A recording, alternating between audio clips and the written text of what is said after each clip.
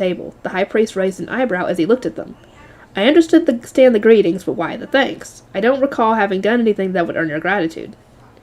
I am thoroughly grateful that due to your efforts, the Myne workshop will be allowed to continue operating. Benno crossed his arms in front of his chest and bowed his head slightly. The high priest nodded with an I see. With that done, Benno began explaining the gifts to the high priest. This is the highest quality cloth that is regularly used within my store. This is a product known as Rinsham. Oh, he's giving him Rinsham.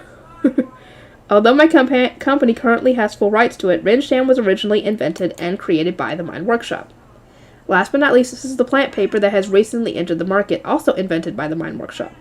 The high priest seemed to be the most interested in the plant paper. I touched it to see how it felt. I give these gifts in thanks to you, high priest, to the high bishop who is unfortunately absent, and finally to Sister Myne who enabled this meeting to occur. Wait, me?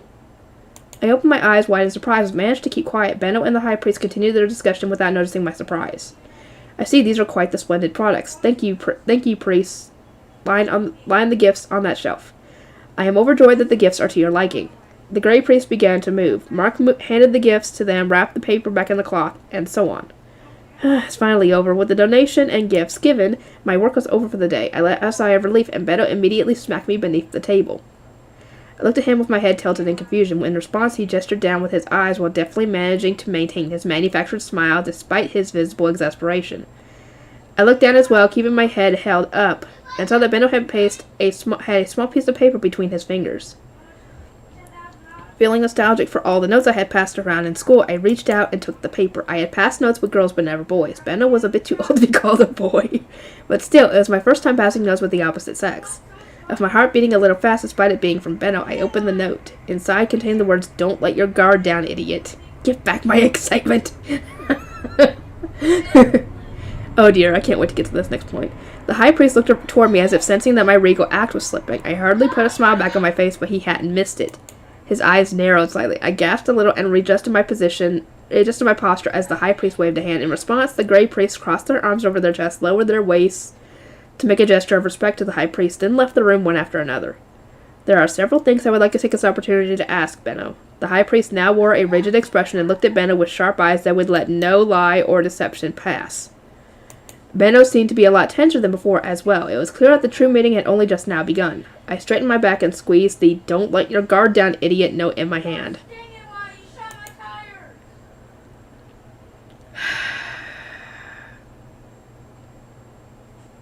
Wish they would shut up in there. Can they not stay in the living room?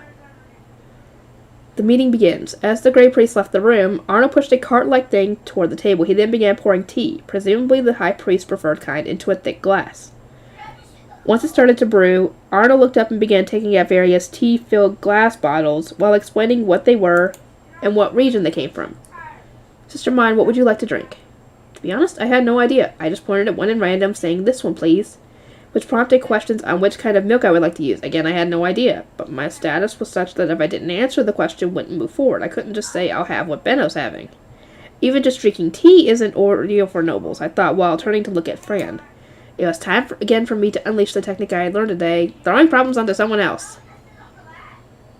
Fran, what kind of milk do you think will suit this tea the best? Milk from a 3-year-old Gravache from Holder will have a light sweetness that should suit your choice of taste of Teagap 12. I see. In that case, I would like Gravache milk from Holger. My drink for the meeting was Teagap with Holger Gravache milk. Honestly, it was hard to believe we were still speaking the same language. I know. As Arno asked Benno for his preferences, all the other gray priests finished leaving the room. Then, "Your tea, Sister Myne." He silently and gracefully placed a glass teacup in front of me, which I picked up and took a sip from. The blended tea had mellow milk in it, and spread a gentle sweetness to my mouth. Both the ingredients and the preparations were top of the line. It was so good I could feel my heart flutter. Once everyone had their tea, Arno pushed the cart away somewhere. Just as I lost sight of him, he returned and shut the door. I couldn't help but blink in awe at how purposeful every move he made was. The moment he returned to standing behind his master, the high priest spoke. "Benno, I have received reports that you are the perceptive man who first took Myne under his wing. What kind of person does Myne appear to be to your keen eye? In the temple, she is known as a dangerous individual whose mana will rampage at the drop of a hat. I would like to know what you think of her as someone who has spent such a long time watching over her. Rampaging mana, huh? Very interesting. Benno glanced at me with a frighteningly hostile look in his eyes. If not for the high priest being there, he no doubt would have yelled at me for not telling him about it. I casually looked away from him and brought my cup to my lips. I am but a mere merchant. Mana is therefore beyond me, but I can discuss my personal experience with mine. Yes, please do. The high priest leaned slightly forward, urging Benno on. I felt kind of awkward, like a kid watching their parent talk about them to a teacher at a conference. You're kind of doing that. Despite maintaining a demure expression, I was basically screaming, please stop, at least do this when I'm not around, on the inside, barely holding back the urge to run out of the room. Sister Myne is a prodigy, exclusive when it comes to inventing new products. She can come up with the concepts, but not create them herself. At the moment, an apprentice in my store assists her in the creation process of the products. The high priest should also know from Fran's report that I briefly let my mana loose just before Gil was getting in the way of my reading. Or just because Gil was getting in the way of my reading. From his perspective, I was far from a generous person. I was a dangerous, emotional person who got mad constantly. There are some things which she values beyond words. Her family, her friends, and indeed, books. If those are not involved, Sister Myne is generous to a fault. She trusts others almost immediately and continues to do so despite being deceived multiple times. Perhaps apathetic or indifferent would describe her better, to use the words of an aforementioned apprentice who knows her even better than I do. Apathetic, I see, murmured Fran from behind me. I thought back to how I had acted this morning and realized I had no room for argument there. The high priest frowned in thought, looked at me, then frowned again. Anything else? Please state anything that might cause your mind to go berserk outside of your family, friends, and books. I can't think of anything important to me other than those 3 things, I answered, and the high priest nodded in reply, seeming relieved. Benno looked up slightly in thought, then looked between Fran and the high priest. Speaking of which, I believe it is necessary that I report to you just how abnormally weak Myne is. How weak is she? Yes, I recall that she needs someone to manage her health. The high priest looked this way, and I felt Fran waver a bit behind me. He was probably remembering what Benno had said to him in the hallway. Myne is shockingly lacking in strength and endurance. If you do not carefully observe her expression, tone, walking speed, and how much she has moved in a given day, she will fall unconscious and collapse without warning, despite appearing otherwise healthy. She will then be bedridden for several days with a fever. As of the current moment, only the apprentice in my store can manage her health. That apprentice is the boy named Lutz, yes? Fran, can you manage her health? Said the high priest, leading to everyone's eyes falling on Fran. His deep brown eyes wavered briefly, then he lowered his eyes and spoke in a tone dripping with regret. No, not yet. Forgive me. I turned my head a little and saw Fran's fist, which was at eye level with me, trembling a little. It was clear as day that he felt enormous frustration at himself for failing to meet the high priest's expectations. I mean, you can't expect to be able to do that overnight. No matter how skilled you are at being a good retainer, someone as abnormally weak as Myne is going to be very hard to manage right away. Fran just became my attendant this morning. It would be unreasonable for him to learn to manage my health so soon. It took Lutz a very long time to memorize the signs himself. We do not have that time. Despite my attempt to back Fran up, everything fell apart with the high priest's harsh words. Order might call upon us for assistance again in the fall. Learn to manage Myne's health before then. Understood, Fran? The high priest gave Fran a firm look, and Fran sucked in air and then nodded. Understood, I will not fail. Just as his efforts by the entrance and his knowledge of tea showed, Fran was an individual who would work immensely hard for the sake of the high priest. I could imagine that with the high priest directly ordering him to learn to manage my health, he would be taking it very seriously from now on. Personally, I was glad for him to have a source of positive motivation. Benno, seeing my relief, lowered his eyes with worry. High priest, Myne is an extremely intelligent child considering her age, but she has little life experience and is far removed from both the culture of the temple and noble society itself. Yes, I know. That is why I have assigned Fran to her. He is one of the best attendants I have. She may ask him any question that comes to mind. Of course, I intend to help educate Myne as well. I heard Fran gasp behind me. I turned around and saw that he was looking at the high priest with eyes wide in disbelief. Wait, did Fran think he was assigned to be my attendant due to not working hard enough or something? If that's the case, maybe it'd be easy to get him on my side just by saying let's work together to help out the high priest. As I sipped my tea and thought of a plan to get Fran on my side, the high priest looked between Benno and me with narrowed eyes. Oh no! Here we go, guys! It's gonna be interesting to say the least. By the way, Benno, I hear some say that Myne is the goddess of water to you. What is the meaning behind that? What? Yeah, Benno so shocked that he dropped his cup with a clatter. Benno's blatant shock seemed to have deepened the high priest's suspicion. He sighed and crossed his legs. I would like to know exactly what eyes you are looking at Myne with. I understand your curiosity, but I myself do not understand why those around me say that. Benno faltering and making excuses was so unlike him that I wanted to laugh, but to tell you the truth, I didn't know what the high priest had meant with that goddess of water stuff. I tilted my head in confusion, remembering how mad Benno had gotten when Otto said the same thing. Excuse me for interrupting, but what implication does the goddess of water have? Oh no, is somebody gonna tell her? What is she gonna think of this? I looked around, but everyone avoided making eye contact with me. It was clear nobody wanted to be the one to tell me. That was pretty awkward. I blinked in confusion, and Benno passed me a note that said, "Be quiet." Apparently I had asked a question best asked quietly, so I whispered it to Fran. It's important for me to know about the gods, isn't it? I would like for you to explain this to me, Fran. Well, that is... Fran looked at the high priest for help. Benno lay hand on his forehead, let out a sigh, and the high priest reluctantly spoke. Paramour, lover, one who moves the heart. The goddess of water is often used as a metaphor for those things. Lover, paramour, no way. Benno's dedicated to his dead fiancé and is going to live his life as a bachelor. And even if he wasn't, why would anyone think about that about Benno and me? It just doesn't make sense. Yeah, that's ridiculous. That's ridiculous. Benno is old enough to be my father, you know.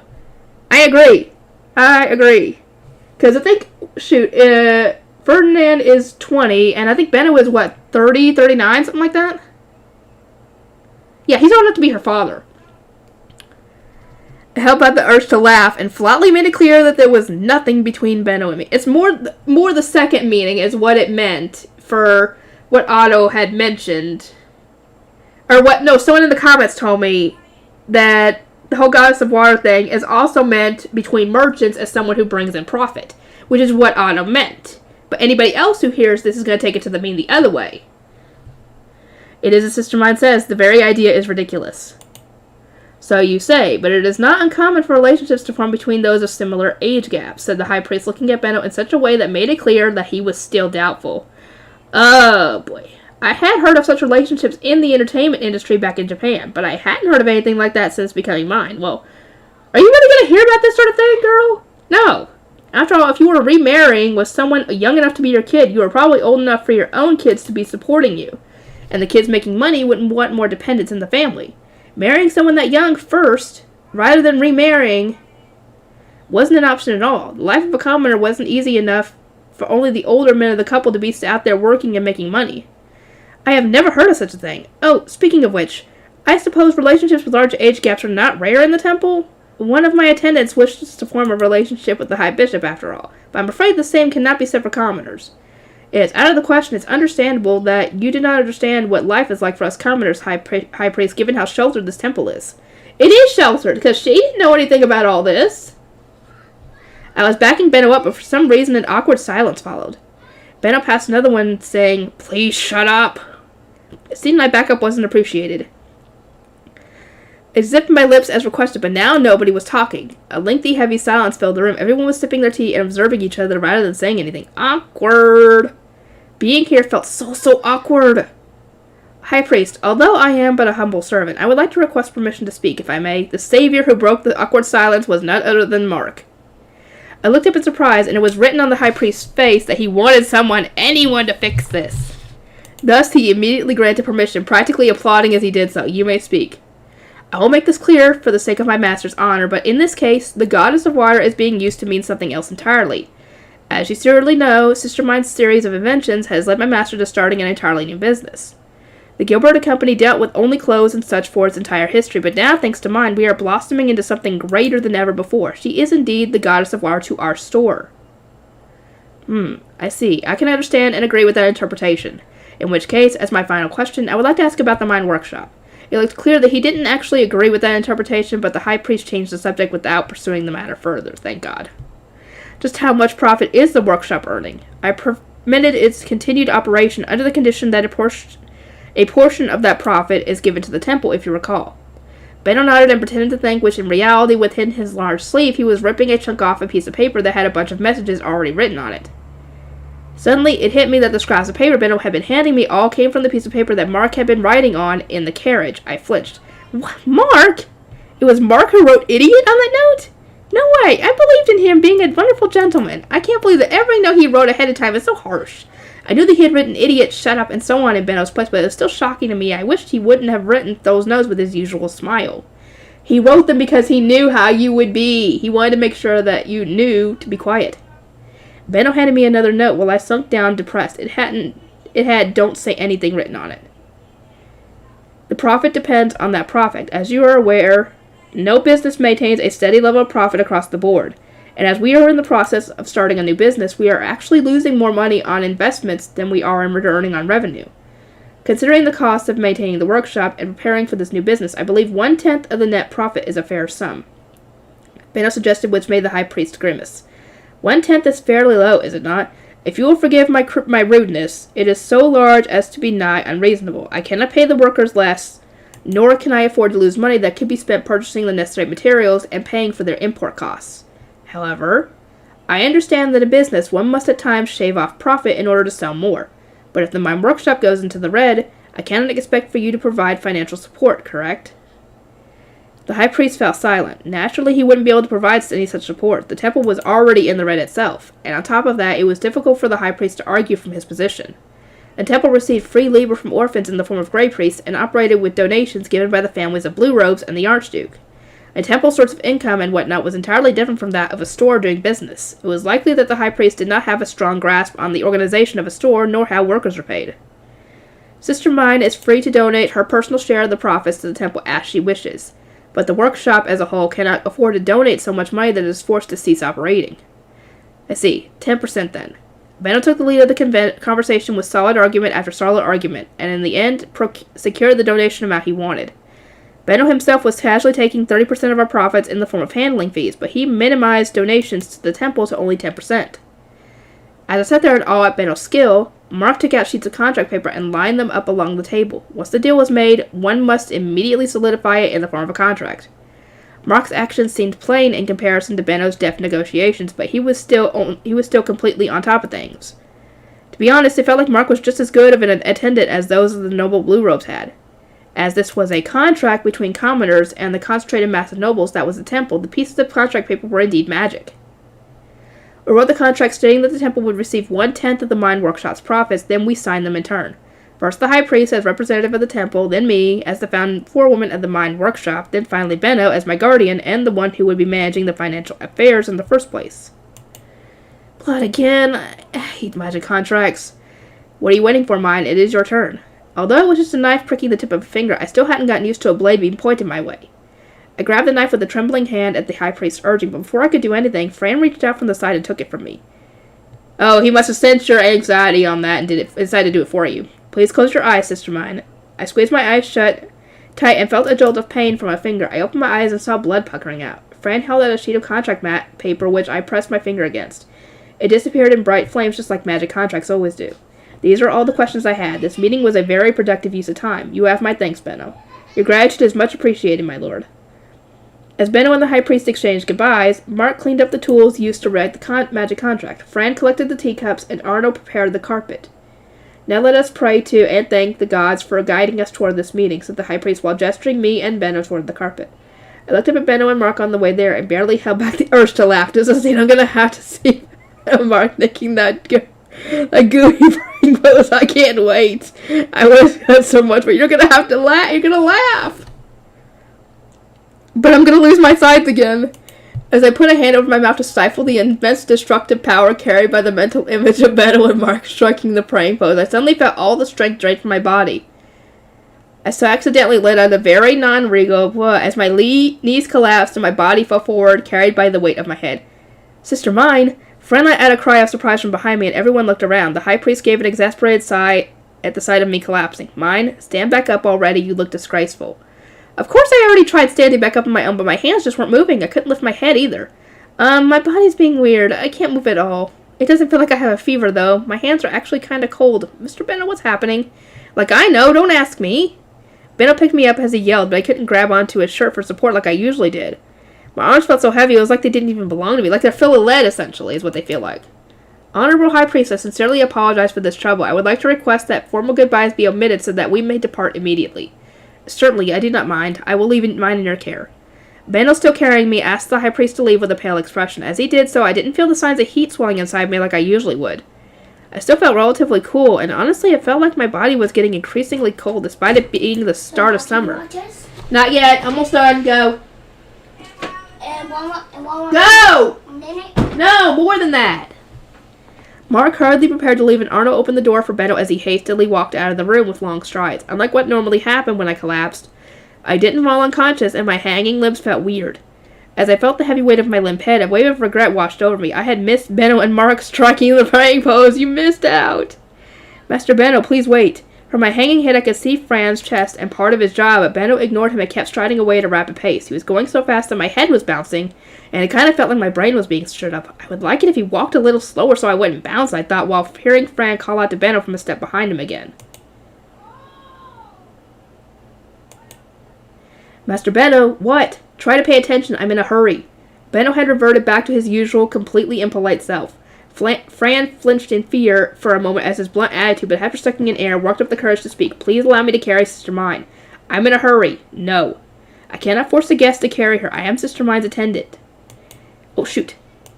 My heart fluttered at Fran continuing to challenge Benno despite his blunt rebuffs. And finally his efforts were rewarded. Benno stopped in place. Limp people are heavy, small or not. Absolutely do not drop her. Benno slowly bent his knee and handed me over to Fran, who carefully adjusted his arms between my head and my body before standing up. With my head rested against Fran's shoulders, I didn't have to bounce around anymore. You're good at... God damn it. You're good at carrying people, Fran, I said, impressed. Sister Myne, there is no need for you to force yourself to talk. Fran replied with a somewhat sharp voice. I can't move my body, but my head feels fine. I'm not forcing myself. I said that because you are no longer paying attention to your manner of speech. I couldn't help but smile at the worry in Fran's voice. It was a bit embarrassing to know that Fran was so worried about me now, but it also made me a bit happy. Fran, with Delia and Gil around, I don't know when we'll have another opportunity to talk in private, so I want to say something now. Is that okay? I whispered into Fran's ears to avoid any other priests in the hallway from hearing, and he nodded while continuing to look straight forward. What would you like to say? I still don't know much about anything about being a noble, and I think that will probably cause you a lot of problems, but I'll work hard to learn what I need to know as soon as possible, so please help me out. I'll do my best to be useful to the High Priest, which makes our goals the same. Do you think we can be a team? Fran's arms squeezed me, and I saw his throat bob as he sucked in air. That is my job in the first place. In truth, I should be the one apologizing for not guessing the High Priest's intentions and burdening you with my dissatisfaction. Wait, guessing? Did he not even explain anything to you? That was a shocking revelation. It was hard to blame Fran for being unhappy over being assigned to me with no explanation. He went from being the High Priest's attendant to the attendant of He went from being the High Priest's attendant to the attendant of an apprentice blue shrine maiden, and a commoner one at that, not even a noble. No doubt he would have only seen that as a demotion. The High Priest rarely speaks unnecessarily, as he has no way of knowing just how many spies are looking around him. I was surprised at how much he spoke today, regardless of having sent the others out first. Still, I mean, you gotta let your subordinates know what your intentions are. You were hurt by being assigned to me exactly because he didn't make himself clear, right? I had no idea what position the High Priest was in exactly, but if he was making someone as loyal as Fran unhappy, it was hard to imagine that he wasn't on the streak of losing allies. It felt as if the High Priest had said he did not need me, and that I was on the level of Delia and Gil. You're definitely not. The High Priest assigned you to me, but he definitely still considers you his servant. I whispered quietly so that nobody else would hear my extremely manipulative advice. Intended to both strengthen Fran's loyalty to the High Priest and make him nicer to me. Do you truly think so? Despite having asked a question, Fran's tone of voice made his firm doubt clear. From his perspective, he just lending you to me. That's why he gave you orders in the meeting without asking me first, even though I am your new master, and there was a guest there. I mean, if you pretend I'm a normal noble for a second, wouldn't it be pretty rude of him to order you to learn to manage my health by autumn like that? You are not wrong. Fran uttered a small laugh just as the door outside opened. Our carriage had just returned. The driver, who had likely planned to return before the meeting ended, blinked in surprise at our early arrival. Fran, hand over mine. Benno got in the carriage first and stretched out his arms. Fran hesitated for a moment, then passed me to Benno. May I come with you? He said in an almost desperate tone of voice. No, nothing but trouble will come from you leaving the temple with clothes like that. Benno shot him down while taking me. Fran frowned, having not expected to be declined over his outfit, and looked down at his clothes. I can get you some clothes we can use in the future, if you don't mind second-hand stuff, but give up this time. That'll be much appreciated. After thanking Benno, Fran crossed his arms in front of the carriage and knelt. Sister Myne, I await and pray for your safe return. It was a reasonable farewell for an attendant saying goodbye to their departing master, but it caught me off guard and I kind of floundered. I wasn't sure how to reply. I considered Fran's master to be the High Priest, and I wouldn't be a good master myself. I wasn't the kind of person he should be waiting on. As I froze in silence, unable to think of something to say, Benno whispered in my ear quietly, just tell him you'll be back. Say something like, I entrust my home to you in my absence. So Benno said, but the temple wasn't my home. I didn't even have a room there. It was anything but a home to me. But although it would have been simple to argue with Benno about that, Fran said he would wait for me. I felt that, as Fran's master, it was my duty to return to the temple. I sucked in air and then replied with as much elegance as I could muster, Fran, I entrust my home to you in my absence. Benno rested me on the seat of the carriage with my head on his lap. I felt my chilling body warm up a bit after he undid his gold brooch and covered me with his cloak. I let out a sigh of relief, then realized what situation I was in, and barely held back a scream. Oh no, this is a lap pillow! Never in my wildest dreams would I have imagined that Benno would not only be the first guy I shared secret notes with, but the first guy outside of my family to give me a lap pillow. Maybe this technically didn't count since Benno had given up on love. I hoped it didn't count. Yeah, I don't think he counts it. But either way, since I couldn't escape the situation on my own, I had to endure the embarrassment until we arrived at the store. I attempted to escape from my feelings of anxiety by asking Benno a question, although that kind of made me talk too fast. Mr. Benno, do priests not have outside clothes? Nope, because they don't need any. Some might have a pair or two, but most won't. According to Benno, priests only ever left the temple and entered the lower city where rituals or ceremonies required it. I didn't stand out as much as blue priests, but a gray priest leaving the temple and following me around town would attract nothing but the kind of attention I didn't want. But that doesn't matter right now, Myne. Shut it, said Benno in a quiet voice while tracing a finger across my forehead. He then gripped my cold hands as if to give them warmth. He was acting entirely as if his... This is why they think that she should go to some water. He was acting entirely as if his beloved had collapsed. I had zero experience with this kind of thing, even in my past life, so my struggle went beyond embarrassment. I was just conflicted. I didn't know how to react. Everyone misunderstands us because you do this kind of thing without realizing it's better. That's what I'm saying. Now can we? No, I'll come out when I'm done, okay? I'll come out of the room when I'm done. How much more? I don't know how much more. Go! A minute. I don't know. It probably be more than that. God, give me a chance. As if reading my mind, Mark, sitting across from us, lowered his eyes sadly. Master Benno, mine is not Liz. She will be fine. Oh, I'm assuming Liz did die of the devouring. Okay, that makes sense. I know that, so don't say she'll be fine. It's not that simple, said Benno. He was looking out the window, but he wasn't letting go of my hands. I couldn't see his expression at all from here, but somehow I got the feeling I was seeing a side of Benno that I had no right to see. It was easy to guess that Liz, his first and only love, had assured him with a smile that she would be fine while she died slowly in front of him. Oh, don't. I couldn't say anything to Benno. I couldn't squeeze his large hands back, even though they were giving me warmth. I couldn't do anything, and eventually the carriage arrived at the Gilberta Company. Let's come to Master Benno's office. Mine collapsed at the temple, said Mark loudly. I could hear Lutz, who had apparently been working while waiting for me to come back, rushing over. Lutz brought a bench to the office at Mark's direction, and Benno laid me onto it after briefly taking his cloak back. He picked up my hanging arms and rested them on my stomach. They were surprisingly heavy. I felt him put the cloak on top of me in place of a blanket. Lutz peered at me with worry. He touched my forehead, neck, and hands before tilting his head in confusion. She looks exhausted, but she doesn't have a fever. Her hands actually feel cold and she can't move. I've never seen anything like this before. Hey, Myne, what did you do today? It's probably because she doesn't have the fever. She gave some of her mana. He asked, so I thought back to what had happened over this long day. I went to the temple, did the fealty ceremony, prayed, performed an offering, met my attendants, listened to the high priest's instructions, then read the Bible in the bookroom until you came to get me. You and Mr. Benno know everything that happened afterward. What do you mean by offering? Pouring mana into a divine instrument? It takes away the excess heat in me and feels really nice. My stomach growled, interrupting my explanation. Everyone's eyes shifted to my stomach. Oh yeah, I never ate lunch. I just remembered. It slipped my mind since everything went off the rails. You definitely get hungry really quick once you remember you haven't eaten. Well, I think I'm hungry, I said, which lightened the grim atmosphere a bit. A small smile appeared on Mark's face as he opened the door leading upstairs. If she's merely hungry without a fever, she should be fine without us for a moment. Let us bring her something to eat after getting changed, Master Benno. After the two of them disappeared up the stairs, Let's brought a chair next to my bench. He sat down, furrowed his brows, and then continued closely, wanting to know more.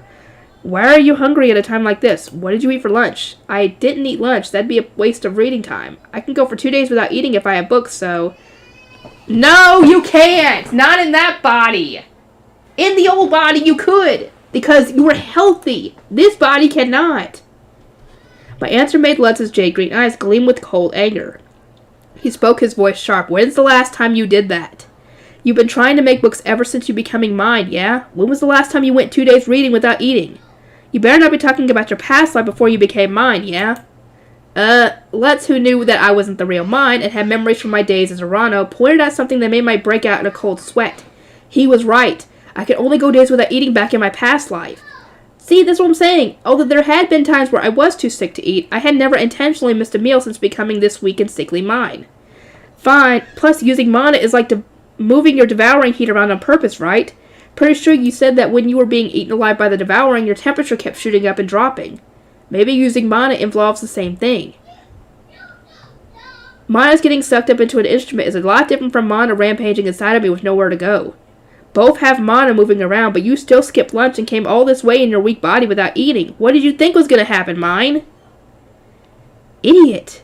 Yelled Lutz before letting out an exhausted sigh. He then took my hand and pressed it against his forehead. Frickin' cold, he said before looking at me with tearful eyes. I was just so excited about the bookworm that I just lost sight of everything. Sorry, Lutz. Don't forget to eat. You should know yourself better, yelled Lutz with teary eyes and my hand still in his. What are you talking about? Myne or not, she's a sick person. Be more quiet. Benno, having hurriedly finished changing, came back down and warned Lutz off. Lutz, grimacing, got off his chair for Benno and let go of my hand, but his emotions had to go somewhere, so he spat them out in the form of complaints. But listen, Myne's saying she collapsed because she skipped lunch to read books. You unbelievable idiot! Yeah. Benno, despite having just told Lutz to be quiet around sick people, dropped thunder so loud it felt like my heart was going to stop. But I couldn't close my ears or run away no matter how loud he yelled. I could only look at him standing over me, tears forming in my eyes. They say that kids with the devouring grow slowly because the mana is stealing their energy, their nutrition. And yet you skipped a meal after using your mana. What's wrong with you? I mean, I didn't know that, so you should know yourself better. Pay more attention and gather what information you can, idiot. I knew Benno was right, but I didn't know how to gather information on the devouring. Still, talking back unnecessarily would just be pouring oil on his burning anger. This is not the first time you've shown a lack of awareness, Myne, but please take better care of yourself, Mark said. Also, Master Benno, please do not yell at those so sick that they can't even move. Mark was kind but unforgiving as he brought food to the table and helped prop me up to eat. Myne, do you think you'll be able to eat this? I could see a bowl of sick person soup made from cutting up hard bread and soaking it in milk, topped with honey. It was probably sweet and delicious. I'll hold her up. Lutz, can you feed her? I'm not that great at feeding people, so her clothes will probably get dirty, said Lutz, pointing at my blue robes. As blue robes were the clothes of nobility, they were high quality and expensive. It would be a big deal to spill milk on the robes and get them sticky. Also, since they were the kind of clothes you slipped off, getting them off me while I couldn't move would be a demanding task. See, this is quite the problematic situation. Mark, go get some crystal, honey. It'll be hard to get her changed if she can't move at all. Mark immediately left, returning soon after with small chunks of hard crystallized honey. He put the sweet clumps of golden sugar into my mouth. They broke apart on my tongue, and I could feel the sweetness spreading through me. By the time the honey was melting in my mouth, I could feel warmth returning to my body. See, this is why. After several more clumps of honey were put in my mouth, I managed to start licking them, at which point Benno scratched his head. Myne, did the high priest say something about using mana? Something like, it might make you feel sick, or it might make something else happen? I thought back to what the high priest had said earlier. He said not to overburden myself when offering mana. It actually made me feel lighter, so it definitely wasn't burdening me or anything. I see, but you've been sick with the devouring your whole life, which means you're used to a body full of mana, right? What's the chance that your body's acting strange since it's not used to having less mana? It's possible. I focused on the metaphorical box I stored my mana in and tried opening it up. A slight amount of heat spread through me, circulating warmth through me. I could feel the warmth building in my fingers. After putting heat in all the places lacking it, I closed the box again. It looks like you were right, Mr. Benno. My body's warm again. Don't get so warm you collapse again, alright? Let's immediately toss out a warning. It seemed he knew exactly what I was likely to do. I think I'll be fine. I opened and closed my warmed-up hands. They still felt stiff, but I could move them again. Benno sighed in relief with a hand on his chest. Myne, all I know about the devouring is what I learned from rumors and hearsay. Ask the high priest for details on mana and how it works. He's still young, but he seems sharper than most blue priests. What? The high priest is young? I blinked in surprise. Not sure what young means to a kid like you, but as far as I could tell, he was about 22 or 23. Though judging by how he seemed a little sheltered, he might be even younger. I think he's 20. No way, he's not close to 30? I thought for sure he was about as old as you, Mr. Benno. Myne, never say that to him. Never, said Benno firmly with a kind of scary expression. But he's so calm and, dignified. He orders people around like it's nothing, not to mention that he's not just any priest. He's the high priest. He has to be at least a little old. Don't ever say that to him, girl. It's like calling a woman old. It'll have a bad effect. I fell into thought and tried rolling around a bit to sit up, but since I still couldn't move my body very well, I rolled right off the entire bench. Myne, what are you doing, idiot? I thought I was almost strong enough to sit up, so The three of them raised their eyebrows at my excuses. Then Benno, Mark, and Lutz all launched into admonishments. You can barely move. What were you thinking? Truly, we must keep our eyes on her at all times. I'm begging you, just sit still. The three of them were relieved to see me a little better, which meant their worry could now turn to anger. I could feel the angry aura radiating off them as they surrounded me still on the floor. Let's tell Fran to give detailed daily reports on everything Myne does from now on. Where she goes, whether she uses Myne or not, whether she ate lunch, everything. A reasonable request, given that nobody knows what Myne might do when not carefully managed. You think you have an eye on her, but then she ends up like this. Benno wrapped his fingers against the table, glaring at me with frustration. Mark was smiling, but his eyes weren't smiling at all, which honestly made him look really scary. I couldn't argue against them and thus listened quietly, feeling sad, at which point Lutz jumped onto the dog pile too. Look, as sad as you want, you're not fooling me. Lutz, who knew me better than anyone, pointed a finger at me. When you've got a book in front of you, there's not a chance in the world that you'll listen to your attendants or anyone else if you don't have to. If Fran says that you got mad at them getting in the way of your books, or that you skipped lunch again to read, I'm going to ask the High Priest guy to ban you from the book room. Anything but that. I guess that, thanks to everyone here, I'll be leading a healthy, well-managed life in the temple, too. Yeah, you better tell Fran that. Anyway, I'll get to work on everything, and I'll see you guys next time. Okay, let's see how this goes. Buying secondhand clothes. After enough mana returned to my body for me to move again, I ate the bread soup that Mark made and slowly regained my strength. Myne, are you going to get casual clothes for your attendants, or would you rather me get them for you? Where should I buy their casual clothes? I'm guessing that the secondhand store my family goes to won't be good for those, right? It was difficult for commoners to make new clothes given their poverty, and excluding abnormal cases such as myself, children grew steadily larger. As time passed, they would need larger clothes, and their smaller clothes became unwearable. There was no point storing useless clothes in their already small homes, so commoners tended to sell their casual clothes to a secondhand clothing store the moment they become unwearable by the youngest child. The money earned would be spent to buy secondhand clothes. This way, they could get more clothes at more or less a discounted price. Standards for outfits were low. They were fine as long as they fit, and secondhand clothes being filthy was just a matter of course. But what if they're covered in patches? You're lucky you get any decoration at all. What about the design? Clothes for poor people don't have designs. All that mattered was how thick the cloth was and how strong they were. When the cloth got too raggedy and loose to be worn, the clothes were turned into rags. Idiot, don't even think about making them wear clothes like that in the north. My attendants, who would presumably be following me to the Gilberta Company and back to the temple, would generally be sticking to the rich part of the city, the north. It wouldn't be smart to have them walking around in poor raggedy clothes like what I usually wore. Think I'll let you handle all this, Benno. I don't know any fancy secondhand clothing stores, and I don't know what clothes would be good for attendants, so I'll take you to a secondhand store tomorrow if you're not sick then. I've got to go check on how the restaurant's coming along too, so yeah, you're coming with me. Okay. I nodded, and Benno turned his eyes to Lutz. Lutz, that'd normally be your day off, but you're coming too. Sorry for wrapping you up in this, Lutz. Don't worry about it, I was just thinking I wanted to buy some casual clothes for cheap. It seemed that Lutz still stuck following me around even after I entered the temple, wanted some non-apprentice clothes he could wear on his days off. Unlike casual clothes, he apparently had to wash his apprentice clothes every time he wore them. A clean appearance was necessary for those working in a high-class business, but naturally clothes get increasingly damaged the more you wash them. Lutz didn't want to damage his apprentice outfits, but they were all he had for walking around the north part of the city. I'll have to buy new apprentice outfits if I don't have casual clothes to wear on my days off, you know, said Lutz, which made me want casual clothes of my own. I also only had my apprentice outfit for walking around the north of the city. Mr. Benno, please find some clothes for me too. I had never gone shopping for my own clothes in this world before. Feeling excited for the shopping that awaited me tomorrow, I went home with Lutz. Bye, Lutz, see you tomorrow. I waved Lutz goodbye with a smile, but he glared at me. I haven't told your family what happened yet. His words struck fear in my heart, but naturally I had no way of stopping him. Why don't you take better care of yourself, Myne?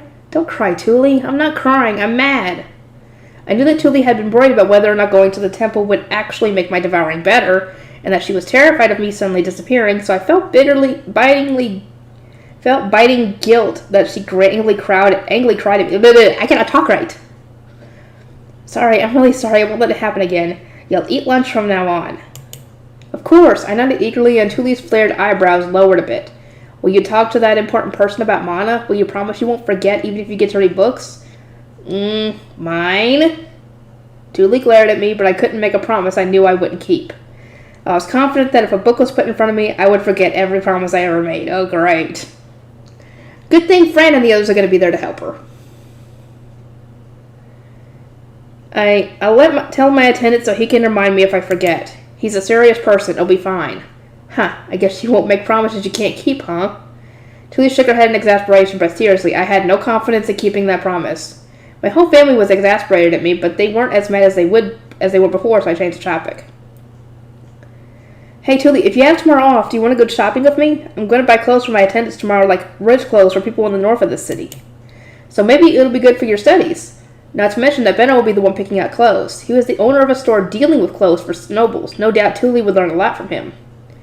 We had a lot of things to do tomorrow, so you'll have to follow us around other places too, but if you're okay with that... Okay, sounds fun, said Tuli with a wide smile. The sight of her usual bright smile made me sigh in relief. Whew, looks like she's not mad anymore. Tuli, what? You're not going to go to the forest with us? As Tuli, Lutz, and I held hands on our way to the main street past the well, we heard a sharp voice calling out to us from behind. Oh, Ralph! We turned around and saw that Lutz's older brother, Ralph, had run after us with a basket on his back. He was dressed to go to the forest, and he was grimacing a bit as he looked at us. Lutz and I in our apprentice uniforms, and Tuli in her cleanest clothes. Where are you going? I'm going to go learn about clothes. You're going to the forest, right? Tuli often went to the forest on her days off so she could meet her friends and chat, but unlike before, she didn't absolutely have to go to the forest to keep the family budget afloat. Our financial situation was a lot better thanks to me, and her having jobs, but not to mention me not getting as sick as often as before. In contrast, Lutz's family consisted of 4 growing boys that ate up food and therefore money. Their finances were still tight even with all their kids working. Apprentices weren't paid much, so if they weren't careful about going to the forest regularly, it was possible they might end up with less food than before. It was natural then that going to the forest on their days off was a regular thing for them, and that Lutz's family did not think highly of him going to the store on his day off. Lutz had mentioned that they would rather him get stuff directly from the forest than give them more apprentice money. On the way to the main street, Tuli walked next to Ralph while Lutz walked a little behind them, looking uncomfortable. I walked while holding hands with Lutz and saw him sigh at Ralph, who was occasionally glancing back at him. Bye, Ralph. Good luck in the forest. Yeah. Once reaching the main road, Ralph headed to the south while we headed to the north.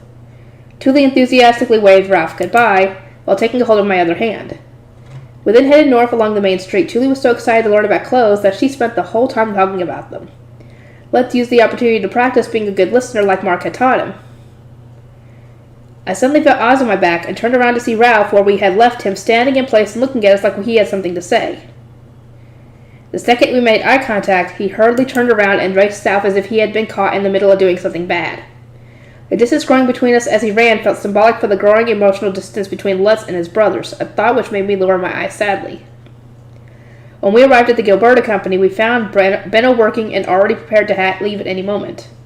He was giving instructions to Mark and several other employees. You were with Tuli today? Alright, Karina was talking about how you'll be a really good seamstress when you grow up, Tuli.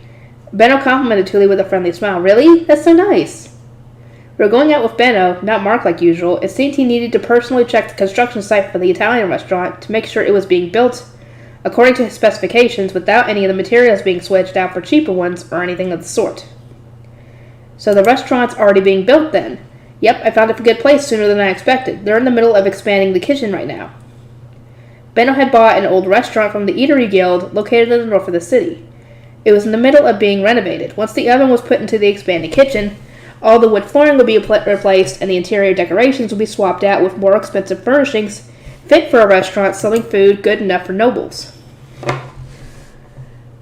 The idea was to be a high-class eatery where somewhat wealthy people could feel like they were nobles. Once the restaurant's finished, I'll invite several merchants that do business with nobles and see what they think of the place. Oh, you're learning from the Guildmaster. No, you're the one who thought up the idea for that taste testing event. I didn't learn anything from the Guildmaster. Okay. As far as I could tell, there was no issue with the lumber, bricks, or iron, nor was there an issue with the construction itself. The oven wasn't installed yet, but once it was, Benno would hire a chef and train them prior to the store's opening. I'm glad things are going well, I said after Benno carried me around within the construction building, though that just made him frown. He whispered in a quiet voice only I could hear. Nah, there's a mountain of problems here. What? Nothing you should know about. Come on, we're leaving. He said, calling out to Lutz and Thule. We started walking toward a second-hand clothing store with deconnections to the Gilberta Company. Thule came skipping toward us, her braid bouncing as she looked back at the store. What kind of food do nobles eat? I really want to try noble food at least once. Lutz and Thule were walking behind Benno, so I looked over his shoulder at them while thinking about recipes. For this restaurant food, at least, about 30% of it is stuff we've eaten at home. 50% of it is new stuff and sweets that need an oven. The last 20% is kind of like Lace's modified recipes, kinda. Thule made a weird face. Wait, is that restaurant going to serve your weird food, Myne? Thule, don't call my food weird. You always love eating it. I slumped over depressed that my sister would call my food weird despite loving it, and Thule hurriedly corrected herself. It tastes good, it tastes super good. I just think the chef will be really surprised when he makes one of your recipes for the first time. I'm used to them already, though. Anything's fine as long as it tastes good, right? Right? Lutz shrugged and agreed, but he didn't say my food wasn't weird. I guess it was hard to argue when my cooking methods were indeed abnormal here. What? You two have eaten Myne's cooking before? Since the restaurant was under construction and he hadn't hired a chef yet, Benno was the only one among us who hadn't eaten my cooking yet. Lutz and Thule looked at each other with conflicted expressions. We use Myne's recipes, but you know what I mean, Lutz. Yeah, we have to make it ourselves. Doesn't really feel like we're eating Myne's cooking. Okay, that's fair. Everyone else was growing steadily, while I stayed the same, so there was an enormous difference in size and strength between us. From the perspective of someone on Earth, it would be like the difference between a preschooler and an elementary schooler, or even a middle schooler. There was that much of a difference between our heights, how far we could reach, how strong we were, and so on. There was a world of difference in our physical abilities, no matter the situation. I remained unable to do basically anything, while they became increasingly capable of doing things without the help of our parents. I want to grow too. My sad murmur reached the ears of only Benno thanks to him carrying me, but I hadn't intended to speak out loud, so I let out a chuck of surprise when he patted my back. My lack of growth was due to my devouring, and there was nothing anyone could do about it. If Thule or Lutz heard my complaining, they would definitely just get sad. I peered at them to make sure they hadn't heard me, and let out a sigh of relief after seeing them talking about which of my recipes were their favorites. Both of the restaurant and the second-hand store were in the north of town, so it didn't take long to reach our destination. As expected, the northern second-hand store was completely different from the one my family generally went to. The place I was used to organized clothes roughly by size via large baskets with mountains of dirty gray and brown clothes heaped within. This store, likely due to the quality of the colorful clothes, hung everything but underwear. Oh God. Second-hand underwear. No! It's gross! It's disgusting. Second-hand clothes are fine. Underwear is just no. On cross-sized hangers, since everything had originally been made to order, what you saw was what you got. It resembled the kind of small clothing store you might find in a smallish Japanese town, where there were no variations in size or color for particular outfits. There was just the one outfit of each type with the one size and color scheme. As soon as we entered the store, a woman who seemed to be the owner of the store opened her eyes wide and came rushing over. She had tightly bound dark brown hair, and both her eyes were sparkling with curiosity. Goodness, Benno, what brings you here? When did you have so many children? Okay, well, I figured her first question would have been, who's the mother?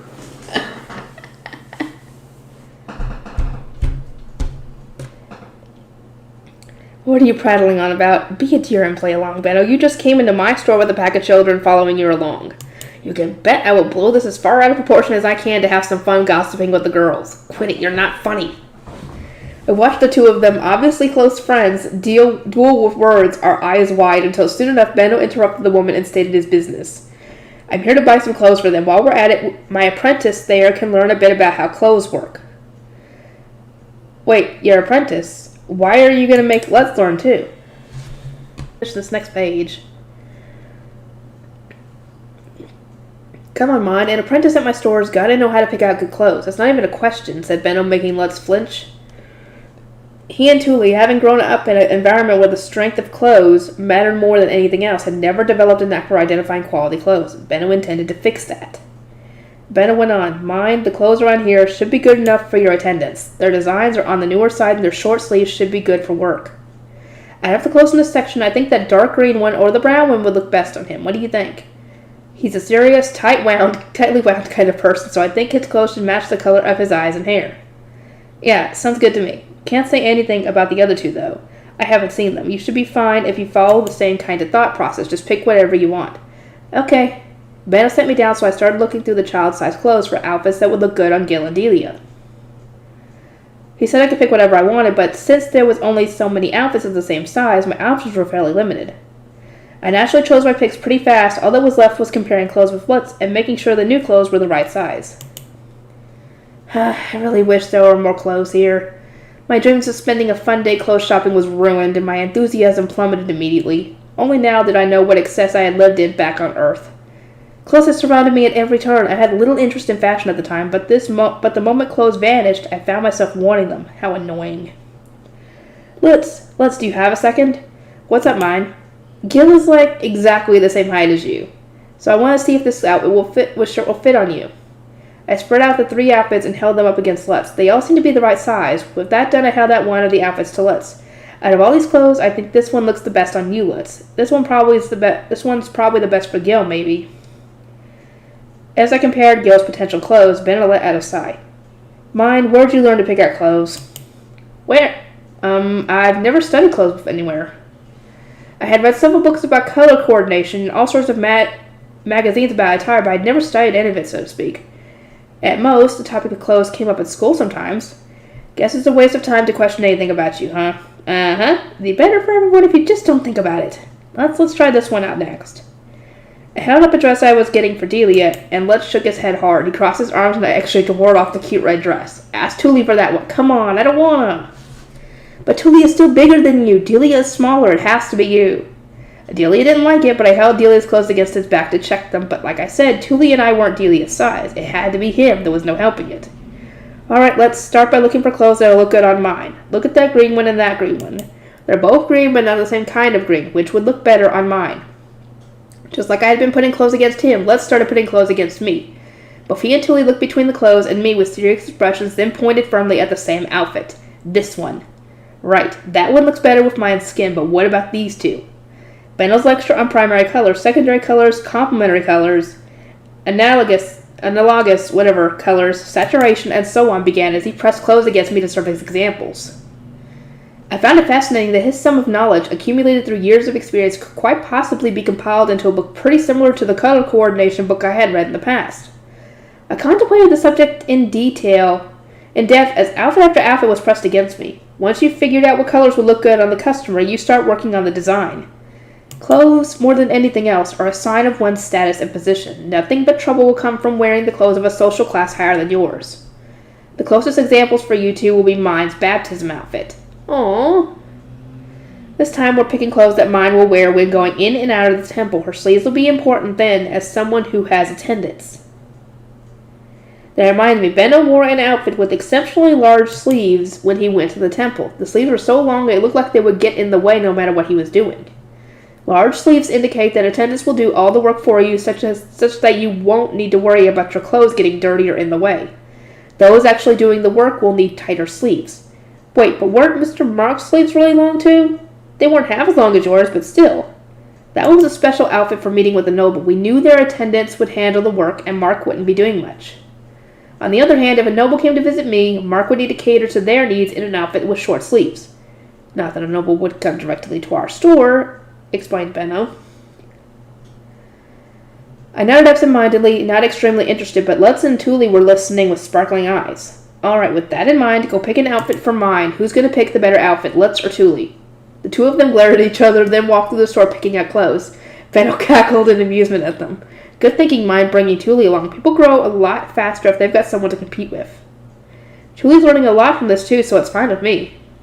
As I watched the two of them fervently trying to pick out the best clothes and master what they've been taught, I tried asking Benno more about noble society, but he just shook his head. You and I are in different situations. All I know is from the perspective of a merchant doing business with nobles. You need to know how nobles act among nobles. And Fran's the best person to ask about this. Give precise questions about anything that comes to mind, just like Lutz is. If you don't say anything, nobody will know that you aren't understanding something, said Benno. I nodded in return just as the two rivals came rushing this way with clothes in hand. Which do you like more, Myne? Tuli asked. Frightened by how Lutz and Thule were ganging up on me, I nervously looked at the clothes they had picked out. Thule chose a cute pink dress, whereas Lutz had picked a nice blue dress. I think the blue dress would complement her better with her hair. Thule's outfit is more cute and would be better for walking outside, but Lutz's outfit is more formal and would be better for going outside inside the temple. This is a hard choice. Try wearing them, suggested Vanna, so I took the outfits to a changing room with the store's owner. She first changed me into Thule's outfit, then stood me in front of a well-polished mirror-shaped piece of metal. Wow, it was the first time I saw my own face. My skin was less delicate white skin to the purest eggs, and more kind of gross with a sickly-looking pallor. Ugh. My straight dark blue hair stood out against my skin and made its paleness stick out more, though probably in a good way. My round yellow eyes were visible in the mirror like chunks of gold, and they were opened wide in surprise. My shapely nose and lips resembled Mom's, but aside from the shape of my eyes, I didn't resemble Thule very much. If one looked at me with the generosity given to children, then from an Earth perspective, I was without complaint a cute little girl. But I wasn't sure how those of this world would judge my appearance.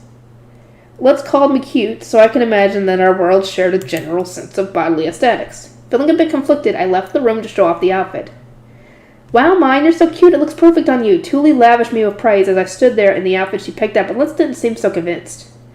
Though, judging by the frustrated expression on his face, the outfit suited me enough that it was difficult for him to criticize it much. Benno waved his hand with an unimpressed smile as if to tell me to go get changed into the other one. I knew it, this one looks way better on you. When I returned wearing Lutz's outfit, he immediately complimented me with a bright smile on his face. Thule pursed her lips and said her outfit looked better on me, which started an argument between them. I looked to Benno for help as the argument escalated, only to see him looking around the store while stroking his chin. You saw yourself in the mirror, right? Which clothes here do you think suit you best? Well, considering what I'll need them for, maybe these three? I first picked out a white blouse that had long sleeves plus lace decorations along the sleeves and by the neck. It seemed like the best thing for wearing around nobles. I then picked out a blue skirt that would be perfect for when I went to the temple. I had flower embroideries, but that would be hidden once I put on my shrine maiden robes. Finally, I picked out a red bodice-like vest with lace and flower embroidering.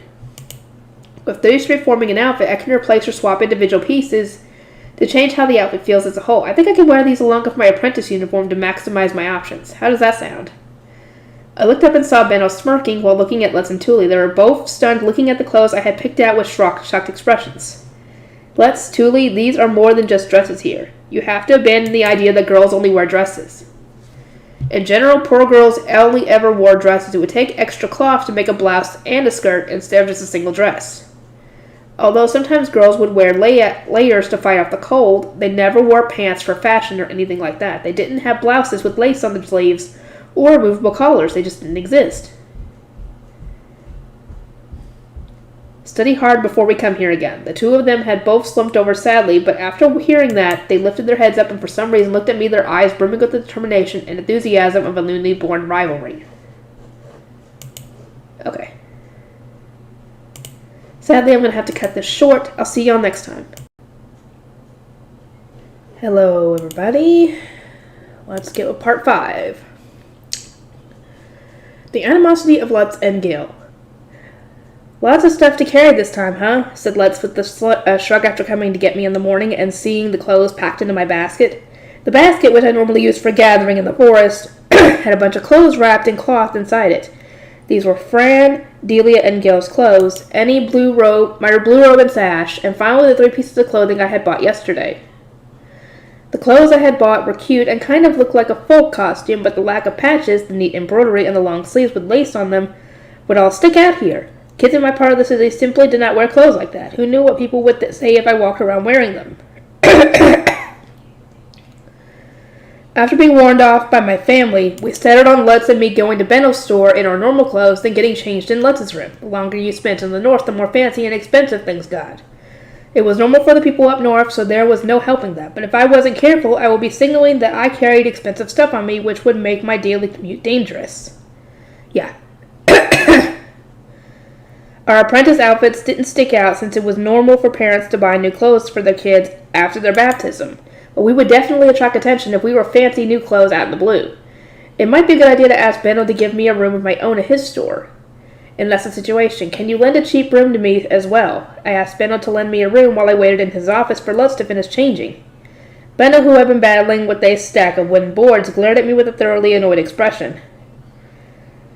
I can lend you a room, but cheap ones will be up in the attic, you know. Do you want to climb all those stairs each time you need to change clothes or store something? I let out a little eek, remembering how exhausting it was just to climb up the 5 floors to get back home. I think it'll be fine if I climb them really, really slowly. Something tells me that's not true. And actually, don't you have a room in the temple? What do you do when someone visits you? Visits me? My plan was to go to the temple just to read and expand mana, which didn't involve anyone visiting me. I tilted my head in confusion, and Benno set down his pen to look at me. Usually Lutz will be taken to your room when he comes to get you. What happens instead? Lutz waited at the front gate while a Grey Priest came to the library to get me. So basically I should negotiate to have the book room be made into my room? Are you out of your mind? Sorry, I just said that because I really wanted it to happen. Yeah, that would never happen. I knew that they would never let me live in a room filled with valuable books. My dreams were just dreams. Anyway, if you don't have a room there, ask the High Priest to assign you one before the day is up. Why today? Lutz's job for today is to tell Fran about how to manage your health, and he needs a place to do that. Okay? I'll talk to the High Priest. Once the conversation drew to a close, Benno rang a bell on his desk. A servant woman immediately appeared from behind the door. Did you call for me? Help her change. Myne, you can use that screen to hide yourself if you want. You're not going to make it up to the attic. Wait, he's telling me to change in his office? I nearly yelled my thoughts, but swallowed them back down. Benno had picked up his pen and gotten right back to work after giving the woman his orders, and she was already setting up the screen to secure a changing space for me. They are both being so casual about it that me panicking would just be weird. Well, you are weird, girl. I couldn't think of a single way to get out of the situation smoothly. Mr. Benno, you don't need to do this for me. I'll be fine if I go up the stairs slowly. Don't waste your precious stamina before you even leave in the first place. Benno crushed my weak resistance with a single line. Well, he is worried about me, and he's doing this for my sake, and I'm just a kid. And it won't be embarrassing if I don't think it's embarrassing, so... no, it's embarrassing to pretend it isn't. Which clothes are you changing into? These? Okay, they're ready. Please come here. Try and finish before Lutz gets back, yeah? Everything was ready for me to change before I could turn them down. I gave up and headed behind the screen. Well, I guess I will then. I wanted the embarrassment to end as soon as possible. The older servant lady helped me change behind the screen fairly quickly. She took off my dress in one go and put the blouse on, which reached to my thighs and thus covered me enough to calm me down. Dang, girl. I helped her do about half of the buttons, and she adjusted the skirt around my waist and tightened the bodice strings. She then put the hairpin on the hairpin that Benno gave me, and with that I was fully changed. Mr. Benno, it's done, thank you. I came up from behind the screen with my removed clothes in my arms, and Benno lifted his head to look me over from head to toe. Yeah, you look the part now. What? What? I look the part? Are you saying I look like a rich girl? Am I cute? Maybe if you kept your mouth shut. Ooh, dis. I fell silent and started putting my normal clothes into the basket, at which point Mark entered with Lutz. Excuse us, Master Benno. Oh, hello, Myne. I see you have finished changing. Mr. Benno helped. Master Benno? Myne, you moron. You abbreviated too much, Mark. I just called Matilda to help her. Benno scratched his head and jerked his chin in the direction of Matilda, who was folding up the screen. Mark nodded at... You made it seem wrong! What the freak is wrong with you, Myne? I know you're socially awkward, but still... And you don't like things that seem embarrassing or naughty even though they're not, and you... Girl! And guided Lutz forward. Benno glanced at Lutz, then nodded after seeing the wooden board in his hands. Alright, Lutz, your job for today is to go to the temple and talk to Myne's attendant, Fran, about managing her health. You finished organizing what you're going to tell him? Yes, Master Benno. Lutz gave a polite salute just like Mark might and left the room with my basket. The sight of him behaving just like a proper store employee made me feel like a mother watching her child do well at his first job. Lutz has really grown up, huh? Girl... Who the heck is she going to end up with in the end? That's what I wonder. Because the only male candidates that we have are... well, there's technically 1, 2, 3, 4, 5... There's Lutz. It's not Benno because he's could be her father. That is not happening. They both adamantly deny it. Ferdinand, which is the high priest. He's probably one of the closest in age adults to her. Let's see. Fran, Gil, that's the only ones that I know of that she's around so much. But I don't know if that would be possible for Fran or Gil. I don't know. Lutz, your posture and speech are both a lot better now, aren't they? I've still got a long way to go, but yeah, this is part of my job. Lutz beamed a proud smile. To be honest, I found it inspiring that he was working hard and feeling proud of himself. I had a lot to learn from him.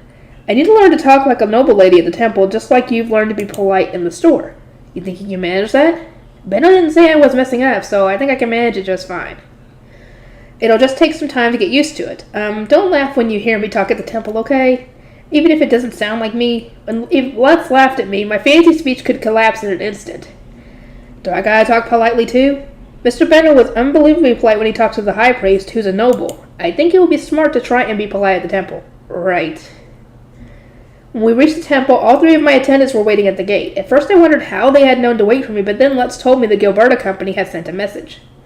Apparently it was important to give advance warning for something as simple as returning home. Noble society sure was unbelievably tedious. Anyway, what should I say to them? I'm home. I have indeed returned. I bet you got in trouble. Well, I was planning on talking like a noble girl once returning to the temple, but Delia tripped me up before I could begin. I let out a silly-sounding noise and tilted my head in confusion as Fran forced his way in front of Delia.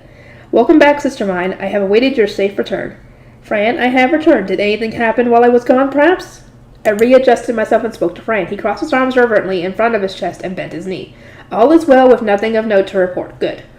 What do you mean, all is well? Myne, you brought a visitor but didn't have your attendants with you? I bet you were super embarrassed. That's perfect. I hated to spoil her incredibly smug mood, but I didn't remember embarrassing myself at all. In fact, Fran did his job so well that their absence was actually a big plus for me. Fran was there for me.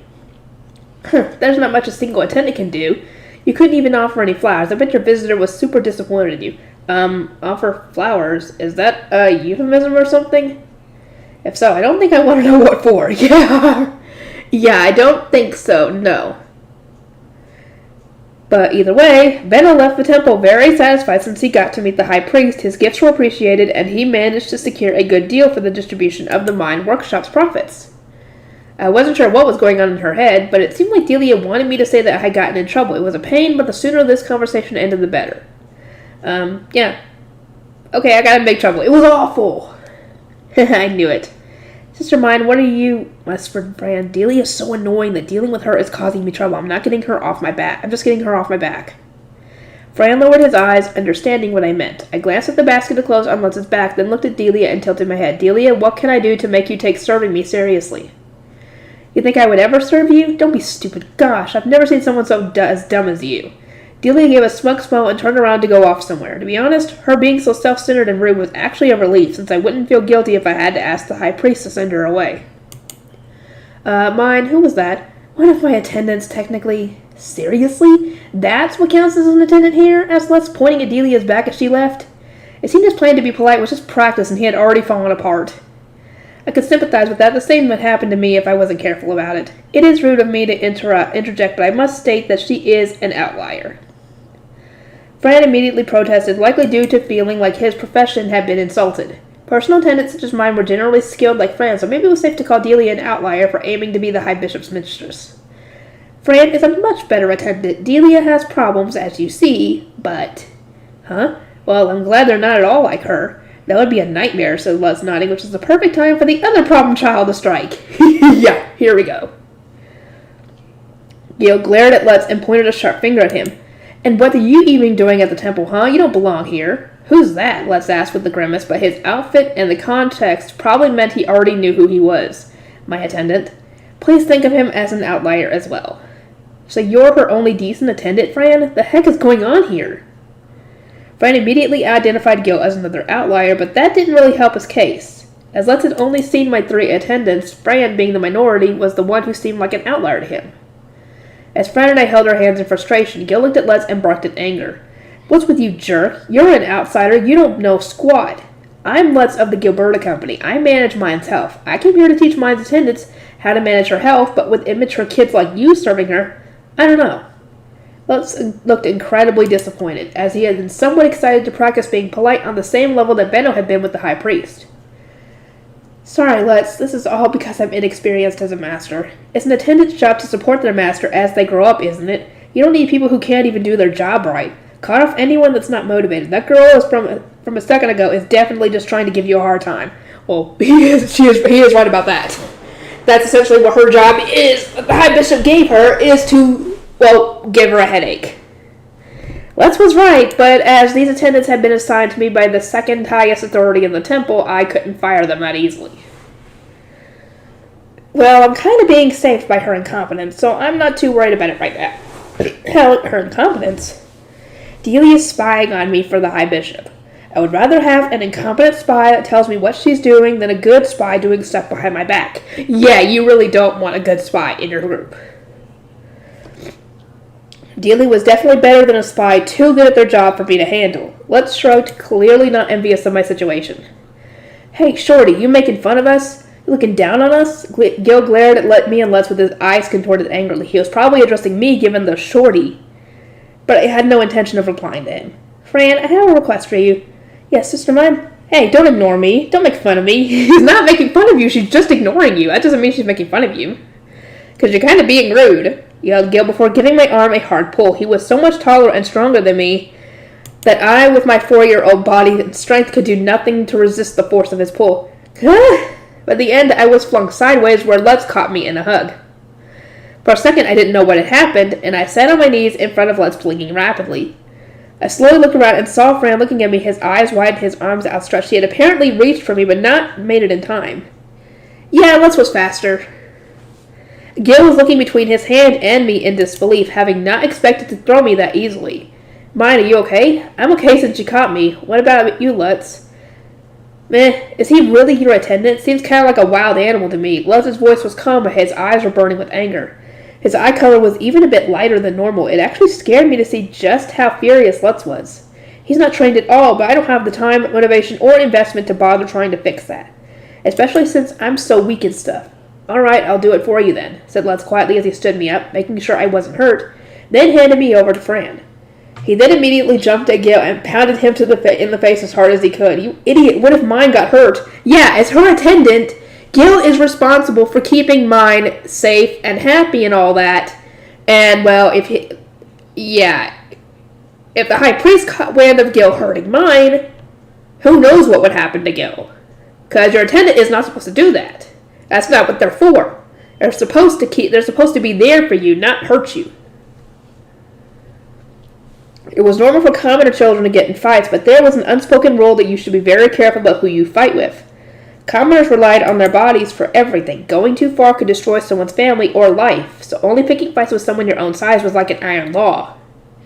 And Gil had just broken that law. If Gil had stuck to bad-mouthing me, Lutz could have shrugged it off and let the argument end with words, but Gil had laid his hands on me in front of Lutz even, who had been told by both my family and Benno to protect me. Not to mention that I was supposed to be Gil's Yeah, this is what I'm talking about. Something could end up happening to Gil because he was an idiot. What do you think you're doing? That's my line. What kind of attendant hurts their master, you stupid idiot? In the commoner part of the city, it was normal for someone to get beaten up after starting a fight, so I just silently watched Lutz smack Gil into the dirt, thinking that it would be nice if this would make Gil be more obedient. Sister Myne, should you not stop, Lutz? Why would I? It's a master's duty to discipline their servants. Lutz is just doing it for me right now. It's really a big help. I don't have the arm strength to fight anyone, or the motivation, I added on the inside, as Fran anxiously looked between Gil getting smacked and me watching it. But yeah, Gil has this coming. He does need to not... Yeah, that should be common sense rule number 1 in the temple. Do not lay your hands on your master. When disciplining servants, it is normal to send them to the repentance chamber or limit their divine gifts for a day. You mustn't encourage violence. It seemed that the temple had very different forms of discipline in the lower city. That should be enough. No, he doesn't get it yet. He's still asking why I'm hitting him. Apparently you're not supposed to hit people in the temple. Huh? How else are you going to discipline someone? They do other things here, I explained, which made Lutz click his tongue in frustration and let go of Gil. Aside from the first punch, he had just been smacking him with his palms, so Gil didn't seem that visibly hurt. Sheesh, not only is he not doing his job, he's even hurting you, Myne. He's the worst. Too dangerous to leave around. You should fire him. That Shorty's not doing her job either. She's not giving me what she should be. Well, what is common knowledge to you at the temple is not common knowledge to Myne or possibly who knows how much other people, because as far as we know, they didn't introduce the whole religion thing until they mentioned the whole baptism thing. And even then, Myne's family didn't pray during a meal, before a meal. They didn't do anything like that, so I'm assuming not many commoners do that. So, how is this common? Even if she was a noble, that would probably be common knowledge for her to know if she was a noble, because they would have more relationships with the temple than commoners do, but still. Gil stood up and glared at me, holding his cheek. It seemed there was yet more basic stuff about the temple I still didn't know. Well, Fran, what exactly should I be giving him? You don't even know? You're the biggest... Hello? She does not know. She was a commoner. How was she supposed to know this stuff? Yelled Gil before Fran could reply. Nothing would be accomplished with Gil yelling in the background and interrupting. He already knew I didn't know anything about the temple, but he was still whining about it. How was she supposed to know this stuff? Without explaining anything, just how dumb was he? You really are dumb, Gil. I just said earlier that I don't know anything about the temple. I didn't grow up here. I just don't know this stuff, so why do you think I know? Don't you understand by now that I was born a commoner in the lower city and don't know everything you know? What exactly are you expecting from me? Gil fell silent and glared at me, gritting his teeth. Lutz stood in front of me protectively and looked at Gil head on. You're being all cocky about her having stuff she should be giving you, but you know what? You don't deserve anything if you're not doing your job. What's wrong with you thinking you should get stuff without doing any work? Gifts from the gods are given to everyone equally. Higher classes get the gifts first, but it's still all equal. Working has nothing to do with it. Huh? I looked at Lutz in confusion, not understanding Gil at all, and asked Fran for clarification. Fran, would you please explain this to me? What exactly should I be giving him? Yeah, she's already asked this twice. Somebody answer her already. Okay, let me check this real quick. Okay, we still got plenty of time.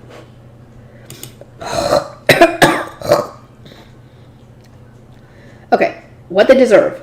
Fran looked at me and Gil, then slowly began to speak. It is the duty of blue priests and shrine maidens to distribute divine gifts to those beneath them, with those divine gifts being food, clothing, and shelter. When blue priests and shrine maidens enter the temple, they give their attendants clothes and a room such they can live with their master. And since I have no chambers in the temple, Gil has remained in the orphanage despite being my attendant, I asked, and Fran nodded in return. Additionally, regarding food... Wait, so he still has a place to stay. It's not like he's living outside or something.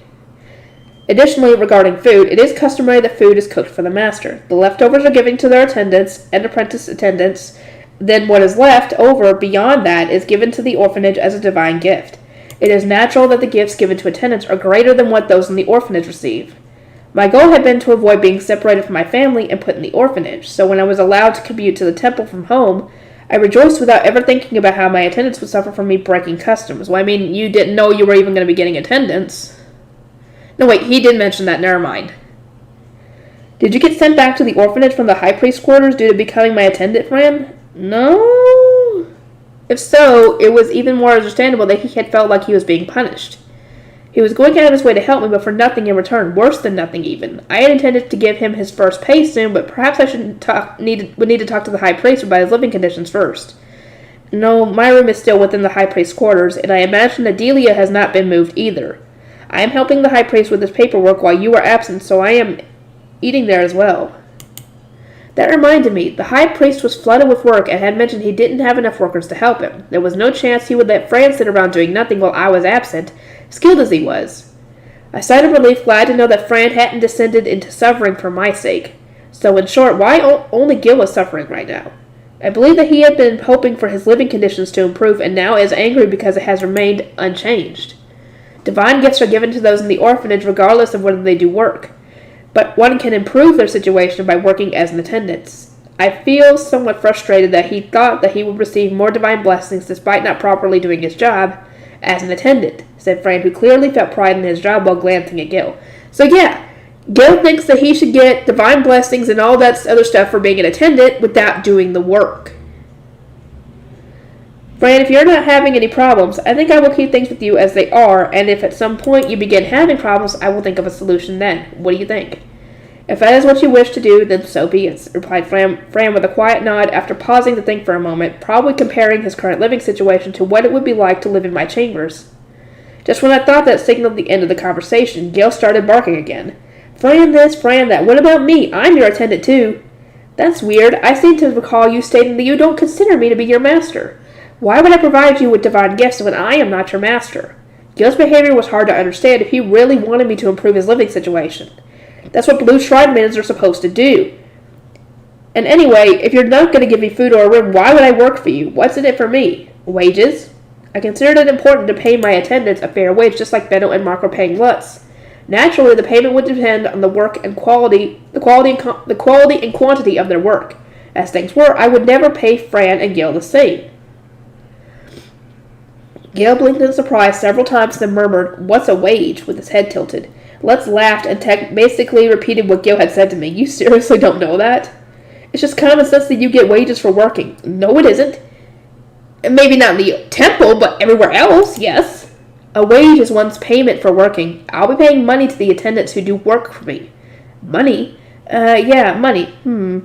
It seemed like Gil didn't know what Dang, is our education system in the orphanage so bad that they don't even know what money is? It seemed like Gil didn't know what money was. His eyes wavered, then, after making eye contact with Lutz, he nodded while pretending to know what it was. Fran's working hard for me, so I am more than willing to extend a helping hand on his behalf. But I have no intention of bothering to negotiate with the High Priest to help an attendant who isn't even working for me. That will take away from my reading time. My reading time was already limited due to having to help the High Priest in the morning and eat lunch afterward. I didn't want to waste any more of it. Now then, Fran, would you please take me to the High Priest? I must assist him with this paperwork until noon. As you wish. Fran took the lead with Lutz and I following behind, and Gil even further behind. Hey, if I do my work, things will actually change. Of course, I pay a proper wage for good work.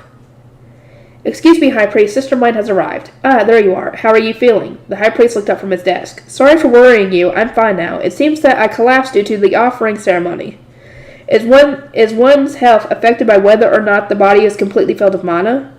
You might die if you are completely drained of mana, but I've never heard of anyone getting sick due to not filling their body with mana. Perhaps this is a trait unique to those with the devouring? The High Priest put his pen down and briefly shut his eyes, searching through his memories for an answer. It's very rare for children with the devouring to be discovered. In particular, those with great amounts of mana die incredibly young, so they have not been well studied. You are beyond a rare case. To my knowledge, not a single commoner child with as much mana as you have survived to reach their baptism. If any have been born at all, I would like to investigate this at some point.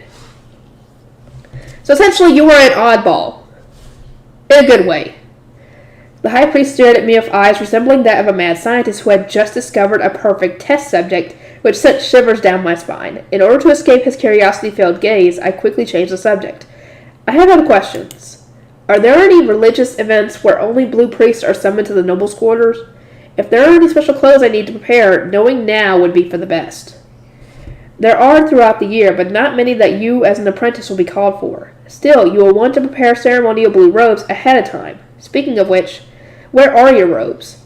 Said the High Priest, which finally made me realize I hadn't put on my blue robes yet. I was told it's dangerous to wear them outside the temple, so I was planning to put them on once I got here. Dangerous? Criminals might think I'm the child of a noble and kidnap me. 1 second, please.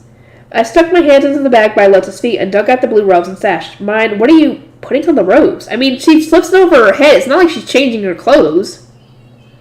They act like she's taking off her clothes and putting on the blue robe. She's not. She's just slipping the blue robes over her head like a dress or something. So it's not like she's being indecent. I pulled the blue robes over my head like always, taking care to not catch them on my hair stick. When my head popped out of the top, I found myself looking directly into Fran's eyes. He had started kneeling, and he looked troubled, since his raised hands had nowhere to go. What's wrong, Fran? Allow me to help you dress. Well then, can you put my sash on for me? It's probably best to not tell him that I could do it myself. I held up my arms and allowed Fran to tie my sash, whereupon I made eye contact with the High Priest, who was cradling his head. Myne, change clothes in your own room. That was shameless. This is what I'm saying! How was that? And he did... How... All she did was pull it out and pull it on her head. That is not indecent. It's not like she took her outfit off and then put them on. Jeez. The topic had shifted to rooms at an unexpected point. Since I would be changing every day, I had been hoping to ask to borrow a changing room or a closet or something. Will you be giving me my own quarters? No, I misspoke. I convinced the High Bishop to allow you to commute from home by telling him it was better than giving you a home in the noble's quarters. There will be no going back on that decision. The only one here who would support something as convenient as me commuting was the high priest. It seemed like he was breaking his back for me in various ways without me realizing it. High priest, do you have any homes not in the noble's quarters? That question seemed to be unexpected for him. He furrowed his brows and narrowed his eyes, making it clear that he couldn't understand my proposition. I hurriedly elaborated to clear his suspicions. As you know, I am not a noble despite being given blue robes. I therefore do not pretend to want a room in the noble's quarters. I would just like a room to change clothes and store some belongings, one that visitors can be directed to. Do you have a closet or something like that I can borrow? Yeah, like a closet, really? You would invite visitors to a closet? Do you have no grasp of how rude that would be? The high priest raised his voice with his eyes open wide. That definitely would be rude to visitors, but it wouldn't be that much different from the current situation, in my opinion. Forgive my impudence, but at the moment I do not even have a closet. Lutz is being made to wait at the gate for me. Is making a visitor wait at the gate not rude in itself? It is better than guiding a visitor of a blue robe to a closet. I will inform the guards to at least take your visitors to a waiting room. According to the high priest, as he explained while rubbing his temples, guests of blue robe priests and shrine maidens were treated entirely differently from commoners with unknown reason for visiting. It was clear that the high priest was considering me an apprentice blue shrine maiden in full, not a pauper girl in rich clothing. High priest, what about giving Sister Myne the orphanage director's chambers? They are far from the noble quarter, and given that a blue shrine maiden was already using them years prior... Really? It will not injure a guest's honor to be invited there, said Arno, who had sent a stir through the gray priest present. The high priest didn't seem bothered, however, and nodded after some thought. Very well, I will give Myne the orphanage director's chambers. Henceforth, you will change clothes and meet visitors there. Once your work for the morning is done, Fran will guide you there. This is an extraordinarily rude request, but may I be taken to the chambers first? Lutz is here to teach Fran about how to manage my house, so I need a place for them to talk. The director's chambers have been long unused, so they are not well kept enough to be used immediately. You will be working here so they can talk here as well. Fran, use the table over there. Understood. Fran and Lutz moved to the table that the high priest directed them to. I watched them go and saw Gil following them despite having nothing to do there. High priest, I would like to go to the chambers even more so now that I know they are unkempt. I will have Gil clean them while I work here. Huh? Me? Gil pointed at himself, then looked around the room, caught off guard by suddenly being given work. The other priests in the room also looked at me with surprise. I could hear them quietly whispering, "She would trust him with work?" said one, and "I heard he keeps getting sent to the repentance chambers for not cleaning the chapel," replied another. Oh, do you not know how to clean, Gil? Everyone knows how to clean. Perfect. Then I will look forward to seeing just how skilled you are. Good luck. With my encouragement, Gil left the room alongside a gray priest apprentice to whom the high priest had given a key. The door shut, and the high priest stared his eyes in its direction. Myne, was it wise to trust him? If I don't give him opportunities to work, I won't be able to judge his work effectively. By the time the apprentice came back with the key, Lutz was talking to Fran about how to manage my health, and I was helping the high priest with his paperwork. My job today was to work my way through a ledger. He said it would be easy for me if I had merchant experience. Math was my specialty, but I didn't want him thinking that I knew enough to handle a ledger all on my own, especially when I barely knew anything about the temple's inner workings. The map will be kept the same, but there's a lot different about this ledger than what I'm used to. What does this divine whale colony represent? It looks like more money is being spent here than anything else. The other expenditure columns were tiled: offerings to the gods, flowers for the gods, water for the gods, and divine compassion. There were so many strange religious terms that I didn't feel confident going through the entire ledger. Just have him explain all that stuff. The high priest looked at me expressionlessly for a bit, then shook his head and pointed to one part of the ledger. For today, you can focus on doing the calculations. Understood. Could you lend me your slate? I forgot to bring mine. Oh, yeah, sure. Lutz rifled through the basket and took out his slate. I borrowed it from him and did the math in the section that the high priest had pointed out. He looked over his shoulder curiously, but since he asked no questions, I continued my work in silence. Very fast. And accurate, too, observed the high priest, sounding impressed, but I was just used to this kind of thing since I had been going through ledgers at the gate for so long. Grinding through simple math really made me yearn for a nice electronic calculator. As I poured my undivided attention into doing math, fourth bell eventually rang to signify noon. That will be all for today. The moment the high priest spoke, the gray priests in the room began cleaning up their work. Myne, leave the key to the director's chambers with Fran so that you do not lose it. Furthermore, here is your share of the donations you brought. The high priest handed me the key to the director's chambers, 1 large silver and 6 small silvers. It felt weird to receive a portion of my own donation, but since all donations were distributed in part to all the blue priests, I was told to accept it anyway. And reminded yet again that shrine maidens were often lumped in with priests, supposedly to save the effort that we spent on continually distinguishing the two professions. And incidentally, take those goods with you to your chambers. I followed his gaze to see Benno's gifts lined up on the shelf. They had been left there untouched, perhaps due to my collapsing. The high-quality cloth, bottle of Rensham, and bundle of plant paper were all still wrapped up in cloth. I had Lutz and Fran carry the gifts, so I only held the key to the room on my way to the orphanage director's chambers. Fran explained the significance of my new living quarters on the way there. The orphanage is split into 2 3-story buildings on either side of the main chapel. One building is for boys and one is for girls. The director's chambers you've been given are located in the boys' building. What? Weren't these chambers last used by a blue shrine maiden? Why is it located in the boys' building? I asked, confused. Fran hesitated, eyes wavering before eventually smiling. That is not something you need to know, Sister Myne. Him hiding it only made me more curious. By judging by how his lips were shut in a tight line, there was little chance of him telling me, and I'm guessing it's not a good thing if he's keeping it quiet. I'm guessing that maybe something happened to that blue shrine maiden. If anybody has any idea on what happened, let me know in the comments, please. The orphanage is on the way from the gate to the noble's quarters. That's a good spot for you, Myne. You get to change right after getting here, said Lutz. Uh-huh. Sister Myne, the entrance to the director's chambers is on the opposite end from the gate and the front end of the noble's quarters. Take care not to enter through the door to the orphans use. Those are different entrances for the orphanages at large and the director's chambers. I request that you do not use the wrong one. Fran's warning made me put an anxious hand on my chest. The high priest granting me the chamber at Arnold's advice despite having been so opposed to giving me a room. Then being located in the boys' building, the entrance to the chambers being separated from the orphanage entrance. Everything pointed to the chambers having an unpleasant history, so to speak. Now I really want to know what happened. This way, Sister Myne. The doors of the chambers were slightly ajar, probably due to Gil cleaning. Fran opened it, and there was Gil, waiting with his chest puffed out in pride.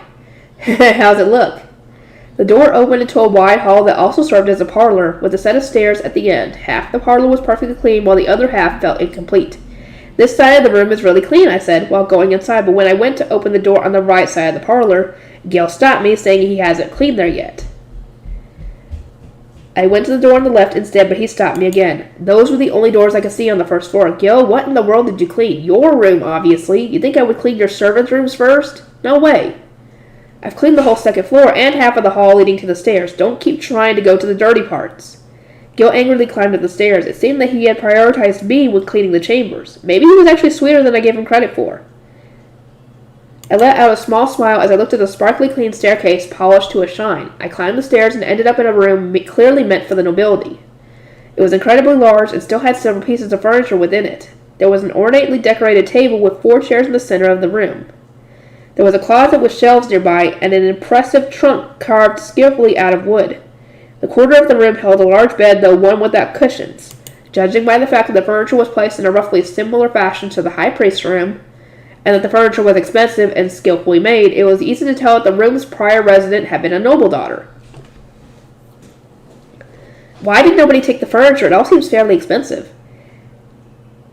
That is because the previous owner was who she was. The previous owner being... never mind, I won't ask. I will merely be grateful to use the furniture for myself. I had no intention of wasting money by buying replacement furniture, so it was better to not ask questions. I didn't need to know the answer, too. I put Benno's gifts on the neatly cleaned shelves and my clothes in the closet. Thank you, Gil. This room is very clean. Huh? Yeah, I cleaned it because it's clean. Gil was puffing at his chest proudly again, but his expression was thoroughly embarrassed. He wouldn't make eye contact with me, but he was grinning like he had never been complimented in his life before. When he glanced my way, his eyes were practically begging for more praise. It was easy to tell that he wasn't used to being complimented for his efforts. The fact he was enough of a troublemaker to be assigned to me out of spite was probably an indicator that most of his time was spent being yelled at and not complimented. Luckily, the core principle of discipline was praising someone a lot when they did good. Gil, crouch a little so I can praise you more. Huh? Like this? Gil got down on one knee, remembering that he had been raised to instinctively make such postures in times of prayer and worship. I reached out for Gil's dirty blonde hair, which was now lower than my own head. He followed my hand with dubious eyes, having no idea what I was planning to do. There, good boy, you did a very good job. Lutz always got embarrassed and told me to stop treating him like a kid when I patted his head, but Gil's eyes widened. Then his face scrunched up like he was holding back tears. He immediately lowered his face to the floor, which made me pull my head back reflexively. Then he whispered, "Keep going," quietly. Oh, poor kid. It's really, really clean. You did a good job all on your own. Gil's ears went bright red as he quietly let me pat his head. I was hit with the urge to crouch and look at his face, but I held it back since I could imagine him yelling at me angrily not to. I made a firm mental note that what Gil deserved and needed more than the divine gifts was praise and gratitude. Okay, I think that's going to be it for this one. I will see you guys in the next one. Okay. First time outside. This place is pretty huge, huh? Let's begin exploring the director's chambers with an excited smile. Excited expression. The second floor had the main bedroom, rooms for female attendants who took care of their master, and a storage room. Gil didn't want me to enter the rooms since they weren't cleaned, but I nonetheless explored the first floor too.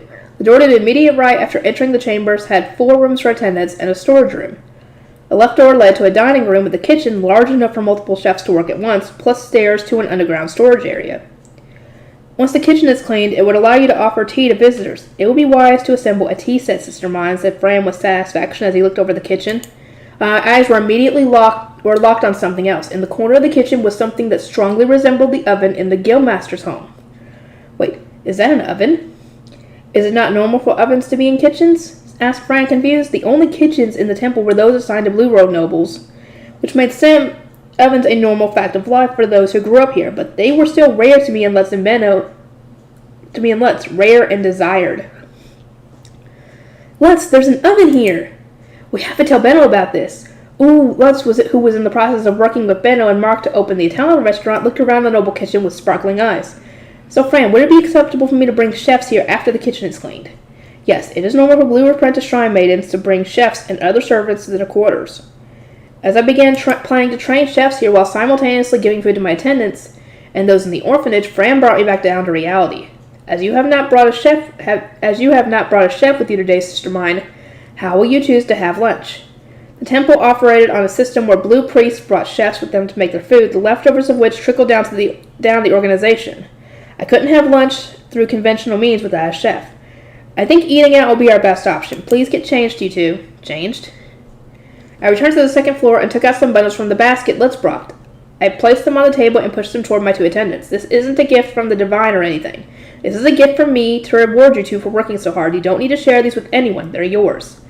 Thank you, Sister Myne. Wait, what? Really? Fran and Gil opened the bundles, their expressions filled with anxiety, happiness, and anticipation. For a moment, they thought they looked entirely like children opening gifts for the first time. Then I realized that this really was their first time. Gil, yes. Fran, wouldn't the high priest have given him gifts like this? In a place of equality like the temple, it was hard to imagine many gifts being given or received. Although my family was poor, I still received gifts from my parents on some occasions, like my baptism or when I first went to the forest. Fran and Gil had nothing like that in their lives. Hey, these are clothes. Yeah. Changes to them so we can go outside. Really? I've always wanted to go outside. Give me a sec. I'll go get changed. Gil smiled the brightest smile I had ever seen on him make as he hugged the bundle of clothes to his chest. He dashed down the steps, going down multiple at a time. He was so obviously happy that I felt happy too, just from giving him the gift. As I smiled, I turned to look at Fran, who hadn't said a single word. He was quietly looking at his clothes spread on the table, tracing his fingers along the green embroidery with a sense of awe. My heart was tickled at the sight of him embracing his happiness at his own pace. Fran, would you change into these clothes so I can see you in them? As you wish. Fran's cheeks flushed slightly with embarrassment as he quickly walked down the stairs, having noticed that I was looking at him. It was so rare to see the calm and collected Fran get flustered that Lutz and I laughed a little together. Nice to see that they liked the clothes. Lutz glanced at the stairs and lowered his voice. But what was that about Gil looking forward to leaving the palace? This place is pretty weird, huh? It is. But from their perspective, we're the weird ones. I took off my blue robes, folded them, and put them in the closet so I could go outside. A hanger would be nice to keep them from getting wrinkled from the folds. I'll ask Benno to get some made, I thought, while picking up some of the donation money to fund our excursion. I left the temple with my 2 attendants looking afraid to pass through the temple gates and enter the lower city. Fran, you don't need to worry so much, it'll be fine. As it was his first time wearing something other than his gray priest robes, Fran kept messing with the sleeves and collar, but the dark brown clothes matched his calm demeanor perfectly. Gil's light green clothes radiated energy and looked completely natural on him as he ran all over the place in excitement. Whoa, we're outside! This is just, man, now I'm really glad I became an attendant. In that case, you may express your newfound devotion by speaking more politely. You will embrace Sister Myne at this rate. Sure, eventually. He spun his hand around to look at everything, racing toward whatever caught his interest. It was impossible for me to keep up with him while also maintaining my slow pace. In the end, Fran picked me up and carried me while Lutz held Gil back from running off on his own. It feels strange to walk outside the temple. Well, this is my world. You might want to loosen up a bit when you're out here, Fran. You'll stand out if you're too polite. It is surprisingly difficult to change the way one speaks. Yeah. Kinda is. Lutz guided us to an eatery near the central plaza. It was a relatively expensive place, and apparently one that merchants favored. Rather than using large communal tables, it had several small tables for small parties, which was rare. I could see several groups of people having what looked like business discussions. Lutz had been to the eatery before, so he ordered his recommended food for us. Cheese and sausages, boiled in salt, were stacked high on plates with baskets of thinly sliced bread nearby. We each got our own vegetable soup, too. Time to eat. Huh? That's it? When Lutz and I reached out for the bowl, bread, Gil will give us a sharp rebuke. We froze with our arms outstretched and looked at each other. Did we forget something? You gotta pray before you eat, don't you? Oh boy, here we go. But yeah, like I said, this isn't normal for Myne and Lutz when it comes to all this religious stuff, because they've never, like I said, they've never prayed before a meal, so they didn't know this. Take a listen. O mighty King and Queen of the endless skies, who doth graces with the thousands upon thousands of lives to consume, O mighty eternal Five, who ruled the mortal realm, I offer thanks and prayers to thee, and do take part in the meal so graciously provided. Judging by how Gil fluidly chanted it with his arms crossed in front of his chest, I could tell that the prayer was something these living in the temple always said before eating. I don't know, never heard that prayer before in my life. I guess I'm gonna have to memorize that. Yep, you're gonna have to memorize a lot of stuff, girl. And if she has my memory like I think she does, she's going to have a hard time of it. With Gil and Frank, actually, if she does it every day, then it's going to become second nature. Because there's stuff that I do at work that is easy for me to do because I do it so often.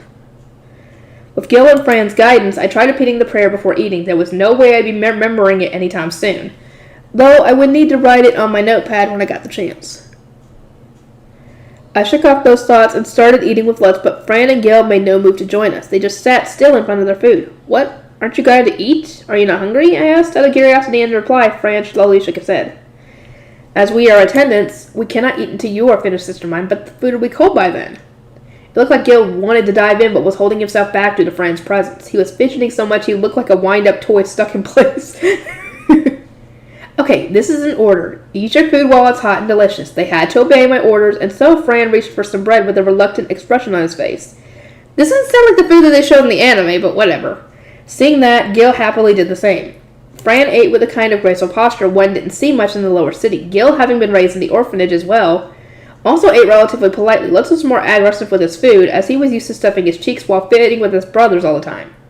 Perhaps this was the result of an environment where food was shared equally and there was no fighting or stealing from each other. You both have really nice manners. Were you taught them? The orphanage cannot expose the blue priests to unsightly or shamefully incompetent servants, and thus we are taught by our elders how to eat, walk, and so on. Yep, the thing I hate the most is the purification we gotta do before leaving the orphanage. It's not too bad right now, but man, it sucks in the winter. It looks like they're trying to kill us. Thankfully, those who become attendants are given warm water instead of cold. In my opinion, any institution that was concerned about appearances more than anything else was probably a bad place to be. But thanks to their efforts, Gil both looked clean and had good table manners. I continued eating while asking about how differently attendants were treated from orphans when suddenly I noticed Fran's eyebrows furrowing a bit. Fran was used to eating the food of nobles, leftovers or not, and it seemed the food served here wasn't to his taste. He was scrunching up his face just a tiny bit as he ate. Fran, I guess this food is a lot different from what you're used to. I smiled and tapped my brow to indicate I had noticed his expression, which made Fran cover his eyebrows with a hand while forcing a smile. Very much so. My usual meals are much different from this. However, the soup being warm makes it much more delicious. The food that he had been getting from his noble master was of the highest quality, but due to it always being leftovers, he had never eaten freshly cooked warm food before. I don't care about the taste, as long as my stomach's full. We get way less divine gifts now, because all those blue priests left, but a bunch of gray priests got sent back to the orphanage, so yeah. Gil had eaten his fill of the food, but in the end he ate way less than Lutz, despite being around the same age as him.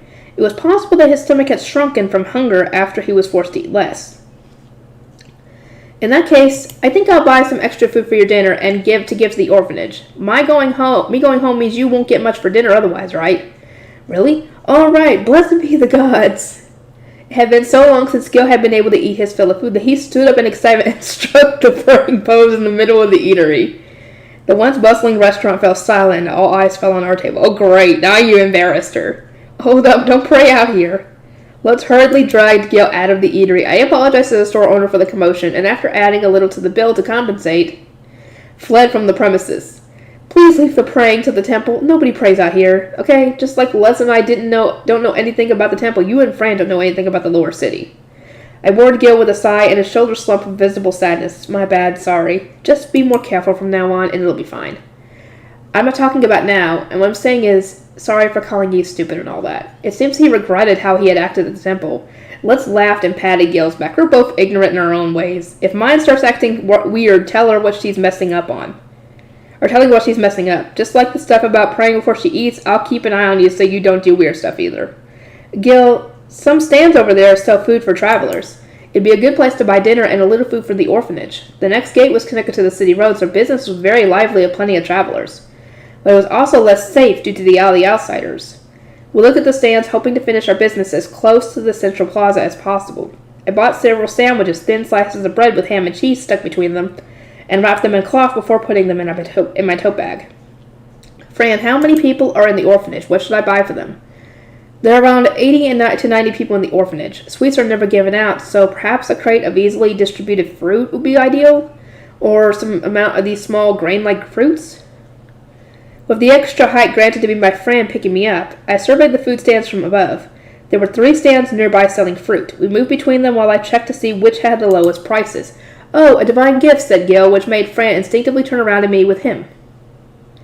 Then we saw him grab a fruit off a pile on a stand and start munching on it. Lutz, who had been holding his hand to stop him from running off, was frozen in place with his eyes open wide in shock. Wait, Gil! Hey, you, what do you think you're doing? Oh, no. He's stealing right in front of me. The lady behind the stand punched Gil right... Did you have to do that? You could have just asked whoever he was with to pay for it. Oh, God. Gil right in the face with the clenched fist. He looked at me stunned, still holding a peach-esque fruit known as a prun beer. I immediately had Fran set me down so I could get my money out. I'm sorry, miss. This boy has been a shut-in his whole life and doesn't even know what money is. I'll pay for the fruit, so please don't call the guards. Sorry, miss. I was supposed to stop him from doing stuff like this. After I paid and apologized with Lutz, the lady shook her head in exasperation. Good grief, I don't know where this boy's from, but keep a close eye on him when he's outside. I'm really sorry. Go on, Gil, you apologize too. Huh? Sorry. At my encouragement, Gil stammered out an apology with a thoroughly confused expression. Gil, did that prun beer taste good? Yeah. Gil glanced at his half-eaten prun beer, looking worried. I told him he could finish it since I paid for it, then took out 2 pieces of cloth and used them as bags for tying together 2 ends. Miss, could you put 5 prun beers in each of these? You got it. I bought the fruit for the orphanage at the lady's stand, partially as an apology, then returned to the central plaza. I had Gil carry them as punishment. He wouldn't be able to do that kind of thing again with both his hands full, probably. I'll teach you how to use money once I pay you for the first time, but until then, don't touch anything in stores or on stands. Alright. We walked north up the main street on our way to the temple. Fran was carrying me, and at some point Lutz looked up at me. Hey, mind if I tell Master Benno about this kitchen before we go back to the temple? Go ahead, he'll need to get the ingredients and dishes ready, so the sooner he knows about it, the better. Lutz ran up to Benno's store, which was busily preparing for the afternoon, with lunch having just finished. I had Fran set me down so I could walk leisurely after him. Gil followed behind me while still holding the bags. Hi, Mr. Mark. Hello, Myne. The master is waiting for you. I greeted Mark after he came out to see me, then headed up to Benno's office with my 2 attendants. I could see Lutz standing in front of Benno's desk giving his report. The second Benno saw me, he stood up, strode in my direction, and lifted me right up. Fantastic job, Myne. A kitchen actually used by nobles will be a perfect reference for the Italian restaurant. Benno rustled my hair so hard that my head bounced back and forth. He was so excited that Fran, who only knew him from the temple, took an uncomfortable step back. I knocked aside Benno's hand and had him set me on the floor so I could sit at the table like usual. It's apparently okay if I bring chefs to the table's kitchen, so I came to discuss whether or not you could hire a chef soon and have him train there. The food he makes in practice will be the main source of food for my attendants, and the leftovers will be sent to the orphanage, so the ingredients won't go to waste. It won't hurt your wallet either if I pay for the food, so I think this is a perfect idea. Don't you agree? If it was the duty of Blue Priest to send food to the orphanage in the form of leftovers, I had no reason not to pay for a chef. And if the orphanage was filled with hungry kids like Gil, then personally I wanted to do everything I could for them. That said, after writing some stuff on a board and falling into thought, Benno slowly shook his head. Nah, hold up. Paying for ingredients is part of training chefs. I'll cover that. If I let you pay for everything, I won't have any ground to stand on if you just take the chef for yourself. Yeah. Benno gave a very merchant-like reply, and I just shrugged. If he wanted to pay, that was fine with me. Especially since I didn't have any income at the moment thanks to the Myne workshop being temporarily closed for business. Okay, in that case, I'll pay for fitting the kitchen with tools while you pay for the cost of training the chefs. Yeah, I want to set it up so all I'm doing is borrowing the kitchen for training. Alright, let's go see it. Benno cut off the conversation and stood up, apparently wanting to see the oven pretty badly. He looked just like Gil did when he learned he could go to the lower city now. Honestly, that kind of worried me. Now, Mr. Benno, the kitchen hasn't been cleaned yet. It is as Sister Myne says, she cannot invite a visitor to her chambers while we are still unable to serve proper tea. Franson and Gil nodded firmly in agreement with me. However, Benno was so excited, curious, and invested in seeing the kitchen that he ignored our objections entirely. He put a fancy coat on over his normal clothes and grinned. I'm not a visitor. I'm a merchant. A blue shrine maiden just got her own chambers and she wants to order some stuff to fill the place out. Nothing odd about a merchant dropping by while it's still a little dirty. And more importantly, I want to see the kitchen before you all start messing with it. Are you saying you'll help us clean it? Huh? You think I can't clean it or something? Well, you'd be wrong. The first job of an apprentice merchant is cleaning the store. Well, that's it for us. I can tell he's not going to change his mind no matter what we say. Benno craves knowledge about nobles so much he would never miss this rare chance to learn more about them and tear to the kitchens. Fran, let's give up. We still need to order a tea set and such after we finish cleaning, so we might as well just take this opportunity to have Mr. Benno help us. Sister Myne? I had lost the motivation to try and think of ways to stop Benno. Every second spent having this pointless argument was a precious second I could have spent reading. You may not know this, Fran, but waste not, want not is a pretty common saying. If Benno wants to help, let's not waste the opportunity. I want to use the time, save time to read books. Fran looked at me with wide eyes, then put a hand over his mouth as if to hold back a laugh. Do forgive me for this, but you cannot enter the book room without me by your side. I do not believe you will have the opportunity to read books if we bring Master Benno to the temple. No! In the end, Benno blew off everything I said to him and basically kidnapped me, lifting me up and taking me back to the temple where I couldn't even read books. Once we were there, he took off his coat and immediately began cleaning, just like he said he would. Wow, okay. We kind of wanted to see Benno clean, to be honest. Everyone else followed his lead. Benno and Fran covered the higher-up places, which required height and arm strength, while Gil and Lutz took care of lower, smaller places. I had neither height nor strength, so everyone treated me like dead weight. As I wept wistful tears for the books I could be reading, I sat at the second floor table and wrote out supply orders while Lutz informed me of what we needed. Let's see, how long have I done? Okay, 17 minutes. Takes me 17 minutes to get through a chapter. Training the chefs. My attendants spent several days thoroughly cleaning the kitchen, making it fit to prepare food in again.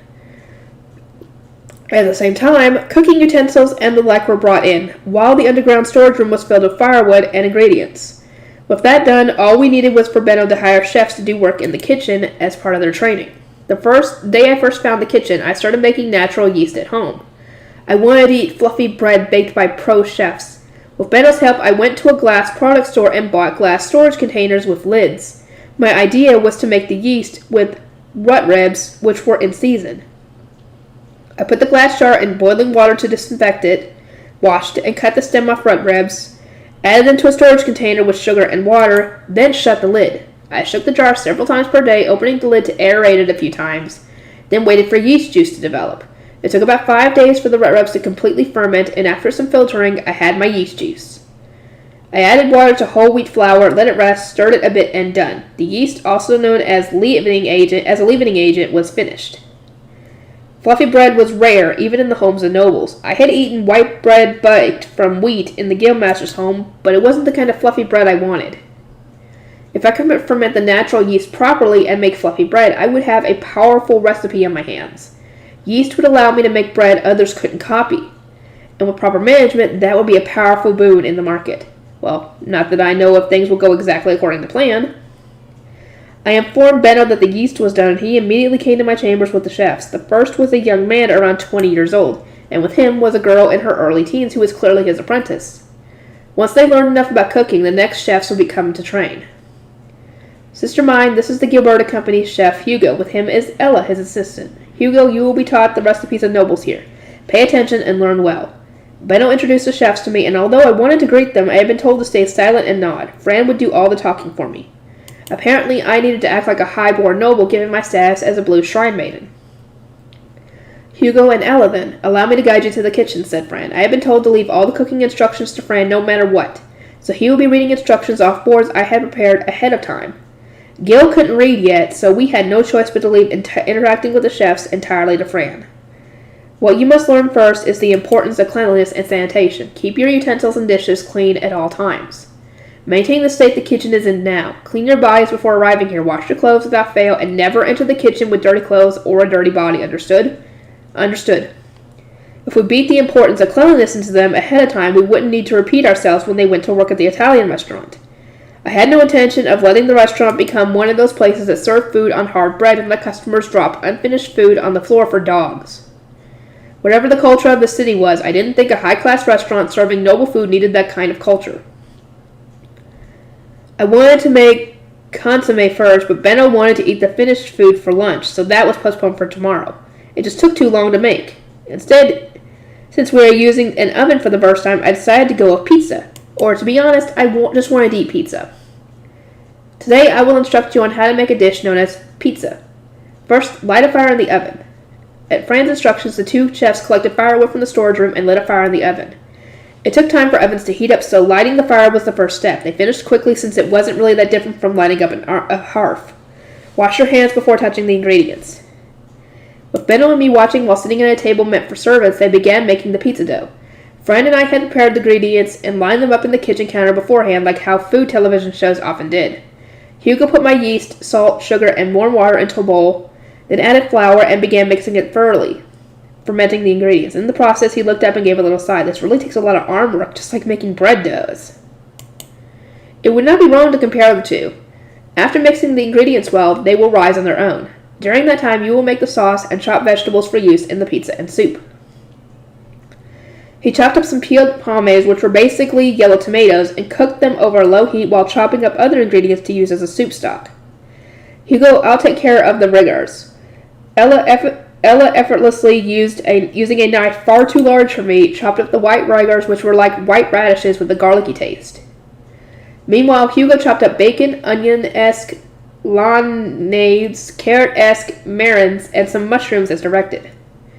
They both chopped quickly with the kind of high speed that only professionals had, fast enough to leave me impressed. Benno, I see that you have brought me even better chefs than I expected. The moment I spoke, Hugo and Ella both jerked fearfully and looked their way. The air in the room froze like ice, despite the fact that I had just complimented them. The stiff look on their faces made it clear I had misspoken somehow. I looked at Benno for help, and he gave me a gentle smile. Your praise is unexpected, but greatly appreciated. Chefs, you have been complimented. The icy atmosphere melted thanks to Benno's backup. Hugo and Ella's expressions loosened up with relief after saying, We are honored to receive your praise. They resumed chopping vegetables with serious looks on their faces. Benno glared at me and suddenly made a gesture that can be translated as keep your mouth shut, a proposition to which I gave a firm nod. Sorry, I didn't expect a compliment to make them freeze up like that. What do you expect, girl? They think you're a noble. After finishing with the vegetables, Hugo prepared the chicken meat. He cut the breast meat into thin slices, then sprinkled salt and cooking wine onto it.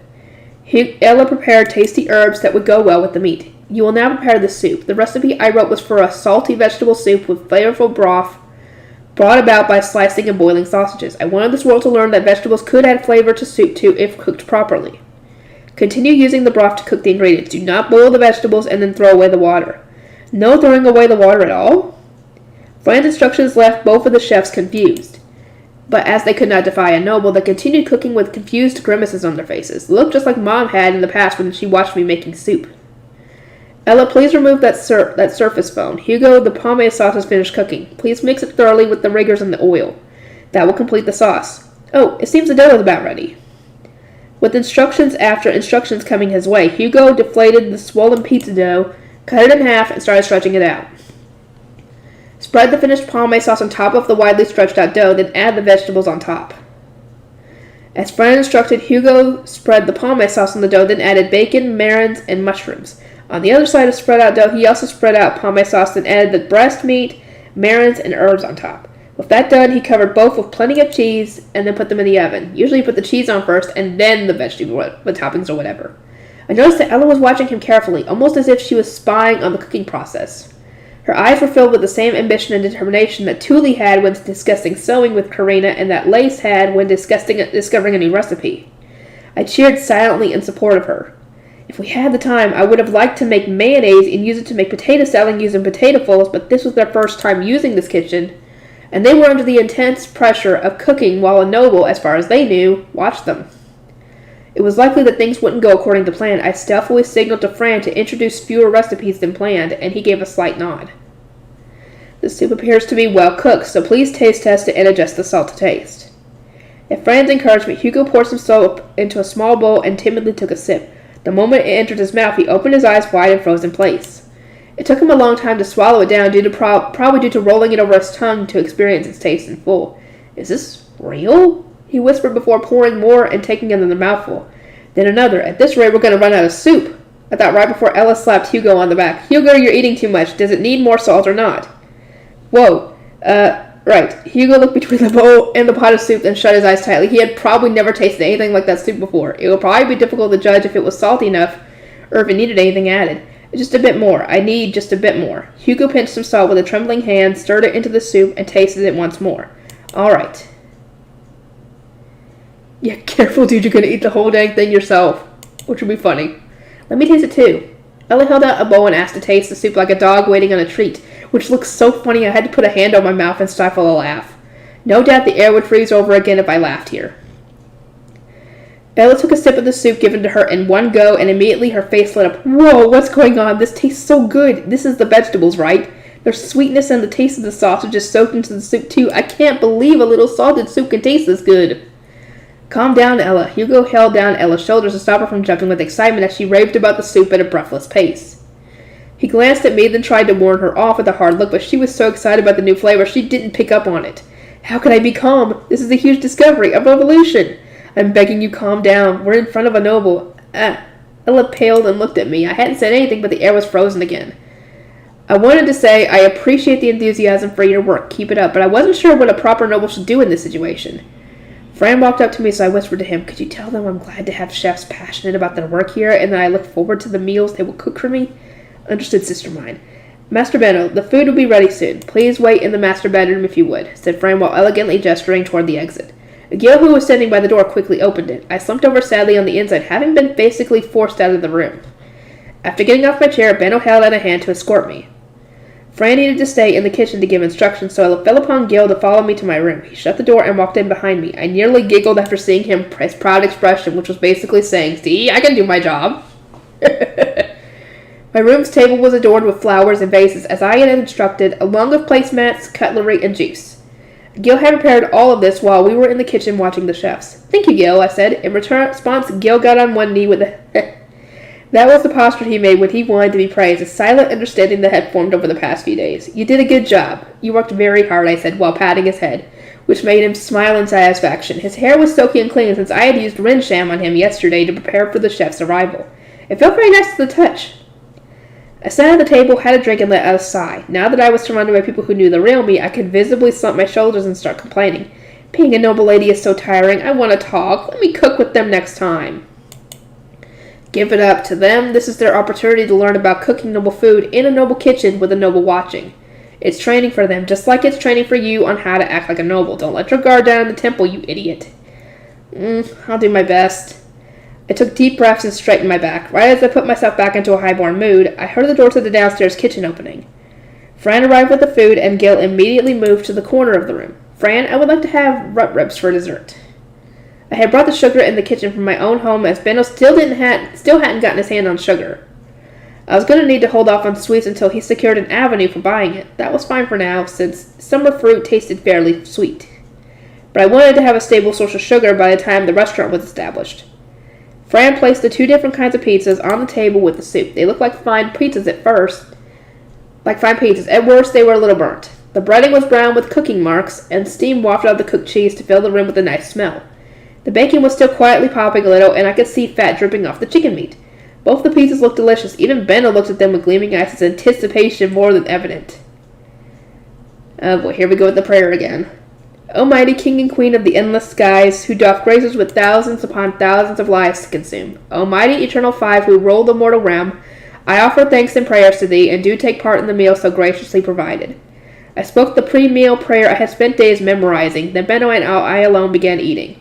Everyone else would only be able to eat the leftovers in the form of a divine gift. I would rather eat with everyone and simply gracing them with the food, as leftovers didn't feel great to me. But such was the role of a blue shrine maiden. My status didn't give me a choice in the matter. Fran served me my food, and I took a sip of the soup. It had a gentle flavor with a distinct taste of the meat and the sweetness of the vegetables, just like the soup I had at home. I preferred my soup to be a bit saltier, but that could wait for next time. This is pretty good, commented Benno. The vegetable flavor really comes out in the broth, doesn't it? Lace seemed very interested in how I make soup taste like this. I had tried to indirectly convey that not even nobles make soup like this, and Benno picked up on it. Oh? Isn't that rare of a technique? He gave his soup a hard look. This is pizza. You may consider it a kind of advanced bread. I picked up a slice of the pizza, chopped off the hanging strand of cheese with a fork, and demonstrated how to eat it. Benno did the same with the piece of bacon pizza. How's it taste?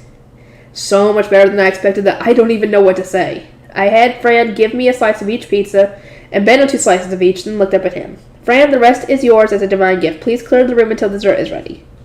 As you wish. By acting fast, the chefs and my attendants could eat while the food was still warm. Fran and Gil took the leftovers downstairs, and I heard them shut the kitchen door behind them. It wasn't long before Ella's cry of glee echoed through the chambers. They had begun eating almost immediately, it seemed. I could faintly hear their excited chatter. Now, while they were absorbed in discussing the food, would be the best time to have a secret chat. Mr. Benno, do you think this pizza and soup will sell well? I asked while chewing on the food, and Benno nodded while chewing his pizza. Absolutely. This is the first time I'm tasting something like this, and it tastes great. Feels like this bread is softer than the bread I ate at a noble's dinner before, thanks to the yeast. The what? It's a secret that will keep us on top. For example, even if the chefs we taught the recipe were to spread the information around, they won't be able to make the bread like this without us. I was investing in the Italian restaurant myself as well. I had no intention of letting anyone steal my profits. The soup itself is just utilizing the natural flavors of the veggies, so it should be easy for others to copy if they set their minds to it. Once that starts happening, it'll be a battle to see who can make better varieties of soup. Oh, we don't have many chefs to experiment with soup varieties. How is that going to work? We don't need many chefs if we base our soup courses on whatever vegetables are seasonal, I replied, and in response, Benno groaned while scratching his head. Gotta say, I feel like an idiot for worrying about all this on my own. Seems like you'd be able to solve my mountain of problems in a snap. Wait, what problems? Nothing to talk about here. Come to my store when you can. After finishing our food, I rang the bell on the table. Fran and Gil entered the room with dessert in hand. They cleaned up their dishes and set down plates covered in dessert in their places. Fran, did the food satisfy you? I asked, since Fran was more familiar with noble food than anyone else here. I was just making the food I wanted to eat. It had pretty much nothing to do with actual noble cooking. It was very delicious, although it was far from traditional noble recipes. I believe the food will do very well with nobles who enjoy eating new things. Perfect. I can trust you since you're used to eating noble food. The chefs seem very interested in the food as well, and would strongly like to start making more right away, partly as practice. I believe they will be very fervent workers for us. Everything's going perfectly, I thought to myself happily, but couldn't help but feel that I was forgetting something. Is something wrong, Sister Myne? It feels like I'm forgetting something. Do you have any idea as to what that might be, Fran? Forgetting something, you say? Yes, something about the temple, something deeply related to both of us. But Fran and I fell deep into thought with Benno eating dessert beside us when suddenly the door to the room was flung open. This is all your fault. Oh, now I remember. I forgot about Delia. Oh, Delia. Anyway, I'll get this work on getting this edited and everything, and I'll see y'all next time. Okay, let's see if I can do this. I hope I can get something done today. It's already fucking 2:30 almost, and I haven't even got squat done. Delia's job. Because of you, the High Bishop kicked me out of his chambers.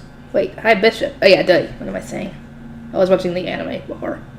Kicked me out of his chambers. What are you going to do about this? Yelled Delia in fury after racing up the stairs to my room. I wasn't sure how far she had run, but her dark red hair was a straggling mess.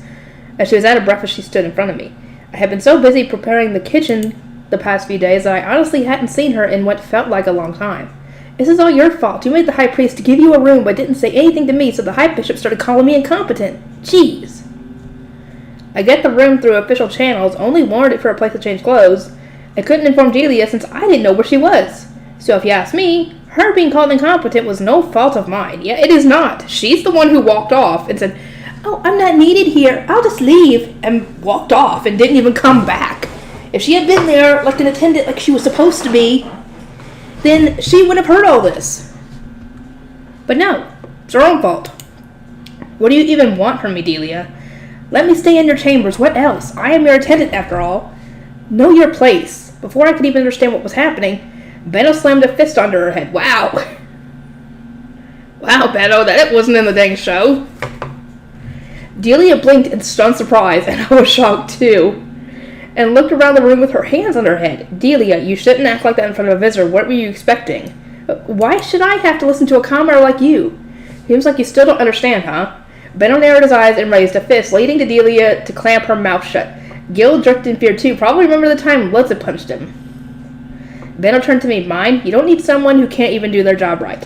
Hiring someone with no motivation to work is a waste of money. Get rid of her, he spat out. The fact that Lutz had said the same thing about Gil showed just how much Benno was influencing him. Well, Benno has a point. If Delia's not wanting to do her job, then there's no point in her being there. Fran, I don't entirely understand what position Delia is in right now. Does being kicked out of the High Bishop's chamber mean that he has cut ties with her? That must have been accurate, as visible tears brimmed in the corner of Delia's eyes as she glared at me and protested with a cracked voice. He hasn't cut me off yet. I cannot say for certain that she was cut off, right?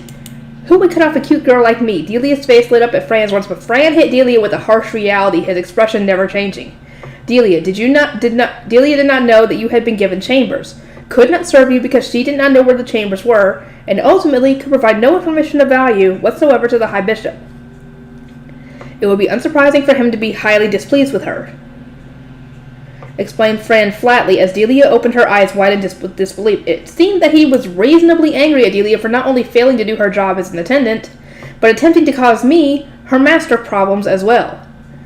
His expression didn't change, but that just made his anger feel more sincere. If Delia was assigned to you due to her age, it is likely that the High Bishop thought that she would become fast friends with you, and thus a reliable source of information. That she instead acted with blatant hostility from the start and put you on your guard immediately was no doubt an incredible disappointment for the High Bishop. Yeah. She should have done her job. She was sent to be a spy, to get information from the High Bishop. And yet she couldn't even do that right because she blatantly stated that she was there for nefarious purposes. No way. Delia's expression went blank. Then, the moment after she realized that she really had been completely cut off by the High Bishop, she smiled sweetly at Fran. But it would be ridiculous for an apprentice shrine maiden to have no girl attendants, isn't that right? In a move befitting her cunning personality, Delia's attempt to secure a place for herself wasn't targeted at me, her master, but instead Fran, an adult with the highest standing among my attendants. Didn't she do this with Benno and he just essentially shoved her off with no second thought? Fran, who usually didn't let his emotions show on his face, glared at Delia with his disgust completely visible. Then he gave a cold smile. Sister Myne commutes to the temple from home, so she does not need an attendant to dress her or the like. The past few days have proven that your absence will cause no problem whatsoever. In any case, if necessary, she can simply select a new attendant from the orphanage. She could do that. And the only reason that they don't do that is because the High Bishop has put her there. That's the only reason that Delia is even there in the first place. I had thought that I wouldn't be able to get rid of Delia since the High Bishop had assigned her to me, but yeah. See? But the situation had changed, and apparently I could get new attendants if I wanted. That's a good suggestion, I observed, which made Delia bite her lip with tears starting to drip down her cheeks. You're gonna kick me out, too? And I saw Delia's far too pretty tears. I understood without a doubt that she really had been born just to be doted on by men. The moment she was put in an inconvenient situation, she started crying and acting sweet. She was even looking up at me at an angle with the perfect puppy dog eyes. She knew full well that girls could use their looks as a weapon even at a young age.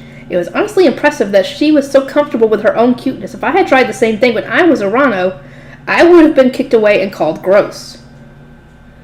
To be honest, it was pretty annoying to see her act all sad and innocent after spending days being nothing but mean and insulting to me. But, well, would it still be pretty cool to kick a crying little girl out onto the street? A heavy silence fell into the room with nobody wanting to say anything, but that only lasted a few seconds. Don't know why you're worrying about being kicked out when you don't even live here. You're not one of us. With a smile on his face, Gil stomped on the sympathetic atmosphere that Delia had built up. What? There's no room here for people who don't do their job. No food either. The saying goes, he who does not work shall not eat. Right, Sister Myne? Gil puffed out his chest with pride, happy to have remembered what I had told him. I wasn't sure if he fully understood the significance of what he just said, but I was glad he had spoken up when no one else wanted to. I would need to give him lots of praise later. And naturally, I ignored Benno when he murmured, is that something a girl too weak to do any work should be saying? Ignore that. I gave Gil a room and plenty to eat because he's working hard for me. I don't have anything to give to someone who refuses to do their job. Okay, I get it. I just have to do my job, said Delia before sliding onto Benno's lap. There we go, here we go. Onto Benno's lap and looking up at him with a smile, leaning her back against him. I blinked in confusion, not really understanding what was happening. Benno grimaced hard and shook his head. Sorry, but I'm not interested in a kid like you. Get off.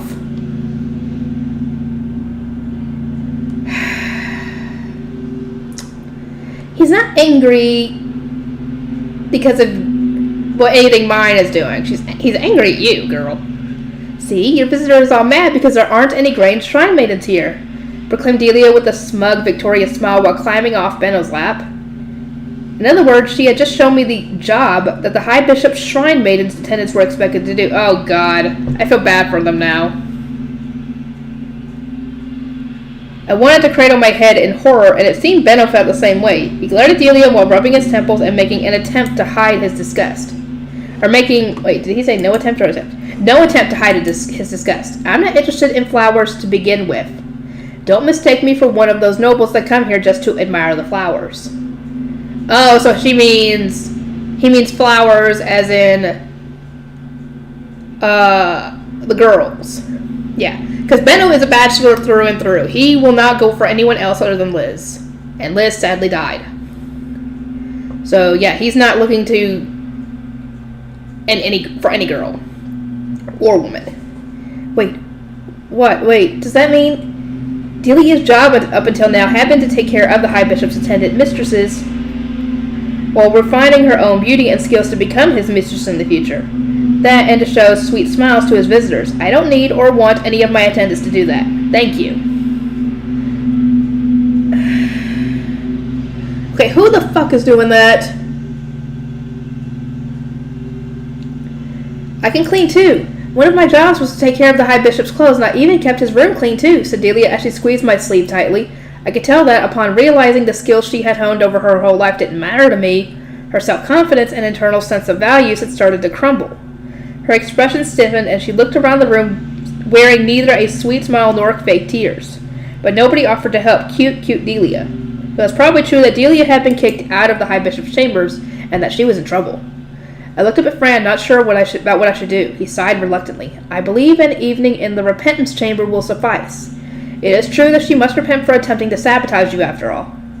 I'll repent. I'll do my job properly from now on, so please, don't kick me out. Don't say you don't need me, pleaded Delia desperately, visibly holding back real tears.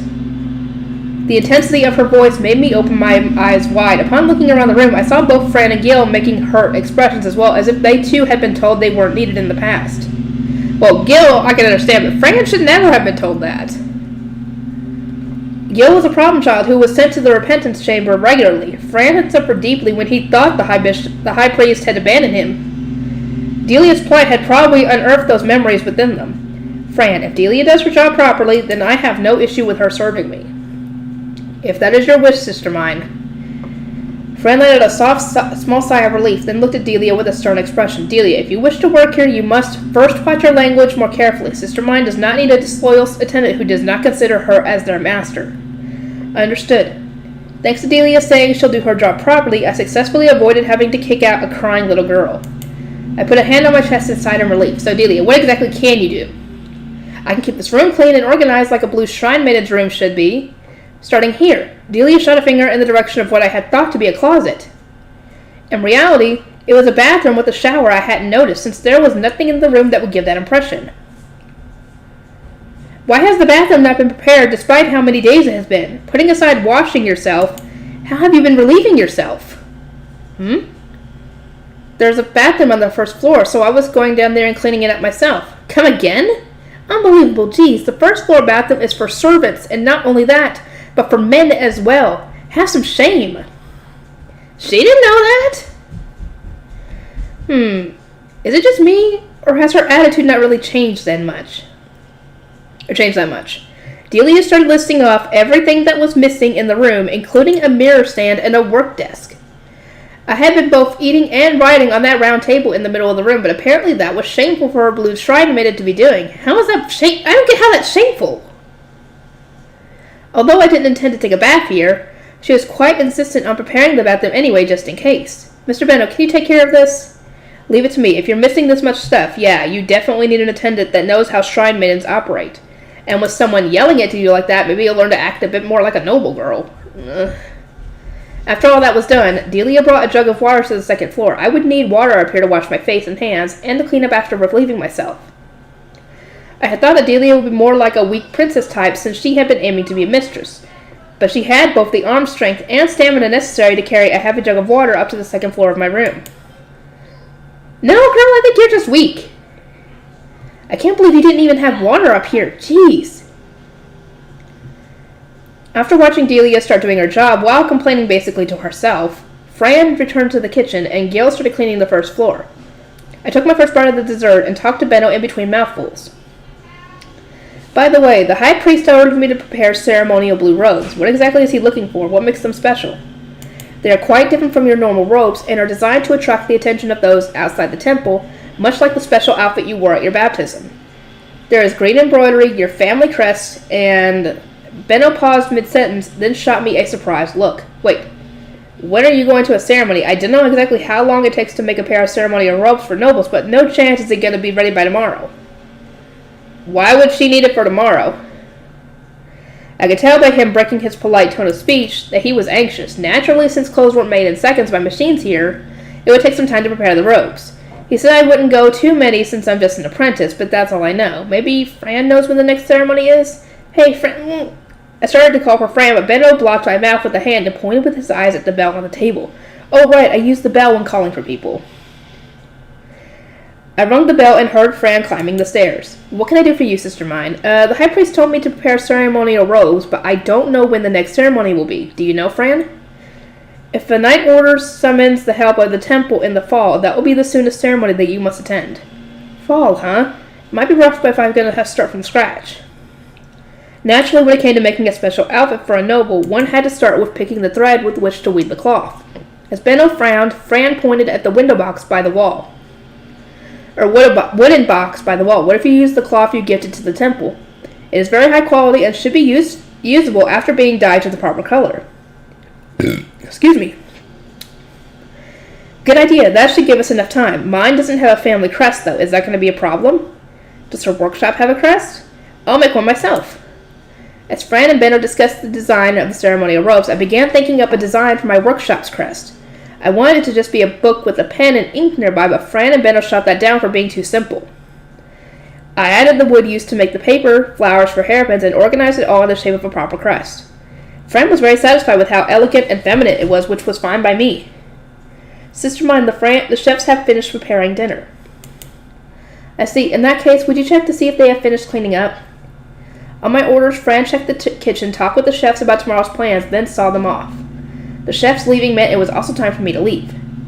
I'll be going home for today. Please get changed, you two.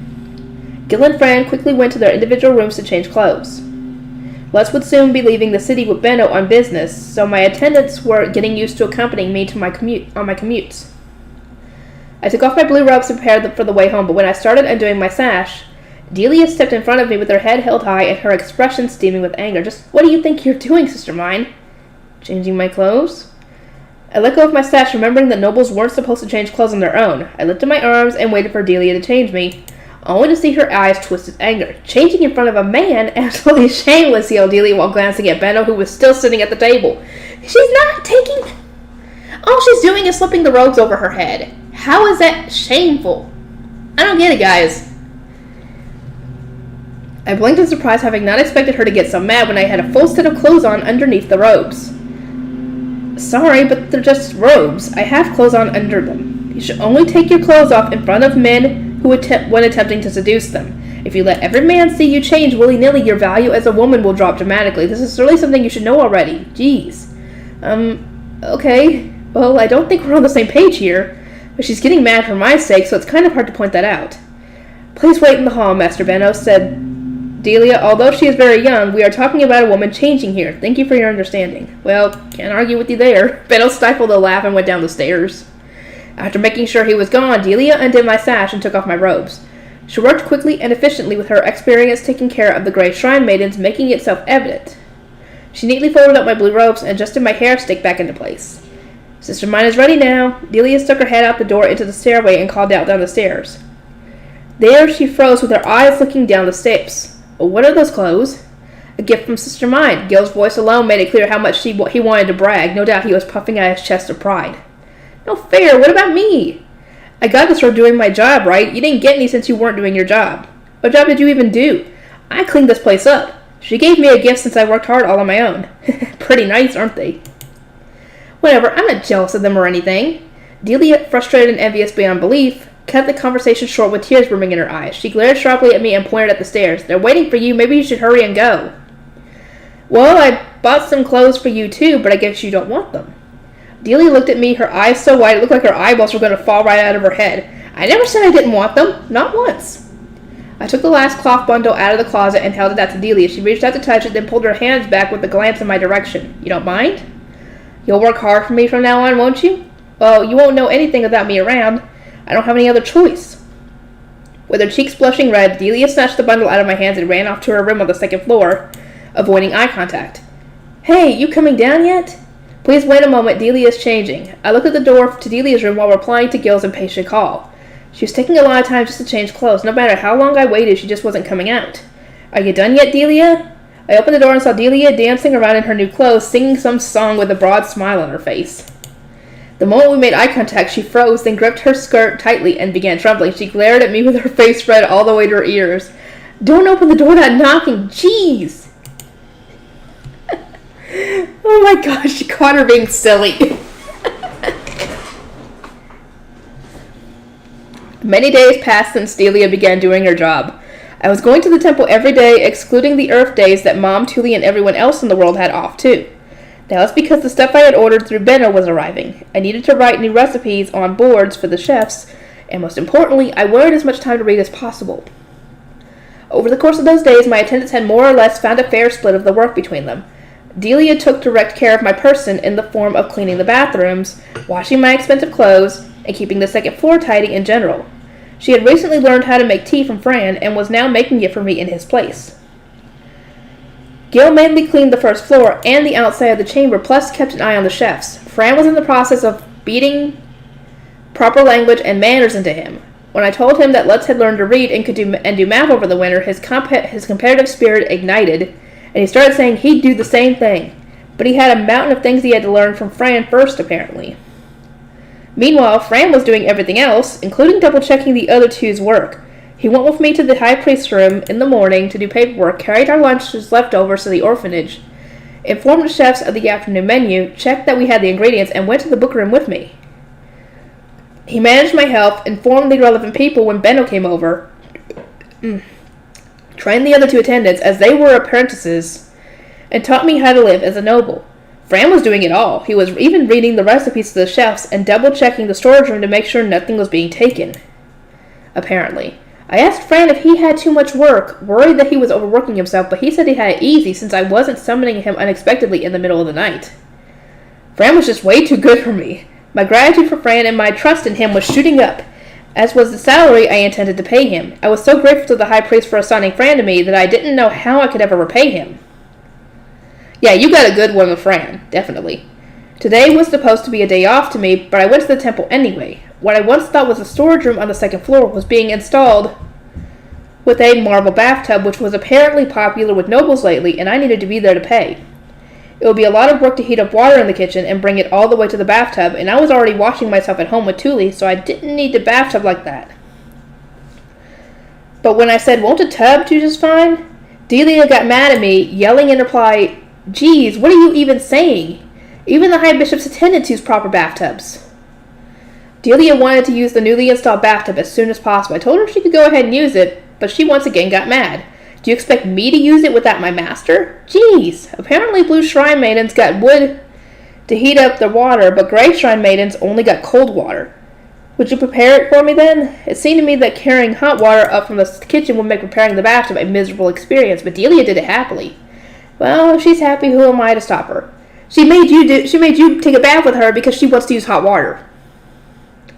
Delia washed my hair with Rensham, put on my clothes, combed my hair, and after blissfully touching my hair to confirm that it was silky smooth, excitedly went into the bath herself to use the rest of the warm water. I can imagine that she put a lot of effort into polishing her appearance.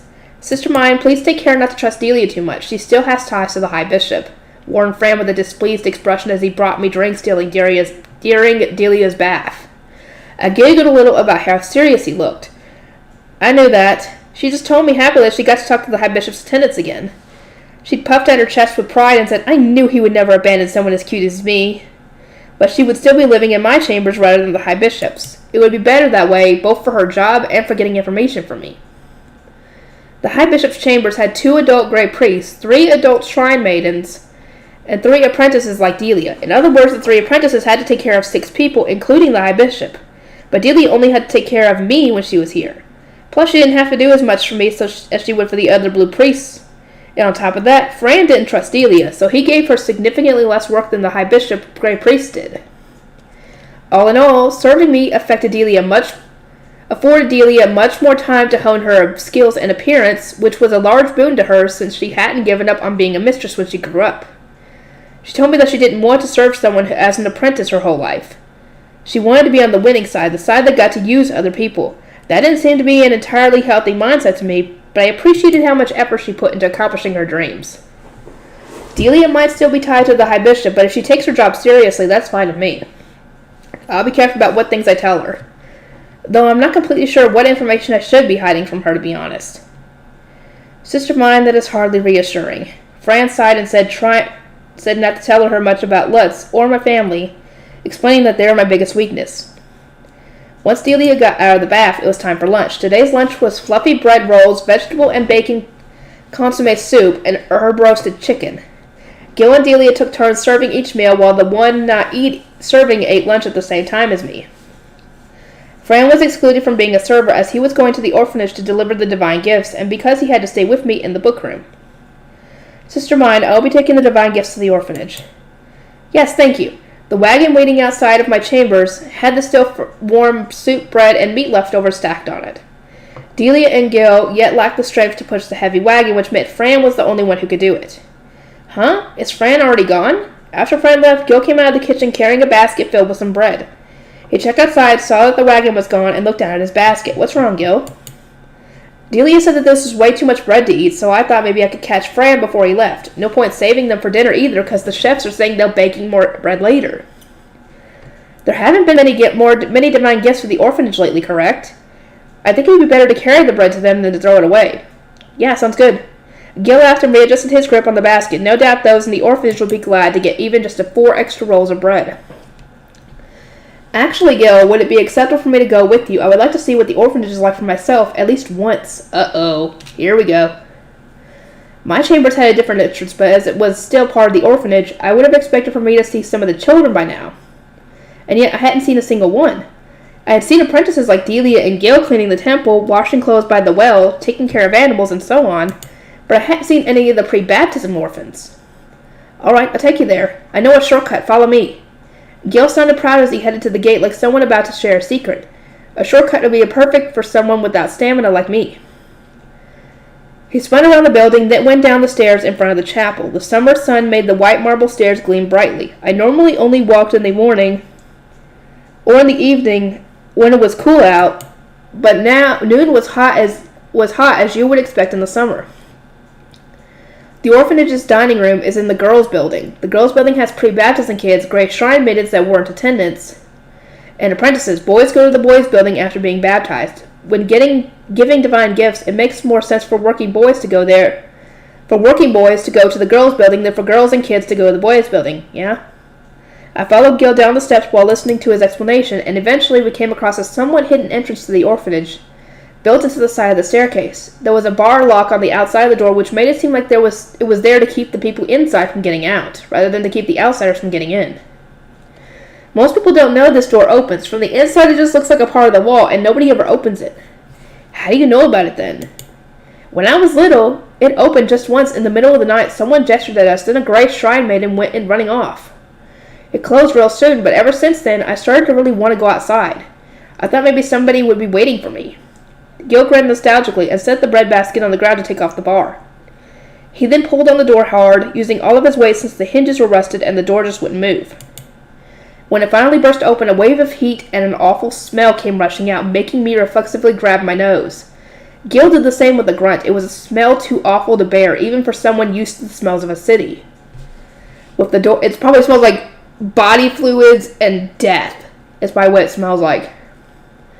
With the door open and letting light in, we could clearly see the inside of the room. Atop a layer of moldy hay covered in urine and fecal matter were several naked young toddlers sprawled on the floor with lifeless expressions on their faces. It didn't seem to have any windows, so even with the bright summer light streaming inside, it was still dark. Divine gifts? Upon noticing the smell of the gifts, some of the toddlers let out cracked voices and came crawling toward us with gleaming eyes. Black stuff was stuck to the bare skin that clung tightly to their bones. They looked like starving African refugee children that I had only ever seen in photos before. And the sight of them crawling toward me made me feel more horror than pity. Yeah, kind of a little creepy. I felt an indescribable sense of fear and froze in place, my teeth chattering. No, I squeaked out fearfully, which seemed to knock Gil back to his senses.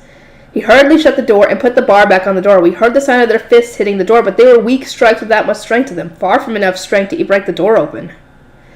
As the relief of having escaped the terror mixed with the disgusted horror of what I had seen in the orphanage, and I collapsed on the floor, my head going completely blank. When I came to, I was in my own room. I was resting on something hard, and a touch revealed I wasn't on a cotton stuffed mattress that nobles used, or a hay stuffed mattress that I used at home. I was resting on the plain board that had been left in the abandoned director's chambers. I looked to my side and saw that Gil was sitting on top of a chair, hugging his knees as if trying to shrink into as small of a ball as possible. Gil, you're awake. Thank the gods, I'm so sorry. Gil looked at me with tearful eyes, but before he could finish his sentence, Delia started yelling from the other side of the bed. What were you thinking taking Sister Myne to the girls' building? And the back entrance at that? It's not my fault. I didn't know things were like that there. I didn't know that things were like that there now. Gil's words stirred my memories of what I had seen in the orphanage, the closed room, the hay covered in urine and fecal matter, the starved, bony toddlers without a scrap of clothing on. That was simply not a place for raising kids.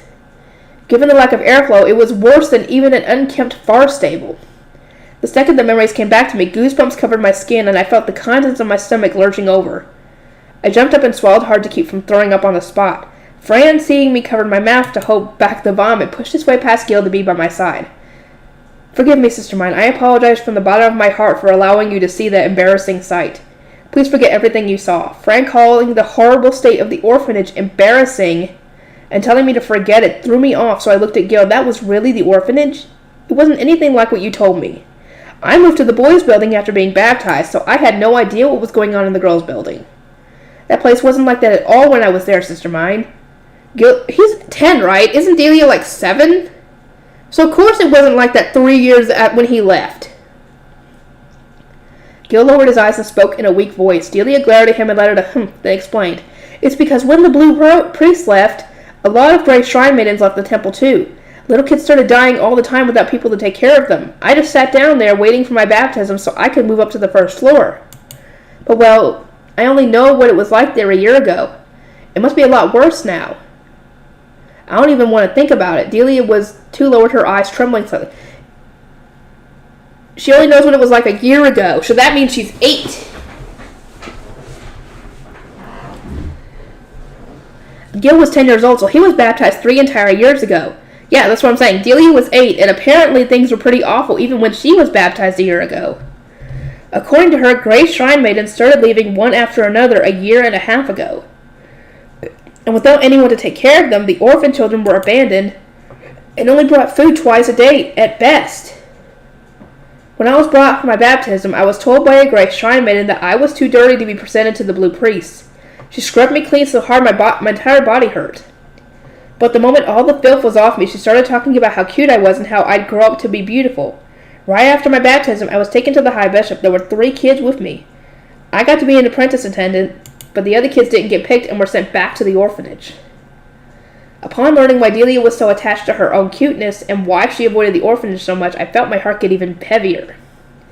Sister Myne, interjected Gil, please save them. I'm begging you, please. Stop, Gil. Sister Myne, you must not get involved with these matters. Fran rejected Gil's pleas with a harsh look on his face. I honestly didn't want to actively get involved with the orphanage, since just remembering the orphans made me sick. But I hadn't expected Fran to reject the idea so firmly when he himself was from the orphanage. Why not? Yelled Gil as if speaking in my place, and Fran gave a firm reply. It's too dangerous. Sister Myne has a tendency to grow extremely protective of those close to her, of her allies. As seen when she used her mana on the High Bishop to protect her family. If she gets involved with the orphanage and considers herself their ally, she might stand in opposition to the Blue Priest in order to protect the orphans. It would be wise to minimize the chance of her subconsciously unleashing her mana. With Gil pleading for my help and Fran opposing the idea, I reluctantly turned Delia to hear what her thoughts were. If they can be saved, I think you should, but I don't want to get involved, and I don't want to remember them.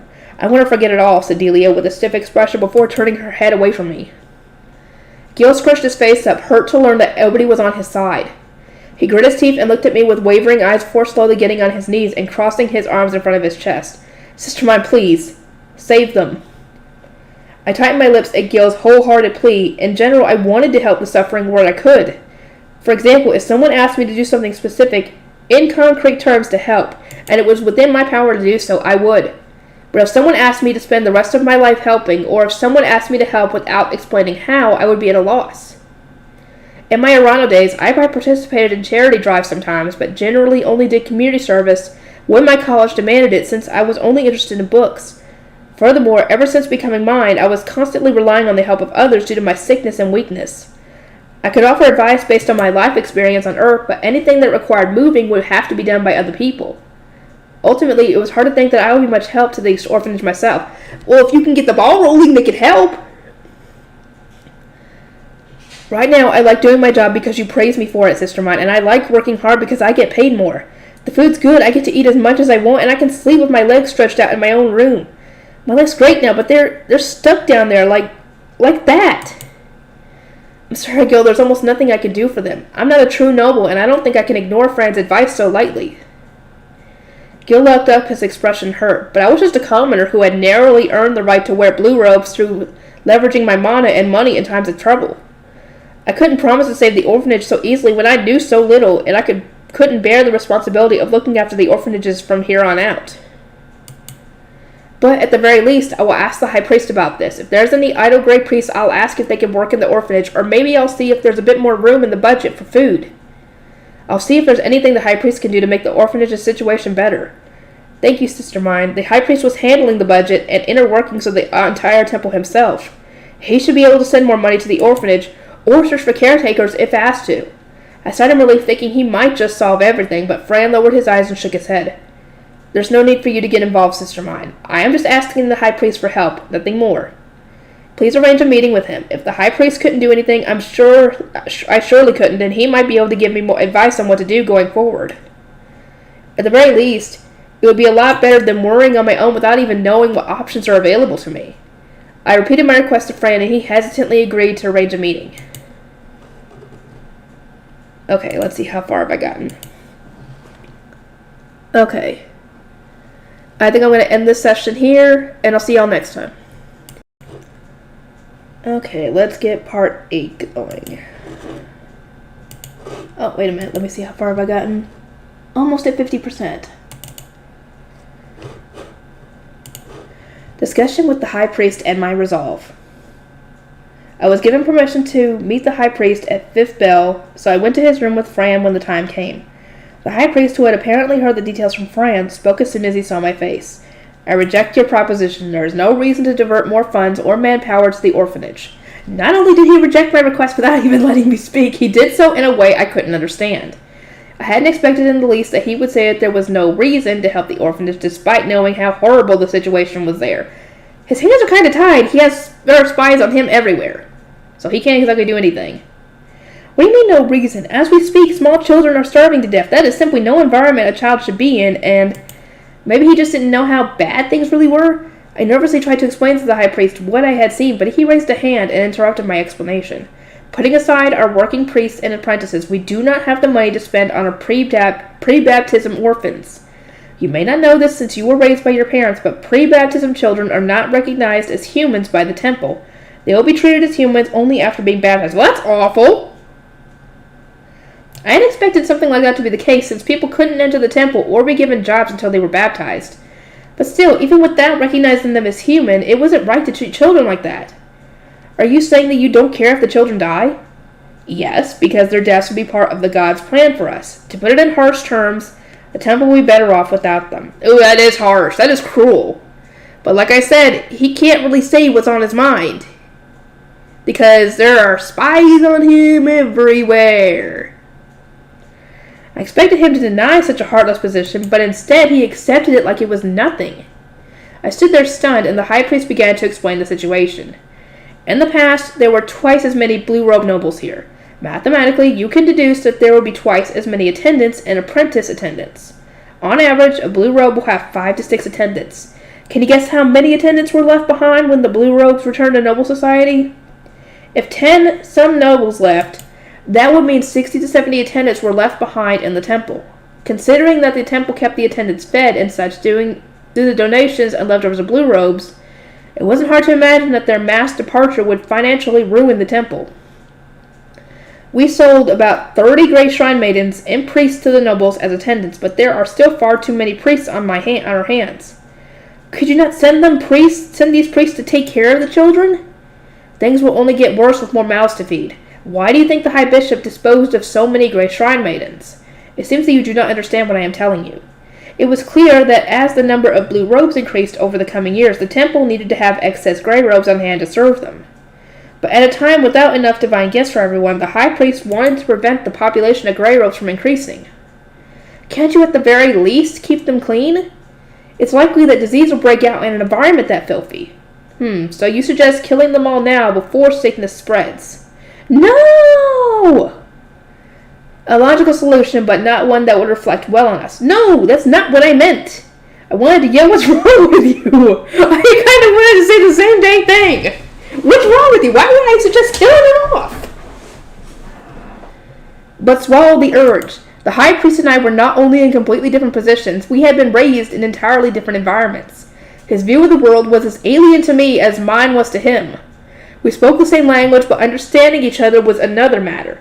High Priest, why is the orphanage here if not to raise children without parents? You misunderstand. The orphanage exists to train abandoned children into servants for the nobility, then keep them clean, keep them fed, then they'll be able to do it. My and his understandings of what orphanages should be couldn't be more different. The High Priest was completely unmoved by concepts such as pity or compassion. He let out a sigh that made it clear he was getting frustrated with my lack of understanding too. If you want to help those who are about to die, do as you wish. Do you want to become the director of the orphanage? A position no other desires, and shoulder full responsibility for the orphanage. Then she'd be able to help. His unexpected offer made me gasp. I wanted to help the orphans, but I didn't have the resolve necessary to direct the entire orphanage with all the responsibility. That was too terrifying. I couldn't do that. I clenched my fists and shook my head slowly. The High Priest nodded, then continued while looking me in the eye.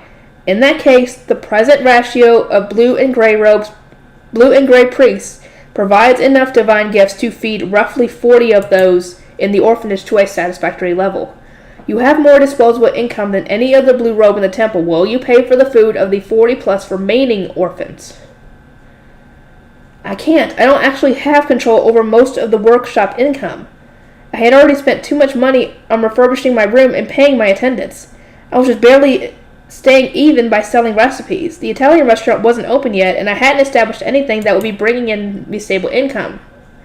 Supporting the orphans wasn't feasible with my current income. You won't shoulder responsibility, and you won't spend your money. If you aren't willing to do anything, keep your silence. A half-baked sense of justice does not give you the right to speak on the matter of others. You need merely read your books quietly without thinking about things beyond you. The high priest was so right I couldn't even argue. I didn't have the right to complain when I wasn't willing to do anything myself. In many situations, it was better to do nothing than to give a half-hearted attempt at helping. I'm sorry for wasting your time. I left the high priest's room, my head hung low. His rejection, there was nothing more I could do. I had to just keep my silence. Or so I tried to tell myself, but the excuses just made me feel sick. Like I had swallowed a brick. Sister Myne, would you like to go to the book room? Perhaps it would brighten your mood. Fran knelt and peered into my face. In contrast to his reluctance earlier, his tone was gentle and considerate. Did you know this would happen, Fran? My job was once to understand and serve the high priest. I did expect that discussing this matter with him would leave you unhappy. Please forget about that orphanage. Fran took my hand and guided me to the book room while I sluggishly walked behind him. When reading books, I could... What the fuck? Okay, I could absorb myself in the written word and forget my worldly troubles. Unfortunately, sixth bell rang, and Lutz arrived to get me in what felt like a matter of moments. I had to leave the book room and go to my room to get changed. Whether I wanted to or not, I could see the orphanage from the corridors on the way to my chambers. The moment I did, I remembered what I saw, and the urge to vomit lurched within me. I felt the vomit rushing up my stomach, and held my mouth shut with my hands. I fought back hard to stop myself from throwing up. Fran hurriedly picked me up and ran to a closet where he produced a cleaning bucket for me. As I threw up into the bucket, I felt the urge to burst into tears. I would never forget what I had seen. Maybe I could avoid thinking about it if I kept reading, but the memories would definitely surface whenever I was doing anything else. In my Arano days, Africa was so far from Japan that none of the suffering there had anything to do with me, and I could remain calm by donating 100 yen or so when the chance arose. I would think that's so sad while watching TV and eating, then forget within an hour, but my chambers here were directly connected to the orphanage. It was impossible for me to live with any peace of mind knowing that there were orphans suffering like that just a wall away from me. Yeah, you're more connected to this than you thought than in your Arano days, so it's going to affect you more. Sister Myne, how'd it go? Gil came rushing up to me. His purple eyes, dark enough to almost be black, were shining with so much hope that I had to look at the floor. Oh, sorry, Gil. I'm sorry, Gil. The high priest refused to help. But why? Gil looked at me in a panic, almost stunned with disbelief. Not only had I failed to help save the orphans from their suffering, I hadn't even been able to meet Gil's expectations. I kept staring at the floor, my heart hurting, and prepared to endure whatever insults Gil would throw my way. Gil, contain yourself. Jeez, don't be stupid. I told you not to expect anything, didn't I? Fran and Delia both warned Gil off. He looked like he wanted to say something, but tightened his lips instead and looked at the floor like I was. Delia gave a knowing shrug as she began preparing to change my clothes. This whole thing is really happening because the High Bishop cuts off his shrine maidens more than once they have children, calling them useless since they can't do their job. There's nothing the High Bishop can do about that. Delia, it's true. Normally shrine maidens that just gave birth or have big bellies would take care of the orphans. But since the High Bishop doesn't want more priests to take care of, he disposes of them first. That said, since he needs gray shrine maidens to offer flowers to visitors, and he has to replace girls with big bellies, he can't get rid of all the gray shrine maidens. He needs some extra ones just in case. Oh, please tell me that when they say flowers, they just mean eye candy. I have a bad feeling that flowers mean virginity. Let me know if it is or not. I think I'm about to probably get my answer. The shrine maidens and apprentices left in the orphanage to clean and do laundry were all young and relatively attractive, according to Delia. Shrine maidens that gave birth were disposed of. Unattractive ones were sold to nobles as attendants, leaving only the cute ones who could offer flowers when necessary. I think that is what they mean by flowers. Great. And now, that freaking scene in the anime makes sense where, Vilma? Where she got tricked into offering a noble she was interested in her flower, quote unquote, and then he hurt her in response, and that's why she was afraid of men. Oh my god, that is what it is. Oh my god. I kind of suspected it, but I didn't even think about it when they started mentioning flowers in here. Such was the result of the Blue Priests leaving so many of their attendants behind. Men could work for a long time without any fears of pregnancy, so well-trained Grey Priests were sold to nobles as personal attendants for a high price. But since there were fewer nobles in general at the moment, there was less demand for them. There were currently more unsold Grey Priests than Shrine Maidens at the temple. Wait, does that mean the kids in the orphanage are the children of Blue Priests? They have noble blood? At least half of them, Myself included, said Delia casually. Delia, you have mana? Not all nobles have mana. Apparently, it's hard to have children with someone with way less mana than you. That means only Blue Priests with barely any mana could get their Grey Priests pregnant. And I'm pretty sure you can't return to Noble Society if you have children in the temple. Oh, great. So these are all essentially, they're orphans because their parent, or they're at least, I'm assuming their fathers, don't want them. Because they're embarrassed. Which means, in turn, all those still at the temple were those with barely any mana. The temple's self-centered modus operandi made my head hurt. The High Bishop makes all the final decisions about how the temple is run, so it'll be more effective to make him like you than to try and fight him. Now then, would the men please leave? I need to get Sister Myne changed. Delia waved her hand to get Fran and Gil out of the room, then reached out to change my clothes. Geez, smile a little, Sister Myne. It's not like you're gonna die, too. Just forget about them. There's nothing you can do for them after all. Said Delia as she speedily changed my clothes, but she was wrong. I could do something. I could improve the orphanage's situation if I used all my funds from the mine workshop. But the High Priest and High Bishop didn't care, and the moment I ran out of money, things would go right back to how they were before. And most of all, I was scared to shoulder the burden, the responsibility of so many lives. It wasn't that I could do nothing, it was that I was too afraid to do something, to bet my life and money on them. Lutz! When Lutz came to get me, I jumped into his arms and hugged him tightly. I was just relieved to be back in a world where people understood me, and I understood them. Tears flowed out of my eyes as if a dam had burst. Lutz reflexively patted my head and looked at Fran, who was seeing me off. What happened, Fran? I will explain as we walk. Fran glanced at the gate guard, then began to walk. He explained what had happened today as we traveled along the bustling city street. She then sought help from the High Priest. I advised that she give up after he refused, but Sister Myne's heart continues to ache. Yeah, seeing dying kids is pretty rough, but there's nothing you can do, Myne. Don't worry about it. Just forget it. How could she forget about that? You can't just forget about that. I had lived a fairly peaceful life here despite my poverty, so what I had seen was far too intense for me to forget so easily. I wish I could forget them. Ignorance is bliss. But now that I know there are starving kids to death behind the walls of my own room, I can't pretend I don't know anything, I said while sniffling. Lutz stopped and peered into my eyes. You don't like how messed up the orphanage is right now, yeah? What do you want it changed? I envisioned what I had seen, thought about how I thought the orphanage should be instead, and then spoke. I want those kids to eat until they're full and then grow up healthily. I want them to sleep on at least clean sheets instead of that dirty, stinky, moldy hay that's probably getting them sick. Huh? Eat until they're full? That's something only rich people get to do. You gotta be satisfied with them eating enough to move around. Not even I get to eat until I'm full at home. Upon hearing my dreams, Lutz said I was hoping for too much. I thought back to my own home and suddenly realized something as I compared my own life to my faux noble life in the temple. I had forgotten about it lately since I was eating tons of tasty food in the temple and my family's budget had gotten more comfortable. But barely any kids in the lower city got to eat until they were full. Even Lutz had struggled with food for his whole life, constantly losing to his older brothers in fights over the dinner table. Oh yeah, he did. Oh, okay, just getting enough food at all would have to do. And anyway, where's the sense in you trying to give them all that food yourself? They should go gathering their own food first. What's the point in sitting around when you're hungry? What's going to come from that? I had been thinking about the temple situation in a vacuum since it was such an isolated institution, but if I shifted my goal to getting the orphans on the same level as the children of the lower city, the cost necessary would drop down immensely. They could just go to the forest and gather their own food to supplement what I brought for them. Unfortunately, orphans are not allowed to leave the orphanage, said Fran with a troubled tone. The orphans were generally kept locked in the orphanage to prevent nobles from seeing them before they were baptized, and probably to prevent them from learning more about the world on their own. I fell silent, not knowing what to say about that, but Lutz hadn't spent much time in the temple and thus just shook his head.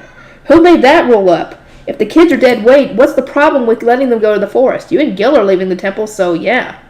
They're my attendants. It's different. They were only allowed to leave because their job now involved going in and out of the temple on business for me. The same was true for Grey Priests going to the nobles' quarters. They weren't free to leave as they pleased. Alright then, why not make all the orphans your attendants? That'll let them go outside yet. Well, yeah, but they're not baptized yet. I looked up at Lutz, blinking in surprise at his unexpected idea. Wait just a moment, interjected Fran. That is simply out of the question. In the first place, surely Sister Myne would not be able to afford to provide all of them with the food, shelter, and clothing that masters are expected to give. Since they're just going to the forest, she could buy a bunch of clothes from our poor second-hand shop for cheap. I tried calculating in my head how much it would cost to buy enough knives and baskets for them to go to the forest. Naturally, there were enough chores in the temple that they couldn't all go to the forest at once, but if I assigned them groups and rotated them daily, I wouldn't have to buy as many tools. About 50 to 60 pairs of hand-me-downs, some knives, and some baskets should be cheaper than the fancy clothes I bought for you three, Fran. My words shocked Fran, and he opened his eyes wide, looking down at the clothes he was wearing. I had bought high-quality clothes for my attendants. They were incomparably better than the clothes I normally wore at home. Take them to the forest and let them gather everything edible to sort their own food problems out. The orphanage not having money just means they're poor like me, you know? Lutz was being blunt, but he was right. When in need, you shouldn't wait to be given stuff. You should be doing what you can to get it yourself.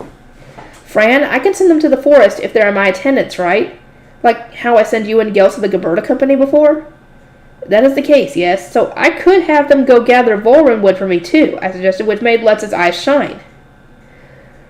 You want to make the orphanage a branch of the Myne workshop? Uh-huh. If I make the orphanage a branch of the Myne workshop, I can give the orphans an avenue for making money through making products. Even if I leave the temple in the worst-case scenario, they might be able to maintain themselves independently. Though getting them to the forest and gathering ingredients to cook would come first. Lutz and I began discussing efficient methods and where changes should begin, at which point Fran reluctantly interrupted us. I believe this is a fine idea. However, Sister Myne, it's also entirely unlikely how the temple law has operated up until this point. The High Priest will once again ask if you are willing to bear the responsibility of so many lives. Will you be able to answer? Yeah, you'll still have to be the orphanage director. I felt the blood drain from my face. Fran was right. It was hard to think that the temple would look lightly on an outsider like me, ignoring tradition and turning the orphanage up on its head. This would cause friction with the High Bishop, the High Priest, and even the Blue Robes. Not to mention that earning money through work would inevitably introduce inequality. Sorry, Lutz, I'm just too scared of being responsible. Alright then, Myne, are you more scared of responsibility than of letting the orphans die? I was scared of both. If I abandoned the orphans, I knew I would feel the weight of their lives on my back for the rest of my life. But I also just wasn't prepared to shoulder the responsibility of so many people either. As I hung my head miserably, Lutz shrugged. You know, Myne, why think so hard about it? Just give it a shot and stop if it doesn't work. Lutz, it's not that simple. There are lives on the line here. I glared at Lutz and he gave a snort just like Benno might.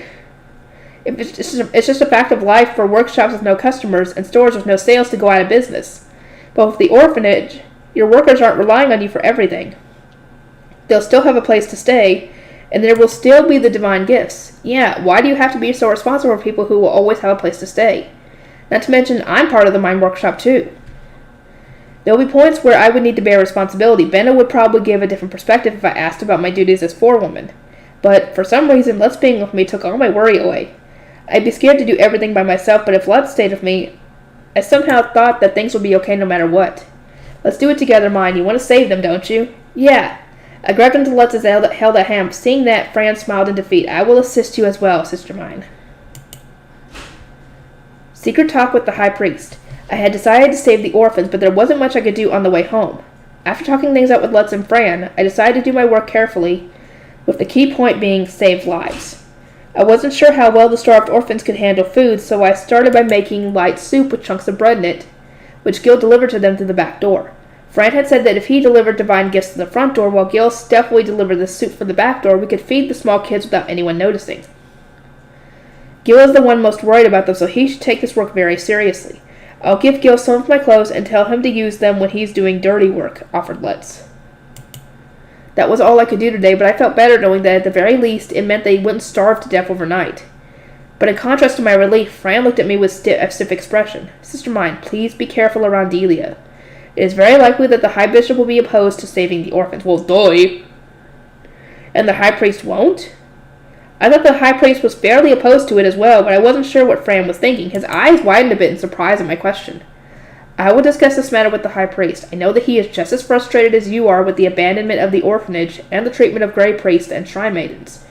What? It certainly didn't seem that way to me. I tilted my head in confusion, and Fran lowered his eyes regretfully. Do you remember what Delia said? The High Bishop has ultimate authority within the temple. For this reason, the High Priest hides his true feelings and intentions behind a well-composed mask so that they are not detected. It may be exceedingly hard to notice, but he is very frustrated with the High Bishop right now.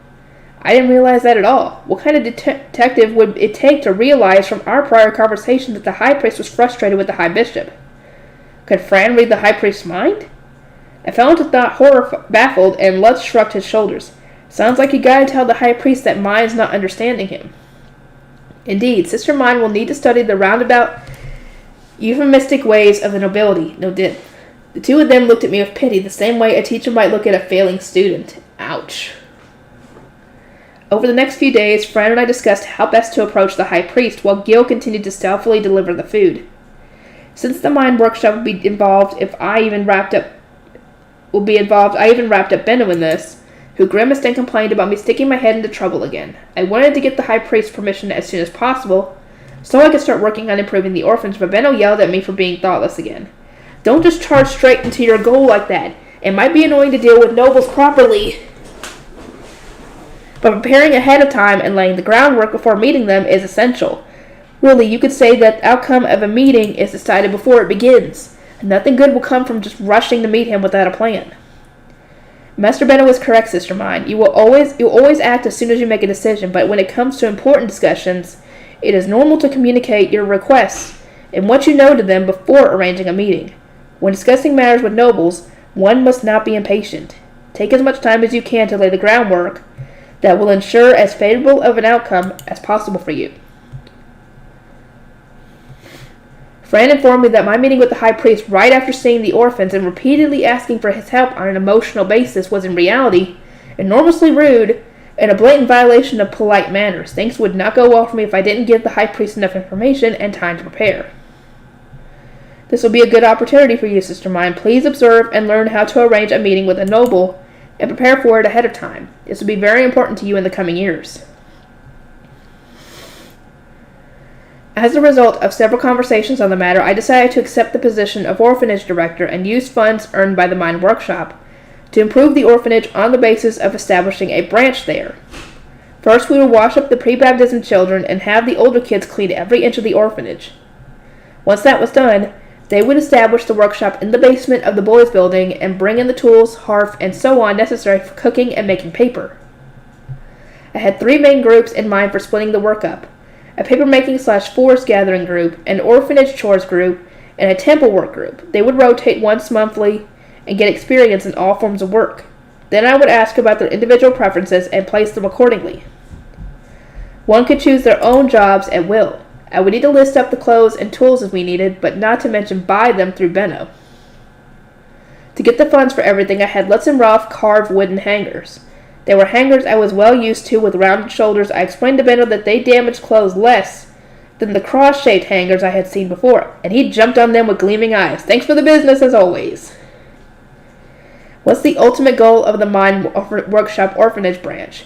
Asked Benno, sizing me up. If I couldn't give him a proper answer, he would call me an idiot again. So I told him the answer I had long settled on by now: to earn enough funds to pay for the orphanage's food. I would like for them to be capable of independently earning the money necessary to pay for food when just divine gifts aren't enough. Food, that's all?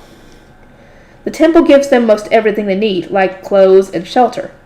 So I'm fine as long as it earns enough profit to cover their food. Lutz said they could just gather food in the forest if they didn't have money, but given the size of the orphanage, it wouldn't be sustainable to send them for food out every day. There wouldn't be enough food in the forest to go around. Once we knew if the workshop there could earn money, I could temporarily pay for their food until the workshop was earning enough for them to cover it themselves.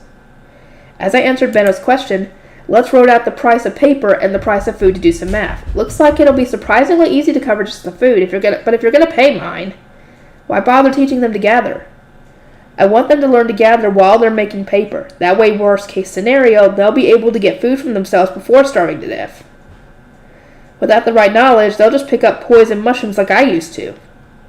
You sure did pick up a lot of poison mushrooms. Once we had a clear goal of all the relevant steps outlined, Fran stealthily discussed the matter with the high priest, and although it wasn't public yet, he approved of me becoming the orphanage director and establishing a branch of the Myne workshop in the orphanage. On top of that, he permitted a meeting to make things official. It seemed that you had to write a letter several days ahead of time when formally requesting a meeting, so I wrote one after being taught the proper format. Dealing with nobles sure is a pain. By the time the letter of invitation arrived from the high priest, the kids in the orphanage had already gotten a little better thanks to Gil's efforts. Gil said that they could eat harder foods in addition to their soup now, and they were bit by bit getting more energetic. They were healthy enough that they could survive being bathed while the water-filled rooms were cleaned, or while their waste-filled rooms were cleaned. When third bell arrived and signaled it was time for our meeting, I went to the high priest's room where Fran, Gil, and Lutz were standing at the ready, in my chambers, prepared to start work at any moment. Thank you very much for taking the time to meet with me. Myne, noble women do not speak like... Oh, come on! According to the high priest, noble women would say, I thank you ever so much, instead. There was a period in history where it was popular for women to make themselves sound a bit more dramatic, and in various vestiges of that area remain to this day. I had mostly learned my polite language from the Gilberta Company and guards at the gate, so I probably had more exposure to male speech patterns than female speech patterns. It seems you will need a Grey Shrine Maiden to instruct you on language as well, but that can wait. We have more important matters to discuss today. The high priest had cleaned the room before I arrived, leaving only Arno. I started to walk toward his desk, but then the high priest suddenly walked in the opposite direction, toward his bed. High priest, Arno let out a cry of surprise. Fran also looked shocked. I just followed after the high priest, not really sure what was going on.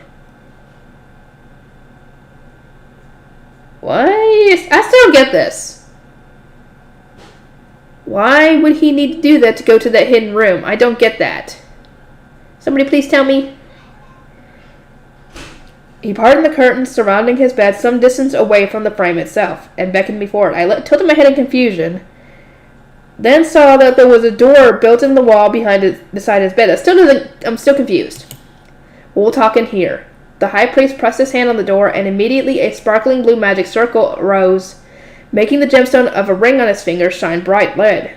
The ring's red light did a lap through the magic circle, then faded. Now even my attendants can enter this room. Come, Myne.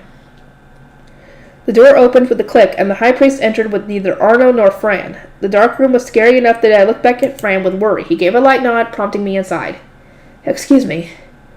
The moment I went inside and the door shut, a window appeared in the once dark room and allowed a bright stream of light to pour inside. It was very sudden, as though shutters had been opened very quickly.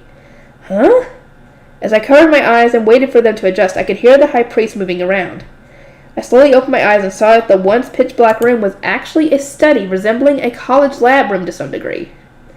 There were all manner of scrolls and parchment scattered across the desk and shelves, not to mention a stack of several books. One of the shelves had tools I had never seen before lined up next to each other, but I could tell they were related to science somehow. Or alchemy, if you want to put it that way. The corner of the room seemed to be a rest area with a cushioned bench, but there were documents covering it too. The room, unlike the one kept clean by his attendants, was entirely his own. I was in the high priest's private personal study. This room is built such that only those with mana above a certain quantity can enter. I believe that you are the only other person in the temple that is capable of entering it. There was no better place for a private talk. This is a really cool hidden room. It's like just what I'd expect from magic. The high priest looked at me while cleaning the documents off the bench. Your chambers have a room just like this. They do? I didn't know that. I had never parted my bed's canopy, especially since the bed was just a frame without a mattress. Considering how often I collapse, it would probably be smart to get a mattress at some point. Though, as it requires mana registration to use, you won't be able to get inside at the moment. Mana registration? We can discuss the process another day. Let us get straight to the point. Sit. The high priest cut the conversation on that subject short and pointed to the bench he had just cleaned off. He himself brought over the chair by his desk to sit on. When he looked up, he wasn't wearing a blank expression like the one Fran often wore. His brows were furrowed and his mouth was bent into a sharp frown. Is he going to lecture me? Over the past few days of being critiqued by Fran, I could imagine what the high priest was going to say. He had probably taken me to this room so he could lecture me where no attendants could see. And since we were alone, I couldn't ask for Fran's help. I was on my own. High priest, why are we talking here in this room? Because Fran advised me that you did not understand how nobles communicate. He glared at me.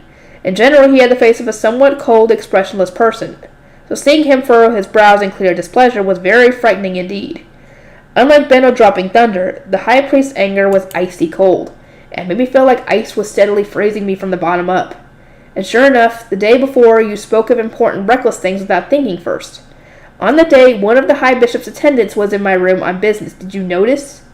I didn't notice at all. I suppose, then, you didn't understand that you were criticizing and insulting the high bishop in the presence of his attendant, while I practically perished on the inside, agonizing at every word that came out of your mouth. Oh God, you did. I'm sorry. I had thought that I was helping the high priest understand the horror of the situation, but in reality I was just criticizing the high bishop's method, while the high priest, his attendants, and basically everyone there had broken out in a cold sweat. At the very least, you must learn the names and faces of every blue robe in addition to the faces of their attendants. How do you intend to survive when you know nothing of your enemies? You are too careless. The high priest's exasperated expression looked a lot like the one Benno made. It seemed I was fated to be lectured and berated no matter where I went. Mr. Benno often calls me a thoughtless idiot. Now that you mention it, I do recall him saying that you trust others too easily, and that you never learn despite being tricked. I fully agree with Benno's assessment. If you are to stand with nobles as a blue shrine maiden, you will need to learn the ways of the nobles. The high priest's rebukes all came from a place of worry for me and my precarious position. It was just as Fran had said. He had hidden his intentions and true feelings so deeply I hadn't noticed them. Well, then again, he's trying to keep others from noticing them, so if you don't notice them, it's a lot harder for you to notice them than it'd be for others who are used to this sort of thing. But in truth, the high priest had been protecting me from the high bishop. You seem uninterested in picking up on hidden signals and intent on openly stating your feelings on everything. But that will get you killed in noble society. Consider me uninterested in dying over your ignorance. Since it is impossible for me to tell if you are understanding my signals, I have decided it is best to talk with you here when I do not wish for our conversation to be heard by others.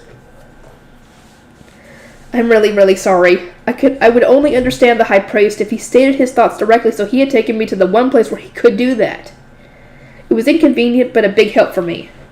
In any case, according to Fran, you have decided to become the orphanage director. Are you certain that this is what you want?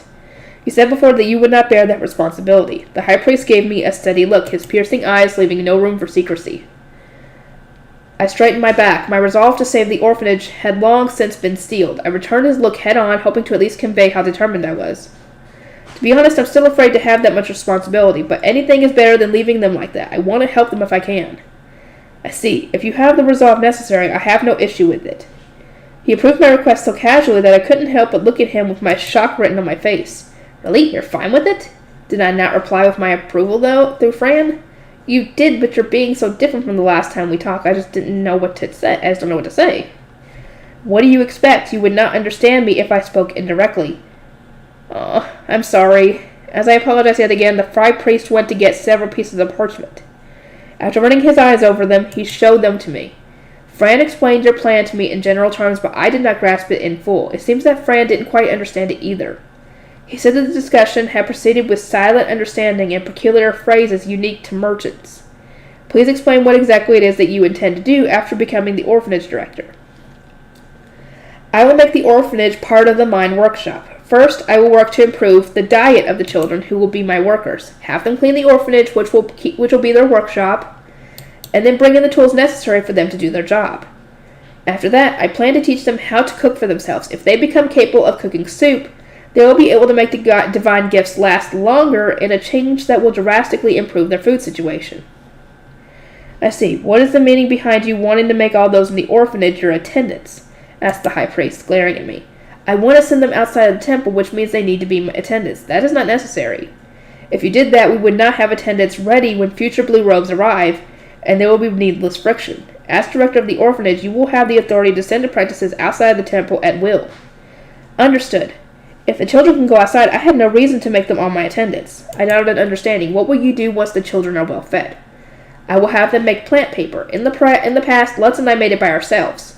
So any child should be able to do it with proper instructions. Plant paper, The high priest glanced at the stack of parchment on his desk. That reminded me that he had liked the plant paper the most out of Benno's gifts.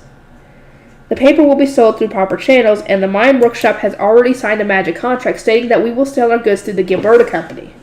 So you won't be able to take the paper away even if you wanted to. A good decision befitting a merchant. If the high bishop will likewise be incapable of stealing the operation, I have no problem with it. What do you intend to accomplish by selling paper? The high priest advanced the conversation, his eyes narrowed slightly with disappointment. I want them to be able to buy food for themselves when they don't have enough. That way I won't have to buy their food myself, and they won't be at risk of starvation from blue priests leaving. What reason do you have for doing this? You wouldn't work so hard for no personal gain, would you? The high priest's gaze hardened, making it clear that that was his most important question so far. I returned his gaze without faltering. Obviously, so I can enjoy my reading without feeling guilty. Come again? His eyes widened in complete disbelief. It's impossible for me to not worry and feel bad when there are kids starving to death so close to me. I can briefly forget while focusing on reading, but the memories resurface when I'm done, and the guilt is unbearable. It just makes me feel horrible. So in short, you will become the orphanage director and run a branch of your workshop here simply to remove an obstacle to your reading. That's right. I gave a big nod, and the high priest rubbed his temples. You are more of a fool than I thought. I get that a lot. Enough of that. What is your time frame? How long will it take the orphanage to stabilize after you assume your position? Most of the preparation work is done, so given the season, it should only be a month before we're done, or we've made and sold enough paper to buy a decent amount of food. Oh, I see you prepared well beforehand this time, murmured the high priest. I had shown my plan to Benno and Fran multiple times to make sure it would be fine both from a merchant's perspective and from the nobility's perspective, so it was hard to imagine it having any sizable holes. I said the most unreliable part of the plan was me, which cut deep and remained fresh on my mind. Very well, you have my permission. Thank you. Fran said that you will be understanding if I communicated more properly. Mr. Benno also said that you have a good look in your eyes and I should talk to you when I'm worried about something. High Priest, why are you different from the other priests? I asked, knowing that it was a question that would get me yelled at if we were outside. And just as expected, the high priest sighed and told me not to ask that kind of thing outside of his room. I don't intend to tell you my life story, but I was not raised within this temple, just as you were not. I was raised in noble society and entered the temple due to personal circumstances. Which is exactly why, despite my distaste for the high bishop and his methods, it is not yet wise to stand against him. You would also do well to avoid angering him more than you already have. Me running the orphanage won't make him angry. The orphans making money for themselves ran in exact opposition to how the high bishop had been running things. I timidly asked for confirmation, and he gave a derisive laugh. It's a bit late to worry about that. I do intend to claim I forced the role on you, but don't overreach. You are so unfamiliar with the ways of our culture that I cannot even fathom what you might do unattended. Report everything you do to me first, and listen well to Fran's advice. Understand? After firmly emphasizing the importance of clear communication, the high priest took me outside of the room, and I returned to my chambers where Fran, Gil, and Lutz welcomed us with their eyes full of hope. How'd it go, Myne? He got really mad at me. He told me to study noble culture more. He said it was thoughtless, reckless, and all sorts of stuff. Does that mean he won't let you be the orphanage director? Lutz and Gil's faces clouded with worry. I hurriedly shook my head. No, he gave me his permission. I'm the orphanage director now. The Myne workshop will be fine. It's just I feel like I'm destined to make people mad wherever I go. That's just who you are, Myne. Lutz plopped a hand on my head with a laugh. There was one more thing I had to do before I could start fixing the orphanage for real. I had to talk things out with Delia. Her job was to leak information about me to the high bishop, and I needed to stop that from happening. It would be impossible for Delia not to notice everything going on in the orphanage, with Lutz and Benno arriving. frequently the servants running around and so on. But I didn't want the High Bishop interfering before the workshop stabilized. Delia said she wanted me to help the orphans if they could be helped. So she was probably personally in agreement with my plan. There was no chance that she would say they'd be better off dead now that I had all the preparations made. So I decided to just open up to Delia and ask her directly. She had warmed up to me enough to mention that she was meeting with the High Bishop's attendants. So it was probably better to just be upfront rather than hide my request in signals and euphemisms. Delia, I'm trying to save the pre-baptism kids. I don't want the High Bishop getting in the way of me helping them. It would be very helpful if you didn't tell him what we were doing. You want to save the kids too, don't you? Can I ask you to do this for me? Delia fell silent for a while, then shut her eyes tightly and shook her head as if remembering something. I don't want to go to the orphanage. I don't want to remember it, and I don't want to get involved. Yes, I know. All you need to do is stand in the kitchen and keep an eye on the chefs. Just pretend you don't know what's going on. Can I ask you to do that? It was important to always have someone watching the chefs and managing the food, so at least one of my attendants had to stay in my chambers at all times. If I selected Delia to be that one attendant, she wouldn't have to go to the orphanage. Certainly I'll keep quiet, but this isn't for your sake, Sister Myne. It's for the kids. Don't think you've won me over. While looking away from me with a frown to hide her relief, promised to keep quiet about what we were doing. I let out a relief sigh of my own and gave Delia a promise to. Thank you, Delia. I will save them no matter what. I didn't ask you to do that, or anything, but if you're going to try, well, don't even think about failing. Her attitude's kind of harsh, but I guess I can interpret that as her having faith in me. I was that close to finishing? Good God. Okay, that's going to have to end it here. I'll see y'all next time. Okay, I think this is going to be part 9, I guess.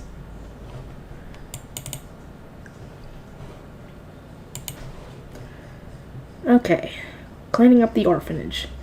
After eating lunch, we immediately went to work cleaning the orphanage, but the cleaning had to be done by the people who lived there. The temple had an excess of orphan gray priests, and although they had been doing laundry in the morning and then cleaning in the afternoon, up until the past few years, in recent times they consistently ran out of work to do by noon. Thus, we decided to start the cleanup in the afternoon when there would be a lot of idle priests. On the surface, we would be framing the cleanup as a way to avoid shaming me, the orphanage director, and blue-robed shrine maiden with the filthy place of work. Apparently, having a reason like that would make the people of the orphanage more willing to get out of their way and do work they usually didn't do. My goal with cleaning the orphanage was actually twofold. Getting it clean was the obvious part of it, but I also wanted them to learn that they would get paid if they worked hard. To that end, I had a chef making soup to reward those who helped clean, and I was planning on presenting buttered potatofuls to the 30 priests who worked the hardest. The priests split into multiple groups before beginning work. Those who would wash the children when it was warm outside, those who would clean the floor where the pre-baptism children were, those who would clean the rest of the girls' building, those who would help transport the workshop tools, and those who would clean the boys' building and other miscellaneous areas. Fran and Gil had been really surprised when Benno and I suggested it. In general, the work of temple servants involved washing clothes, cleaning, and praying. Everyone did laundry together in the morning, everyone prayed together, and so on. Everything was always done together, and they were never split into groups. I explained that splitting into groups would speed up the process of cleaning such a large area, and that a group of stronger adults was important for carrying in the tools and such. Will they listen to me and do their work if I tell them to split into groups? It'll be fine. Everyone still considers Fran to be one of the high priest's attendants. To the great priests and apprentices in the orphanage, Fran being trusted by the high priest made him their superior. Gil explained that if he took the lead, the orphans would do their work even if they weren't too happy about it. Though there are some number of children who will likely disobey, said Fran, while glancing at Gil. Although Gil now took his work seriously, in the past he was apparently quite the problem child and really wore down the caretaker priests. He avoided eye contact with Fran, which made me giggle. Fran and Gil patrolled the orphanage, making sure everyone was doing their job and checking to see who was working hard while reporting the details and the overall progress of the cleanup to me. Lutz was in the boys' building, monitoring the cleaning and getting the tools from the Myne workshop where they needed to be. He would then make buttered potatofuls there once everything was done. Delia was cleaning my chambers while keeping an eye on the chefs. I believe I shall patrol as well. You're staying here, Myne. Don't want you collapsing out there somewhere. Let's stop before I could even finish my sentence and gave me an exasperated look as I fell silent with a frown.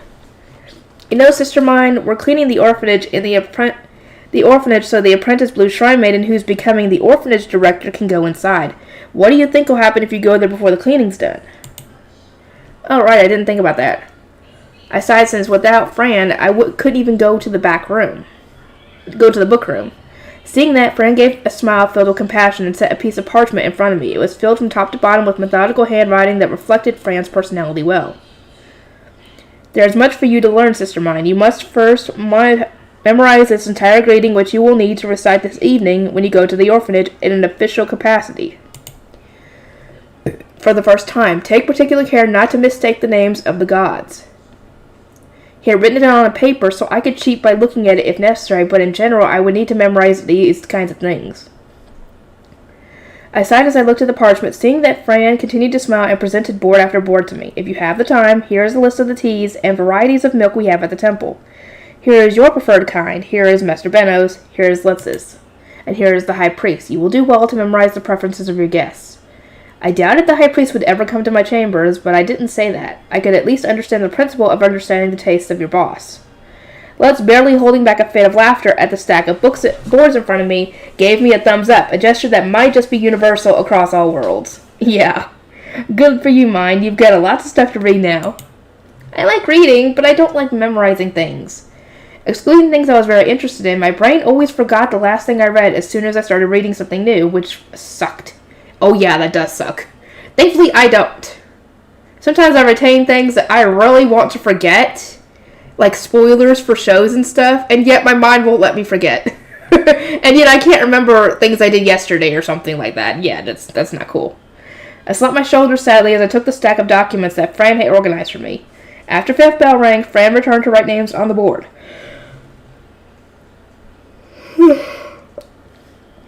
They were the names of the kids who had proactively worked hard and the names of those who had hid to avoid work. The pre-baptism children that you were especially worried about have been cleaned head to toe, Sister Myne. The soap and towels prepared beforehand were put to use as soon as it was warm enough outside. They are now wearing the second-hand clothes you bought and stuffing fresh hay into sheets.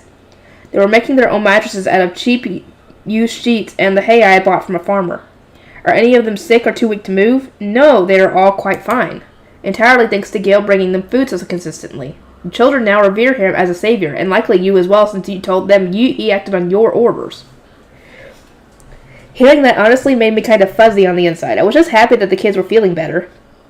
A few of the shrine maidens and apprentices who were in the kid watching group made mattresses while the rest left to assist the other groups. That is all I have to report right now. I'll be getting back to my patrol now. Thank you, Fran. This is all going so well thanks to you. Fran gave a slight nod, then returned to the orphanage. A bit later, Lutz came back. Myne, the basement of the boys' building is all clean now, so we're going to start bringing in the workshop tools. Okay, thanks, Lutz. These people are crazy, you know. Cleaning is like breathing to them. Never seen anyone clean as fast as them. Lutz gave his report somewhat excitedly, then speedily walking back to his post. Almost immediately after Fran returned, wrote down the names he heard from Gil, then Power walked back outside. Everyone was so busy that I was stuck at my work desk that had arrived just a few days ago, staring at Fran's handwriting. The names of the gods were long, and there were a lot of them. I honestly wanted to suggest nicknames to the High Priest to make them easier to remember and more friendly sounding, like, what about Flu or Rain instead of Flu Train? He'd shoot me down in a second. Yeah, he would. They would call it blasphemy, essentially. The door to the kitchen was left open so Delia could glance inside while cleaning, which meant that eventually the smell of the reward soup cooking in the kitchen started wafting into my room. It seemed that the cleanup was finishing on pace while I thought about silly things. Sister Myne, the boys' building is all clean. Good work, Gil. That just leaves the girls' building, right? Yeah, boys can't go into the girls' building other than the dining hall, so yeah. Maybe we should start preparing to distribute the soup to the dining hall.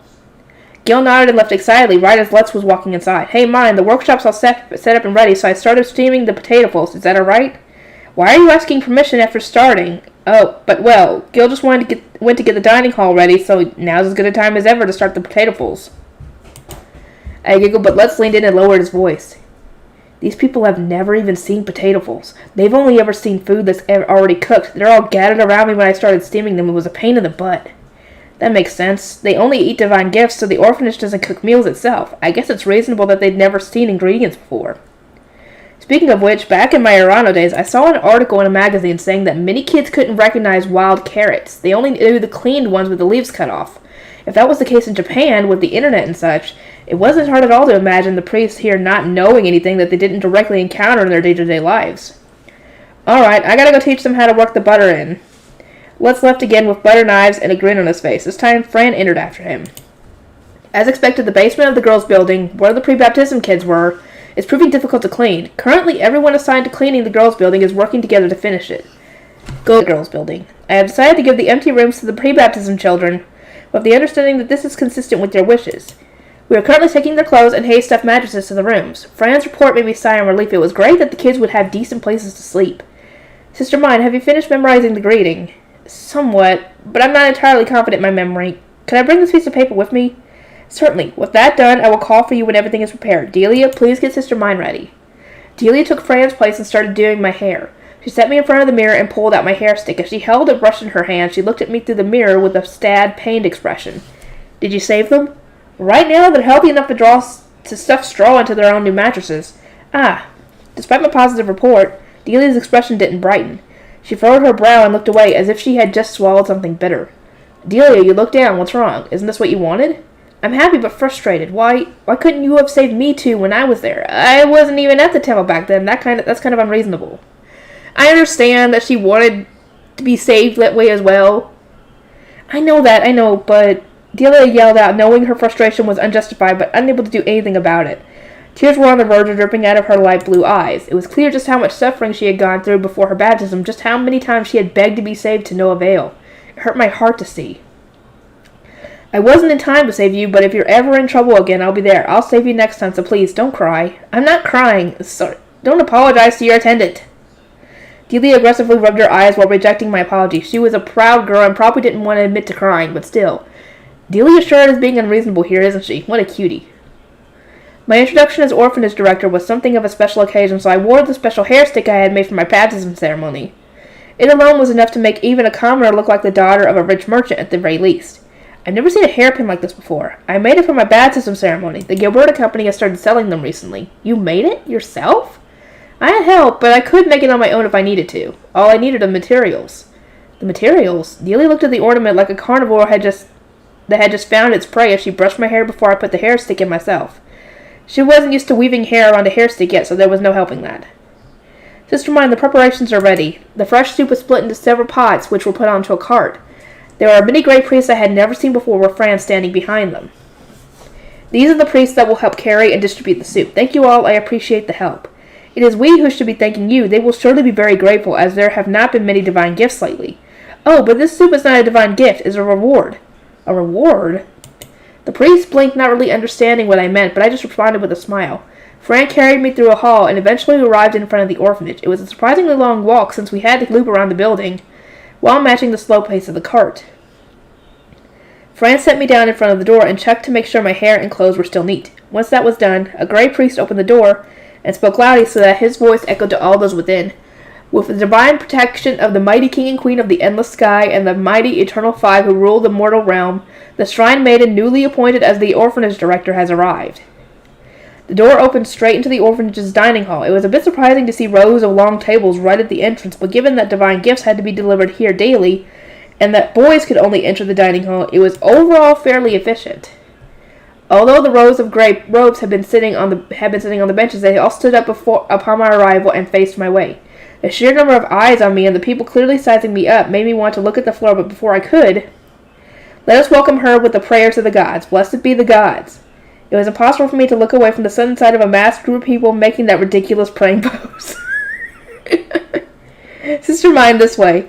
Fran took my hand and guided me to a podium resting on a square of carpet. The older priests closer to the entrance were making sharp poses, but the smaller kids farther back were struggling to maintain their balance. It would be hard to say which of us were worse at it. As everyone's eyes returned to me after finishing their prayers, Fran set me on the podium and whispered in my ear, "Please give your speech like a noble, with dignity and authority." It seemed that leaving a strong first impression would be an important step toward getting the Grey Priest to obey me. Just like Gil said, the Grey Priests and Shrine Maidens here all knew I was a commoner despite being an apprentice Blue Shrine Maiden. If I showed a lack of confidence or authority here, they would look down on me in a snap. I needed to exude the confident majesty of a noble to keep my chin up and never lower my gaze. Keep smiling and maintain my composure. I just had to keep in mind what Benno had warned me about when we were going to give the donation. On our way here, Fran had said with a smile that if things got bad, I could just lightly crush them with my mano so that they would learn their place whether they liked it or not. I didn't exactly want to rule by fear, so ideally that wouldn't be necessary. I somehow managed to memorize the long greeting, but the only experience I had talking in front of large groups was when won some award for an essay I wrote and had to give a humiliating acceptance speech. That and presenting my graduation thesis. I took a deep breath, trembling in fear from all the eyes on me, and touched the swaying flowers on my hair stick. I felt more confident with this hair stick on, since I had made it with my family. Greetings, everyone. I am Myne, the one whom the High Priest selected to be the orphanage director on this vibrant summer day, blessed by the god of fire, Leidenschaft. From the bottom of my heart, I express my joy for your warm welcome and future service. The speech began with framing them as welcoming and serving me in a positive light, then ended with a prayer. I paused and took a breath so I wouldn't mess up the names of the gods. Oh god, here we go, guys. I'm probably going to mess it up. O mighty king and queen of the endless skies, O mighty eternal five who rule the immortal realm, O goddess of water, Flew Train, O god of water, Leidenschaft, O goddess of water, Shuzaria, there we go. O goddess of earth, Gadel? Whatever. O god of life, I don't know how to pronounce that one. I'm sorry. I can't even remember how they pronounced it in the anime. We offer you our prayers and gratitude. Fran had apparently written for me the standard greeting for formal affairs in the temple. The great priest responded immediately, "Blessed be the gods, glory be to the gods." Fran and the high priest had forced me to practice praying at least once a day since I started coming to the temple, so naturally I had gotten more used to it. Nobody could call me a master at it, but I wasn't losing my balance or falling over anymore. Good. Honestly, I'm striking a pretty mean pose right now if I do say so myself. Once the greeting was over, it was time to distribute the rewards. Most of you worked together to clean the orphanage for my sake. I have brought a reward for those of you who did. Fran, please give the hard workers their rewards. As you wish, Sister Myne. Fran took out a wooden board and began listing off the names of those who didn't work. The Grey Priest, distributing the soup, skipped over those who had their names called, giving food only to the others. This looks like lunch is being handed out at school, I thought absentmindedly while watching, until suddenly a boy about the same age as Gil, who hadn't been given food, stood up and glared at me with his face bright red. This isn't fair. Divine gifts are supposed to be given out equally. You're a commoner and you don't even... Indeed, divine gifts are given equally. I smiled brightly at the boy who was acting entirely like Gil had at first. But these are not divine gifts. Did you not hear me when I said that these are rewards given to those who worked hard for my sake? Rewards are not equal. Unfortunately, those who do no work will not be rewarded. There's a saying that he who does not work shall not eat. You would all do well to remember this saying. The boy probably hadn't expected me to argue back. He looked at me stunned as if he had forgotten his anger entirely. A reward? Yes, a reward. Do your work next time. Also, I have brought further rewards for those who worked especially hard. Those who have their names called, please come to the front with your plates. Grey Priest opened the steamers that Lutz had put the buttered potato fulls in. The scent of butter drifted through the dining hall. As Fran listed off names, priests and shrine maidens timidly came to the front while glancing at those around them. A Grey Priest placed one buttered potato full on each plate. I heard that you raced to where the children were and began cleaning before anyone else. Thank you. I was told you cleaned exceptionally fast. Lutz praised your work. You proactively carried the heaviest loads yourself. Yes, fine work. I was just reading off the memo that Fran and Lutz had written about the hardest workers, but all of them looked at me with emotionally stricken expressions. Some of them even looked like Gil had, a sign that they had never been praised with even once before in their life. I couldn't help but realize just how blessed I was to have a family like mine. Visions of my family heaping praise on me for every little thing I managed to do ran through my head. I felt that from now on I would need to search for the good points in the priests and give them my praise as the orphanage director. Please continue your hard work, but for now, eat. The following day I held a cooking class. Groups were split into those washing vegetables, those cutting vegetables, and those lighting and maintaining the fires beneath the pots. Participants were being taught by Thule and Effa. Hugo, meanwhile, was working hard to make dinner by himself. Ella. Ella and Thule primarily taught how to cut the vegetables. Adults used large chopping knives while the kids held smaller multi-purpose knives. The fresh soup will be their reward and dinner, so everyone took their learning seriously. What? Okay. They were full of curiosity for the raw meat and vegetables that they had never seen before and awkwardly chopped them up with inexperienced movements. I observed that everyone made the first meal produced by the Myne workshop. Fran told me that it would be fine to watch, but as a blue shrine maiden, helping at all was strictly forbidden. I felt eyes on my back and turned around to see the boy who had skipped out on work yesterday glancing my way while proactively chopping as many vegetables as he could. His intentions were so clear it was adorable, so I gave him extra reward fruit. Products.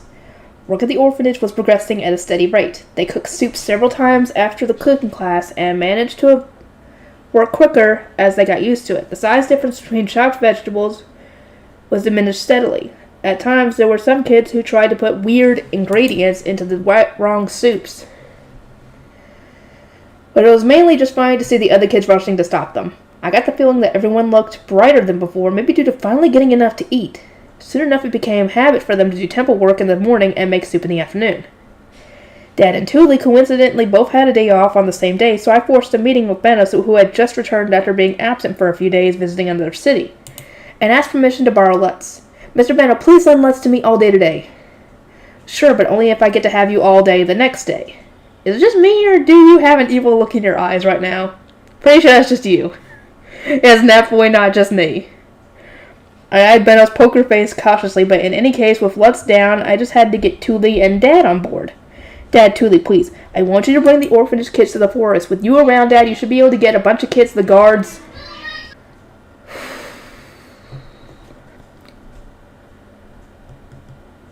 With you around, Dad, you should be able to get a bunch of kids the guards don't know through the gate, right? I don't mind, but I won't taking a bunch of orphans outside the city cause problems. I have the high priest's permission, so it'll be fine. Dad had looked doubtful that I had gotten permission to do this, but he agreed to help. Thule also agreed to help since she was going to the forest anyway. I'm okay with bringing them, but what do you want to make them do out there anyway? Lutz will be there to teach them how to make paper, but I want you to teach them how to gather in the forest while the paper's being made. They've never been to the forest before. Thule knew from teaching the orphans to cook that they had lived an entirely different world from us. She frowned a bit, likely thinking back to how she had to teach them how to hold knives in the first place. Wouldn't it be better to bring more people to teach them, since none of them will have been to the forest before? You're right, but I'll be showing them how to make paper here. I only want to involve people close to me if possible. Okay, I'll help you, Myne. Yay, thanks, Thule. And so I assembled the personages necessary to take a bunch of the orphans, mainly those apprentice age or younger, but not all, to the forest. There were only a few adult priests, and most of them wanted to go, but they would never need to stay at the temple this time. We had to go to the forest in the morning to have enough time to make the paper, and that would interfere with the adults' daily work. Everyone brought baskets, knives, billhooks for cutting wood, pots, and steamers. Lutz would teach them to gather Bookworm wood, steam it, peel it off the bark, and to make paper just like we had done together before our baptism. As the wood steamed, Dad and Thule would teach them how to gather. But to help prevent information leaks, they would teach only the distinguishing features of the woods. Not the name, and for now we didn't mention the ash and torero parts of the process. That was mainly to minimize the chance of someone violating our magic contract by attempting to sell plant paper. Sister Myne, I'm gonna go learn. I'm gonna pay attention. Yes, Gil, go learn to gather and make paper well. Gil went off to the forest with his eyes sparkling, but I was staying behind at the temple. I had to do paperwork for the high priest with Fran, get prayer lines beaten into my head, and suffer criticism for my prayer posture down to the movements of my fingers. The passing days seemed calm and peaceful on the outside, but there was a constant storm going on in my head. Or well, maybe it would be more accurate to say there was a burning chariot which I rode into the sunset as my pockets emptied. I had spent an exorbitant amount of money furnishing my room, the kitchen, and the orphanage. My money was draining and fast. Considering I might be forced to spend some unknown amount of money on noble obligations or some such thing, I wanted to fill my pockets again as soon as possible. I sold the idea for hangars earlier, and I should save cooking-related things for when the restaurant's open, so what should I do here? Maybe I should finally turn the things I talked to Lutz about earlier into products? Sister Myne, you seem to have something on your mind. Might I ask what it is? I was just thinking about money, really. We headed to the gate thinking it was about time for everyone to be getting back from the forest, and on the way we heard excited chattering from the other side of the gate. The kids came running into the temple with big smiles on their faces. Sister Myne, we're back. Welcome back. Did you gather a lot of things at the forest? We brought back lots of black bark. I brought the most. I see, very impressive. Now you just have to take the bark to the workshop to dry. Let's, if you would. Let's set up the black bark to dry in the Myne workshop. Dad explained how to maintain a knife, and Dad and Thule taught them how to prepare and eat what they gathered in the forest. Now then, let us express our thanks for those who have taught you so much. I intended for them to just say thank you and leave it at this, but I forget we were in the temple. The orphans all yelled, "Praise be to our teachers," and genuflected, their heads pressed against the floor. Dad and Tuli were both so shocked that they recoiled a bit. This is how people in the temple express their thanks, so it's kind of like saying they're as grateful to you as they are to the gods, which is, good. Yeah, I know, but dang, it threw me off. I explained to Dad and Tuli what was going on in a quiet voice, then had the orphans, who had finished genuflecting, return to the orphanage. The priests who stayed behind made soup. Remember to wash your hands before you eat. Also, be absolutely certain to clean yourself before bed. You must have gotten very sweaty out there given the heat. After seeing the orphans off, I let out a heavy sigh. Sorry, everyone. Could you wait here for me? I'll go get changed. And I returned to my room with Fran and had Delia change my clothes. When I had plans to stop by Benno's store, I could preemptively wear my apprentice merchant outfit and leave after just taking off my robes, but today I had worn my normal clothes just like Tuli, which meant I had to change my entire outfit. Sister Myne, please get several more pairs of blue robes. Yours are all dusty since you've been to the basement. I want to wash them, which isn't easy when you don't have any spares, complained Delia. The temple's blue robes were made of high-quality cloth that felt smooth as silk. Buying spares would probably cost a hefty chunk of cash. I would need to think hard about making money. I'm back, sorry. I returned to the workshop after changing my clothes and locked the door. After giving Fran the key, I began the journey home with everyone. Lutz, I will now report what Myne did today. Fran, holding a board, reported to Lutz what I had done over the day and how healthy I seemed. He had to do that pretty much every day, but it was hard to open ink jars and use pens outside, so he wasn't able to write down everything he wanted, which made me suddenly remember something. Maybe it's finally time to make the notepad. I could expect for there to be enough demand to make them profitable since they weren't common, and plant paper was still expensive enough to drive up the price. It was possible that notepads were more common than I thought, but they would still be good gifts for people like Fran and Lutz. I started running through the steps in my head and figuring out what materials I needed. Then I suddenly realized that Dad had picked me up at some point, and we were already at the Central Plaza. Lutz! Still held up by Dad, I called it to Lutz, who was walking next to Tuli. Does Mr. Benno know any metal workshops? Yeah, he does. What's up? Thought of something new? Uh-huh. Though I'll want to ask Ralph or Sieg to shape up some wooden planks for me. Not even Lutz, who was fairly dexterous with his fingers, could compare to the skills Ralph and Sieg had developed through training to be carpenters. I learned that well when they helped me make the hanger.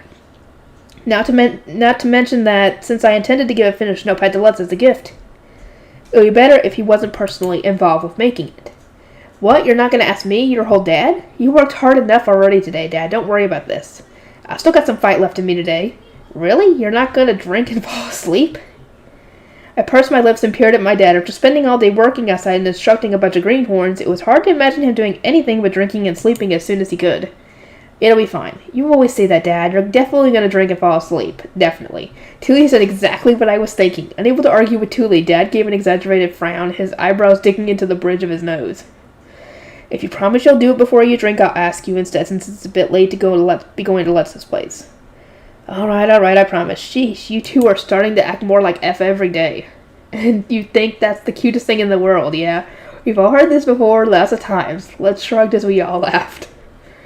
After having Dad measure Lutz's hand, we went home. Huh? So, what do you want me to make? Once home, Dad finished dinner while resisting the urge to drink. I started rummaging through our storage room for a suitable plank and tools. So, Dad, which would be easier, carving out a lot of space out of a plank to pour wax into, or hammering in thick blocks around a thin plank to create a spare space to pour wax into? Yeah, gotta be the second one. The wax won't flow out? Depends on how you do it, but it should be fine. With Dad's suggestion in mind, I peered through the basket packed full of planks and looked for one of a good size. Okay, I want you to use a plank about this thick to make 2 bores the size of my hand. 2 the size of Lutz's hand and 2 the size of your hand. How deep? About as deep as my finger so the wax doesn't flow out. Oh, and we'll need holes to put string or rings through, so leave some space at the top. Basically, I want something like this. I explained while drawing a picture, and Dad nodded, rubbing his chin, then got to work.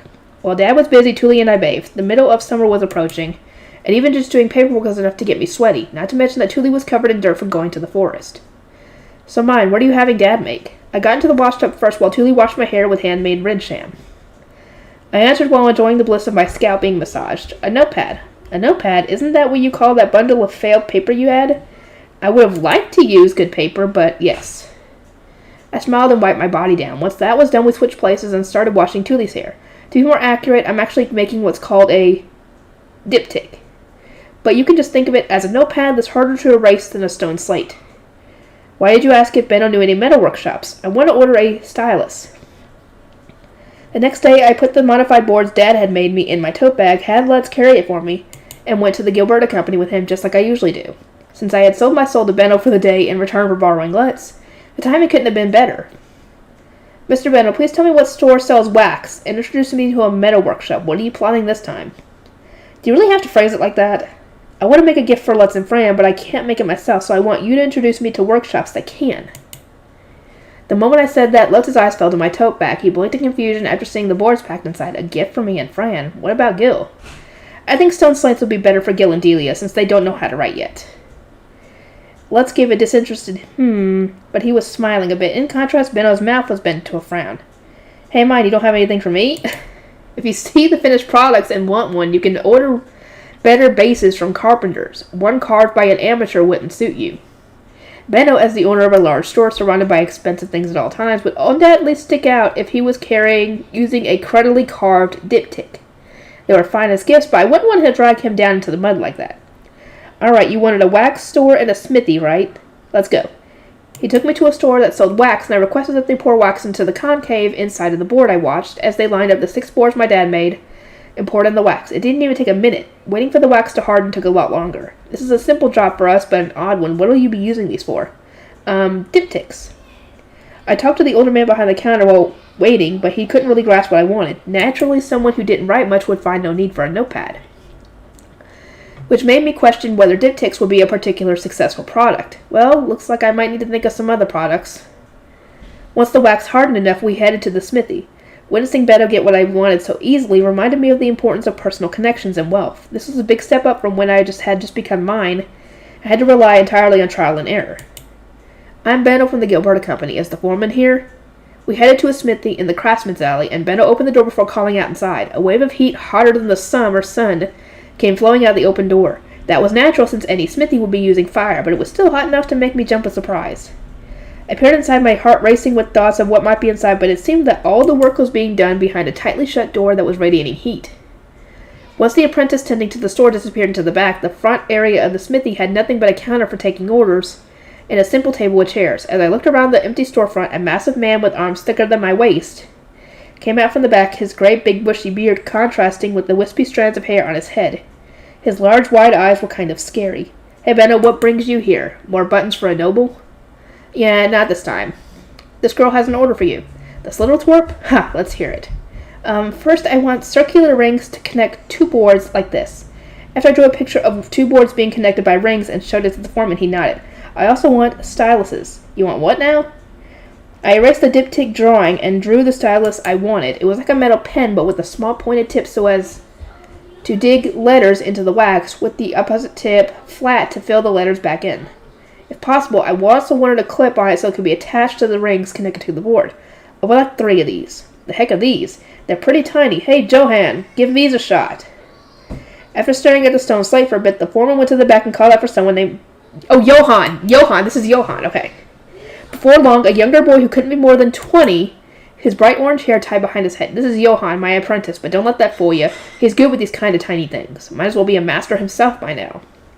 I'm Johan, nice to meet you. What are you ordering today? I showed him the slate and gave him the same explanation I gave the foreman. Johan took out a board and started scratching on what looked like blueprints. His art was a lot neater than mine. Just what I would expect from a professional. Just how small do you want the tip to be exactly? About as thin as a sewing needle, and please make the tip sharp and pointed. But it would be hard to hold if it was all thin, so please make the part where you hold it be as thick as a normal pen. These aren't very precise directions. Johan set aside his pen with a sigh and went out back to retrieve several metal cylinders. He lined them up on the counter and asked me to try holding them. Which thickness is easiest for you to hold? This one for me. What about you, Lutz? If we're talking about pens, this one would be easiest for me to write with. Lutz and I had different hand sizes, so the thickness and weight of an ideal pen differed significantly.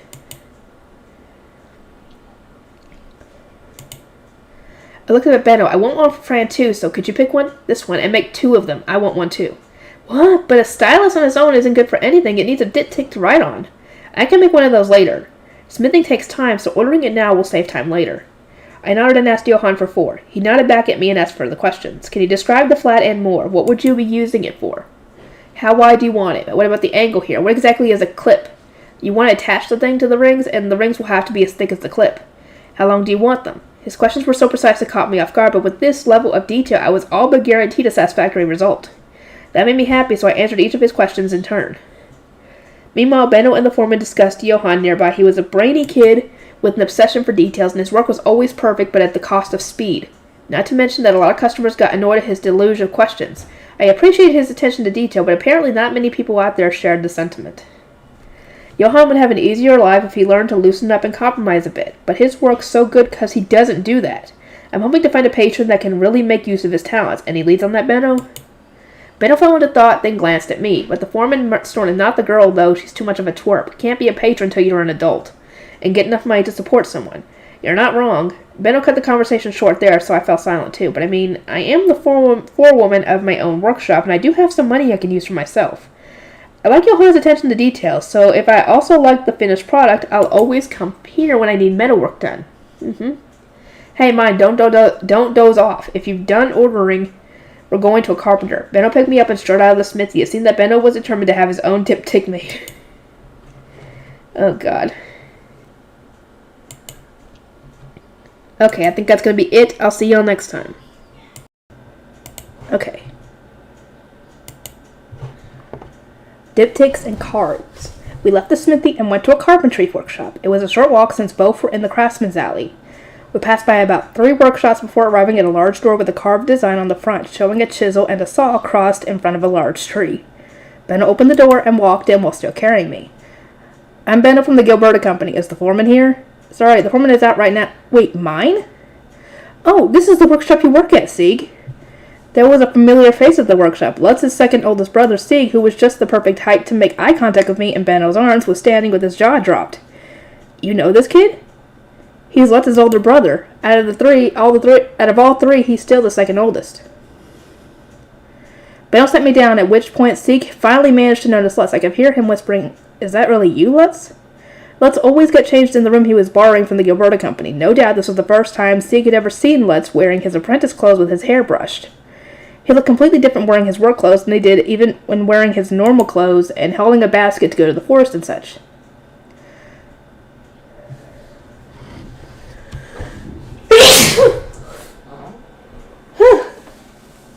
Hate that.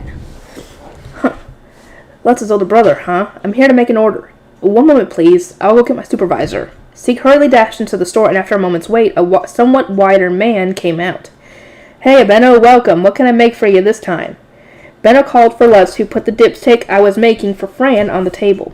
Benno then stated his order while pointing at it. I want you to make a wood cover the same size as this. Put my source crest on the front and carve my name on the back. The supervisor took out a low-tech tape measure and measured the diptych all over while writing measurements onto a board. As they began discussing what kind of wood to use, the spelling of his name, details of the crest, and the kind of lettering to use, Sieg popped back out to the front of the store, probably concerned about Lutz's presence.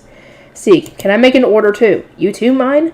Sure, I guess. I want boards that are thin but hard, all the same size, which should be about... I started to estimate the size of my hands, so Sieg hurriedly went and got a tape measure. After deciding on the width and height, we determined the thickness, then I told him I want 70 of these. 70? What do you need that many for? I'm going to make karuta for the 35 letters of the alphabet.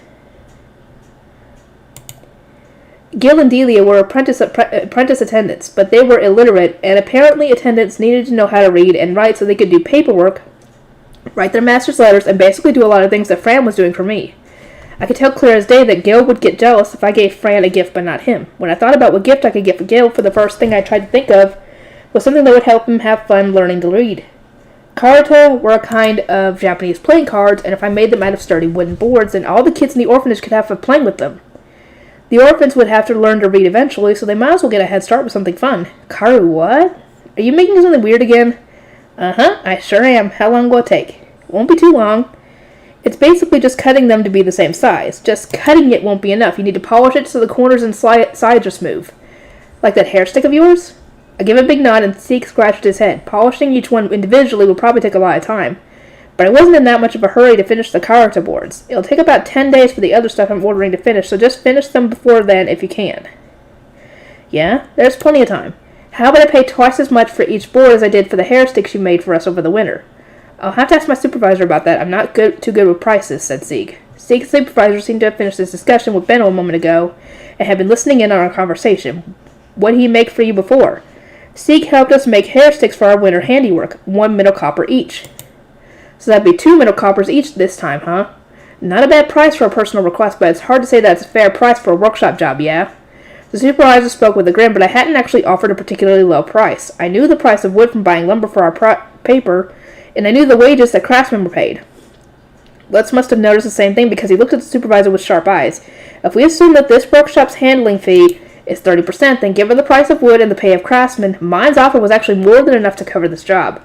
Especially since she's not ordering just 1, she's ordering 70. You're looking down on Myne because she looks like a pre-baptizing child, aren't you? Finished Lutz with a smile closely resembling Mark's, making the supervisor flinch. Lutz, what are you doing? My job.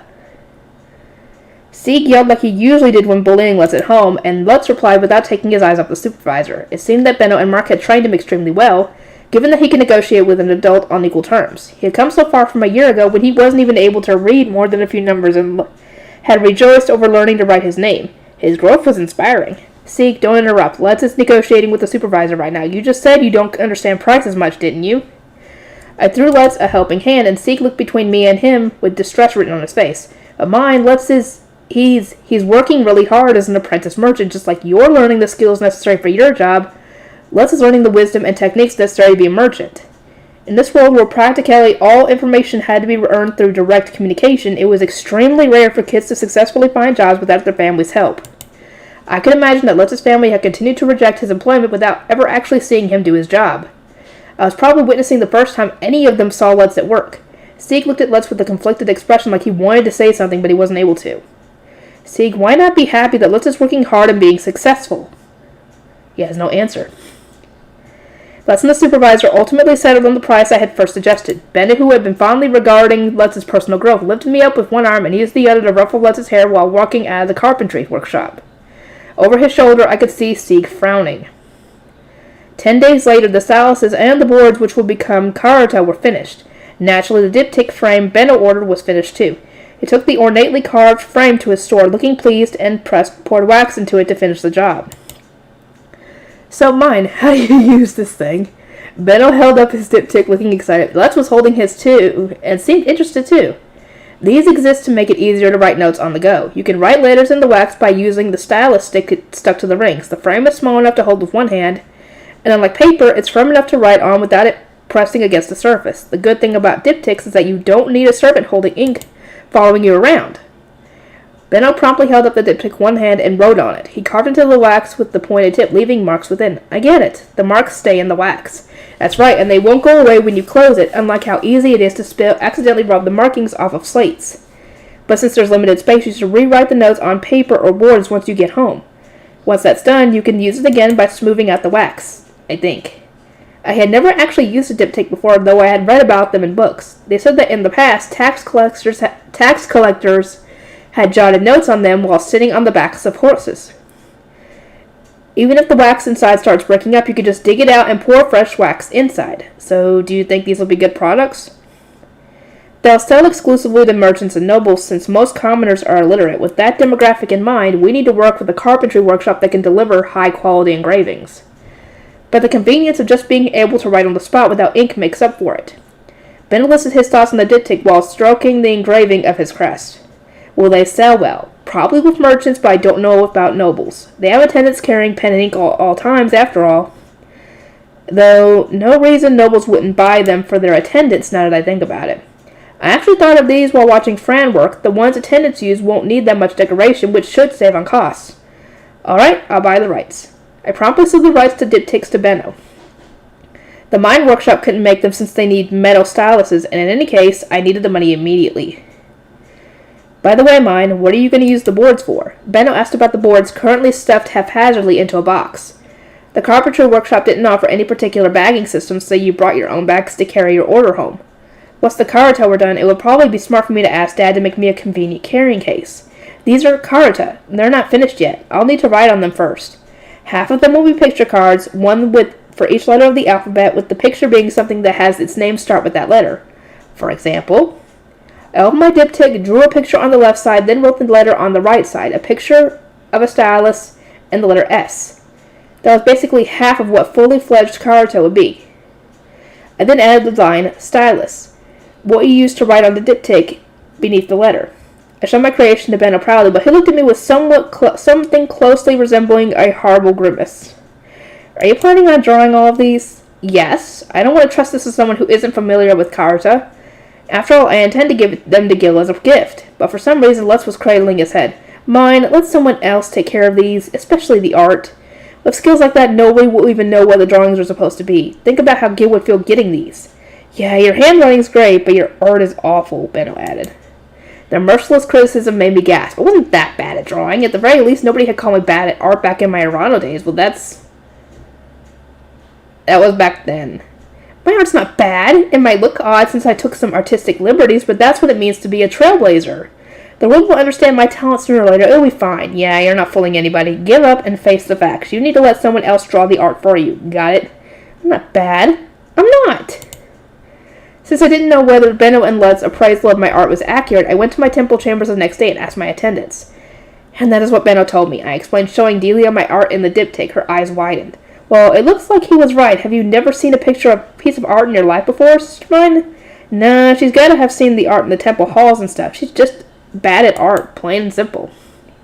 Delia and Gil launched spears to my heart. Wounded, I turned to Fran, only to see him averting his gaze while furrowing his brows uncomfortably. Well, in a manner of speaking, your art is very unique. My attendants had been raised in a temple where the chapel, halls, and so on were filled with high-class paintings and sculptures, not to mention the decorations in the blue priest rooms. To them, art needed to be realistic and detailed, with my kind of cutesy, simple art flying in the face of what they were used to. Sister Myne, might I suggest that you entrust the art to Wilma? She received art lessons from the Blue Shrine Maiden she served in the past. Really? Art lessons? Attendants can do art too? Different masters require different talents from their attendants. Upon being baptized, orphans become apprentice grey priests and begin doing laundry, cleaning the chapel, sweeping the halls, and so on. During that time, one might be chosen by an attendant to become an apprentice attendant thanks either to their hard work or the whims of circumstance. Once selected as an apprentice attendant, their home would move from the orphanage to the nobles' quarter. They would do work more or less like normal servants in the nobles' quarter while being taught by their elders how to become proper attendants. For that reason, all attendants are taught how to welcome visitors, but the exact details of their job depends on the priest or shrine maiden that they are serving. Some apprentice shrine maidens are taught how to offer flowers, chimed in Delia, and some apprentice priests are taught to specialize in math. I nodded at their explanation, intrigued, and turned to Gil. Naturally, his opinion was the most important since the gift was ultimately for him. What do you think, Gil? Should I ask Wilma? Huh? Me? Why ask me? Gil looked confused, so I explained that they would be a gift for him. You snuck food to the orphanage children every day, didn't you? You worked the hardest for them, and I want to reward that. A reward, huh? Gil began to agonize over his answer the moment he learned the context. He blushed increasingly over time for some reason and ultimately cradled his head. It's too embarrassing, I can't say anything, he mumbled to himself. He even started groaning while walking in circles. Maybe he had some particular feelings for Wilma? I watched him warmly, thinking that he was probably too embarrassed to go talk to her, until eventually he lifted his head with his resolve steeled. The art's fine with me either way. You should ask Wilma if you don't have the time, but yeah, all I want is that you write the letter, Sister Myne. 'Cause your letters are pretty, and, Unable to bear the embarrassment, Gil dashed out of the room and down the stairs. Oh, boy. I heard the loud slam of a door being thrown shut. He was probably holding up his room, trembling with embarrassment. What do you think, Sister Myne?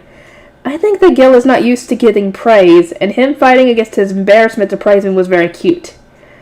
I would thus like to dedicate my all to making this Karta set. In that case, I advise asking Wilma to draw the art, said Fran, while blatantly holding back a laugh, thereby deciding my course of action.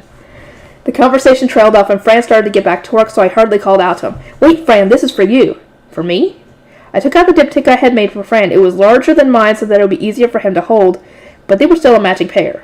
You have the most work out of any of us, don't you? You're my only adult attendant, but now you have a lot more work since I went and became the orphanage director. It must be really rough on you, and I'm grateful that you're working so hard for me. This is my way of rewarding you. I explained to Fran how to use the diptych, and when I told him that I had thought of making it after seeing Fran troubled at the gate, he smiled with his brown eyes crinkling. To think you would make a new product for me immediately after the idea struck you. I would like to master the management of your health soon, Sister Myne, so I might honor your gratitude. I noticed Delia watching Fran hold the diptych, envy clearly in her eyes. She was as easy to understand as ever. "These are for you, Delia," I said. "You didn't go to the orphanage, but you've worked hard keeping the first floor clean and greeting visitors while Fran and Gil were busy." "What are they?" "A stone slate and a slate pen. Please practice the alphabet with them. Attendants need to learn to write letters for their masters, do they not?" I wrote Delia's name on the slate and handed it to her. She pored over the letters with her eyes locked on the slate. I had thought that she might be somewhat literate compared to Gil, but it looked like she might not have been taught any of the alphabet at all while with the High Bishop. More likely not.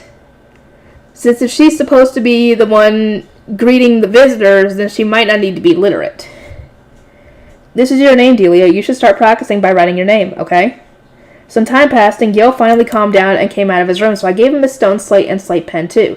He immediately began competing with Delia over who could learn to read faster, and with their enthusiasm inspiring me, I began writing at the cards while paying close attention to each letter. I selected exclusively words related to gods and the Bible so that Wilma, with her temple upbringing, would have an easier time drawing the art. Good idea! When Benno saw the finished product of my letters and Wilma's art, he immediately wanted to buy the rights to Karata, but I wanted to make Karata sets in the Myne workshop for the kids. So even though Benno could normally buy total rights to a product so he could have full control, this time I made him incorporate that the Myne workshop could continue making them, plus a 30% cut of profits for the idea. That meant from now on, I would earn some money each time a Karata set was sold. Good idea. You essentially get the patent rights to it now, so that every time one is sold, you get profit from it. I let a sigh of relief with the knowledge that my metaphorical wallet would soon be heavier. Entertainment products and educational tools might sell pretty well. Preparing for the Star Festival. I had plans to visit Karina today so that I could order spare blue robes and a set of ceremonial robes. I initially ordered the ceremonial robes through Benno since they would take time to make, but apparently she needed to talk to me directly to discuss the embroidery patterns, the type of sash, the payment, and so on. This time Karina said I could bring my mother or sister with me. She was pregnant and could use the help taking measurements. Benno had measured me over my clothes before, but since it seemed that we would have a long business relationship with each other, she wanted to start getting proper measurements of me sooner rather than later. To that end, I was bringing Tuli with me while Lutz stayed at home. Mom was a little sick, and although she wanted to come with us, Dad put his foot down. Oh, I think I know what that is! I'm betting that her being sick means she's pregnant. 'Cause she does end up pregnant in season 3. Ceremonial clothes use really good cloth, don't they? I've never seen cloth that this soft and silky before. Tuli touched the cloth with sparkling eyes after taking off my clothes and measuring me. The workshop she worked at didn't get orders for clothes that needed such fine cloth. In my case, I was using the high-quality cloth Benno gave the temple. It was originally white, but I had already given it to my mom to dye blue at the dyeing workshop where she worked. It was now a deep blue resembling lapis lazuli, which matched the color of my hair well. Myne, you can put your clothes back on now. Tuli, thank you for your help. The ceremonial robes will be embroidered with the words of a prayer.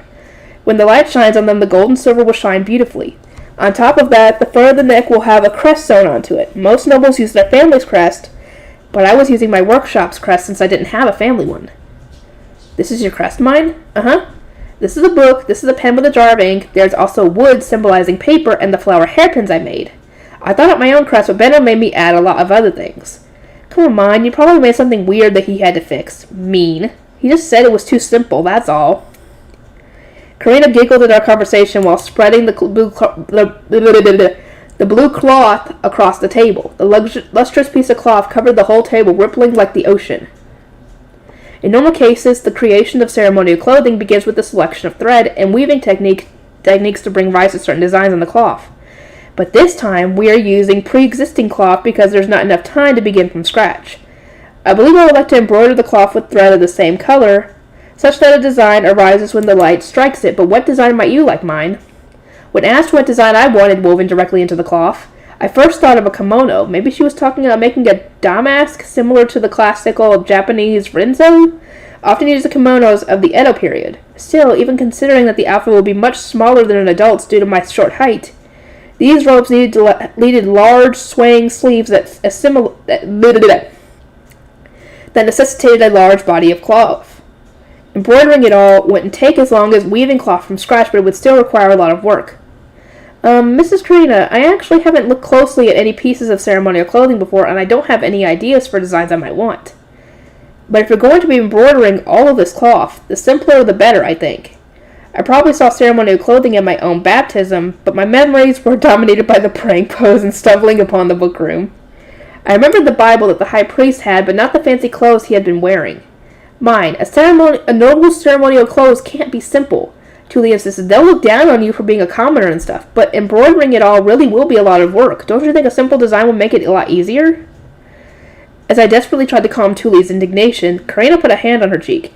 It would be nice if I could make simple embroidery appear elegant as you made Tuli's baptism outfit appear fancy through simple adjustments.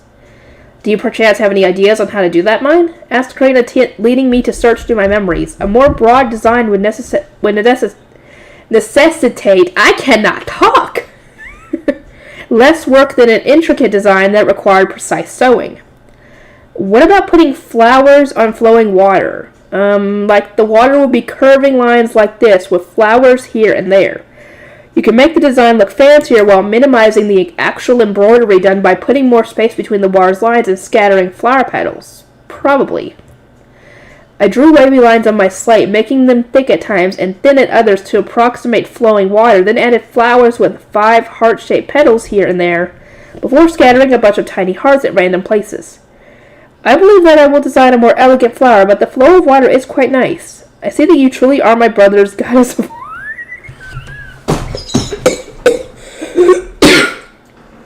Oh my god, people keep referencing that. It's a good thing Tuli doesn't know. Said Karina with an amused smile, causing me to flinch. No matter how much Benno and I denied it, nobody would believe us, even if his little sister Karina was joking about it. Mrs. Karina, how far has that rumor spread? Otto is spreading it because he finds it hilarious, so I have no idea. Oh, you big idiot! Benno's gonna get so mad at you! Yes, he will. As I ate the lunch that Karina ordered for me, she and Tuli had a rousing discussion on what flowers to adorn the water flow with. I couldn't keep up at all since I didn't know the names of too many flowers. Mrs. Karina, said Tuli, it looks like Mr. Benno wants to come inside and... Hate to interrupt your lunch, Karina, but I've got something to give to Myne. Mind if I borrow her for a second? None at all. Myne finished eating long ago and has seemed bored ever since. Benno gestured me forward, so I jumped off my chair and walked to him. Read this when you're alone, that's all. If you notice any solutions to the problems, do me a favor and speak up.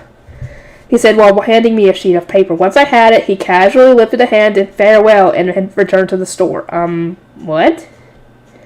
I looked around to make sure no one was close to me, then immediately opened up the folded piece of paper. On it was a list of problems Benno was in the process of struggling with. Wait, seriously? First there's a list of insults and warnings for him to throw at me, and now there's a list of problems for me to solve? I don't want to deal with this. The list had everything from trivial things like Otto being too happy about Karina's pregnancy to focus on his work, to business matters like the decoration, menu, service style, and prices of the Italian restaurant. I went through each problem one by one while thinking of answers for Benno. Then I reached the final problem, and the blood drained from my face. Myne, what did he want? What's on the paper? I must have been standing in place for a long time because Tuli came over to peer at the letter with a worried expression. I hurriedly folded the paper, but then realized that Tuli was illiterate and sighed in relief. The list of problems might as well have been lines of squiggles to her. It's a work secret.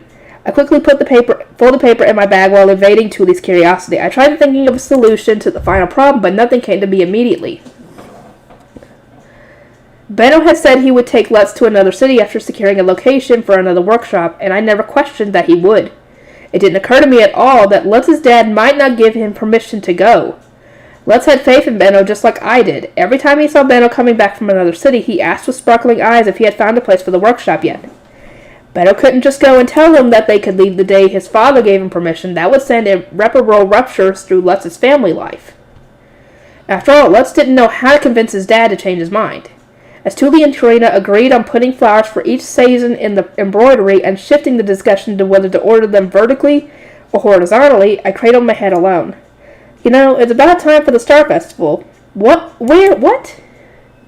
Lutz spoke to me on the way to the temple, causing me to jump in surprise and look around. He narrowed his eyes and peered at me. It was enormously difficult for me to keep secrets from Lutz since he had been managing my health for so long. That was definitely the only reason he was suspicious. What's with you, Myne? Your head's been in the clouds all day. Not true. I just, what did you say again? Lutz sighed, having seen through my denial that my mind was somewhere else, and then repeated himself. The Star Festival. It's almost here. Want to go together this year? The Star Festival? Oh, that summer thing. It's about playing with water, isn't it? Not exactly. We throw tau fruits at each other. Tau fruits were those tiny red fruits I saw back in the spring. They fill up with water in the summer so much that they get to be the size of a fist. I understand it as a kind of a natural water balloon, but I had never seen a swollen one myself. What kind of festival is a Star Festival if it's not just about playing with water? Since I had missed the festival every time and knew nothing about it, Lutz explained it for me. The Star Festival wasn't about playing with water. It was a day where marriages were held. It was basically a wedding ceremony for all couples held in the lower city once a year, and the towel were thrown at those getting married. When second bell rings, everyone who isn't in the wedding goes to the forest to pick up towels. The wedding starts at third bell and ends at fourth bell. That's when all the new married couples start going home. Everyone else waits in the central plaza and hides with their towels. I mentally envisioned a huge group of people walking down the main road with water balloons in their hands. It was surreal beyond me, really. But it was commonplace for cultures to have wedding ceremonies that appeared odd from the outside. Back on Earth, I had read books about wedding ceremonies where the attendees all had fistfights or barged in on the marriage before being consummated. Oh God. I had even read about one culture where the lord of a region got to consummate all marriages. Oh no. It would be wise to just think of the Star Festival as an oddity in a long string of oddities. Oh yeah, definitely. So once all the married couples reach the central plaza, a bell rings and the battle begins. We all start throwing our towels at the couples. What? At the married couples? Yep, the husband protects the wife while they run away. It's like testing his worth as a man. Most of the couples end up hit with a lot of fruit and throw some back while running around the city sopping wet. The festival was more bizarre than I expected. Japan itself had some odd marriage traditions like exchanging strange gifts, but it all had meaning. Maybe there was some deep symbolic meaning to a city-wide water balloon fight that I just didn't get. Like the seeds of fruit symbolizing fertility or something. But you see, the people who throw the tau fruit the hardest are the people who didn't manage to get married that year. They hunt after the couples like crazy every time. It's messed up, but pretty funny too. I can understand that. Feelings of empathy arose in my heart. Even back in my Arano days, there was barely any romance in my life. Dating, marriage, it was all outside my world. I can understand very well the desire to throw fruit at newlyweds leaving a church with happy smiles on their faces. Okay, I understand the festival now, Lutz. I'm looking forward to it. You sure got real motivated real fast. Anyway, once all the couples get chased away, we all eat the celebratory food prepared at the plaza. That's when kids go home happy to have eaten so much. They're not allowed to go back out no matter what, because that's when the beer comes out and it's time for an adults-only festival. As one might expect from a festival with star in the name, the most important part of it took place at night. Once the kids were driven out of the picture, the newlyweds returned and were enthusiastically celebrated while the unmarried people sought out romantic partners. According to Lutz, that was always a source of frustration for those born in summer, as they had their adulthood ceremony taking place not long after the star ceremony. Do you think the kids from the orphanage go to the festival too? Who knows? Don't think I've ever actually seen them there. Actually, do you think you'll be busy at the temple? I remember something about a ceremony in fall you gotta go to. You sure we can go to the Star Festival together? Asked Lutz with worry, but I didn't have an answer for him. Given that this mass wedding was held in the temple, it was very possible I would have work to do. I'm not sure, but I'll ask the high priest. When we arrived at the temple, Lutz left to go back to the store. After seeing him off, I changed into my room and started writing a request to meet the high priest while asking Fran about the Star Festival. Fran, have you ever participated in the Star Festival? The Star Festival is an incorrect term. It is the Starbind ceremony. It is not a ceremony where marriages are. Is it not a ceremony where?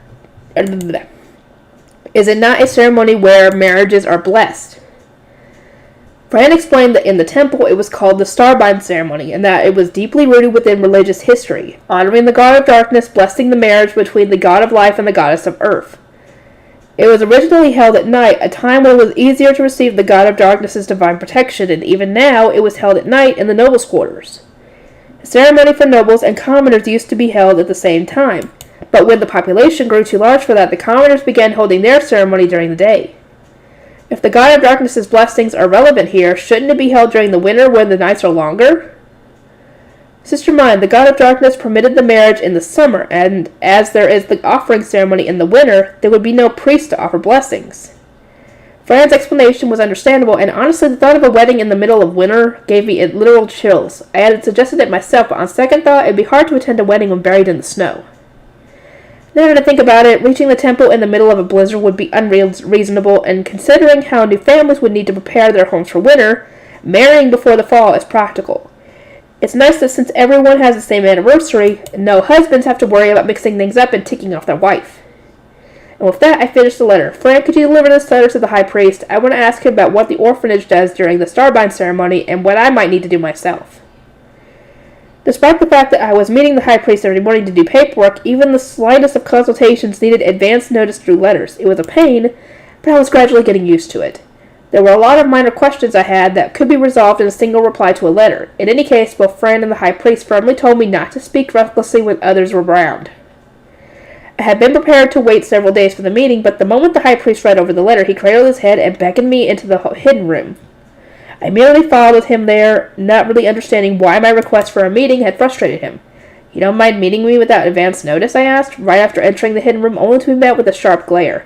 Normally he would simply offer harsh criticism with a collected expression, but in this room, he would lecture me with his frosty wrath.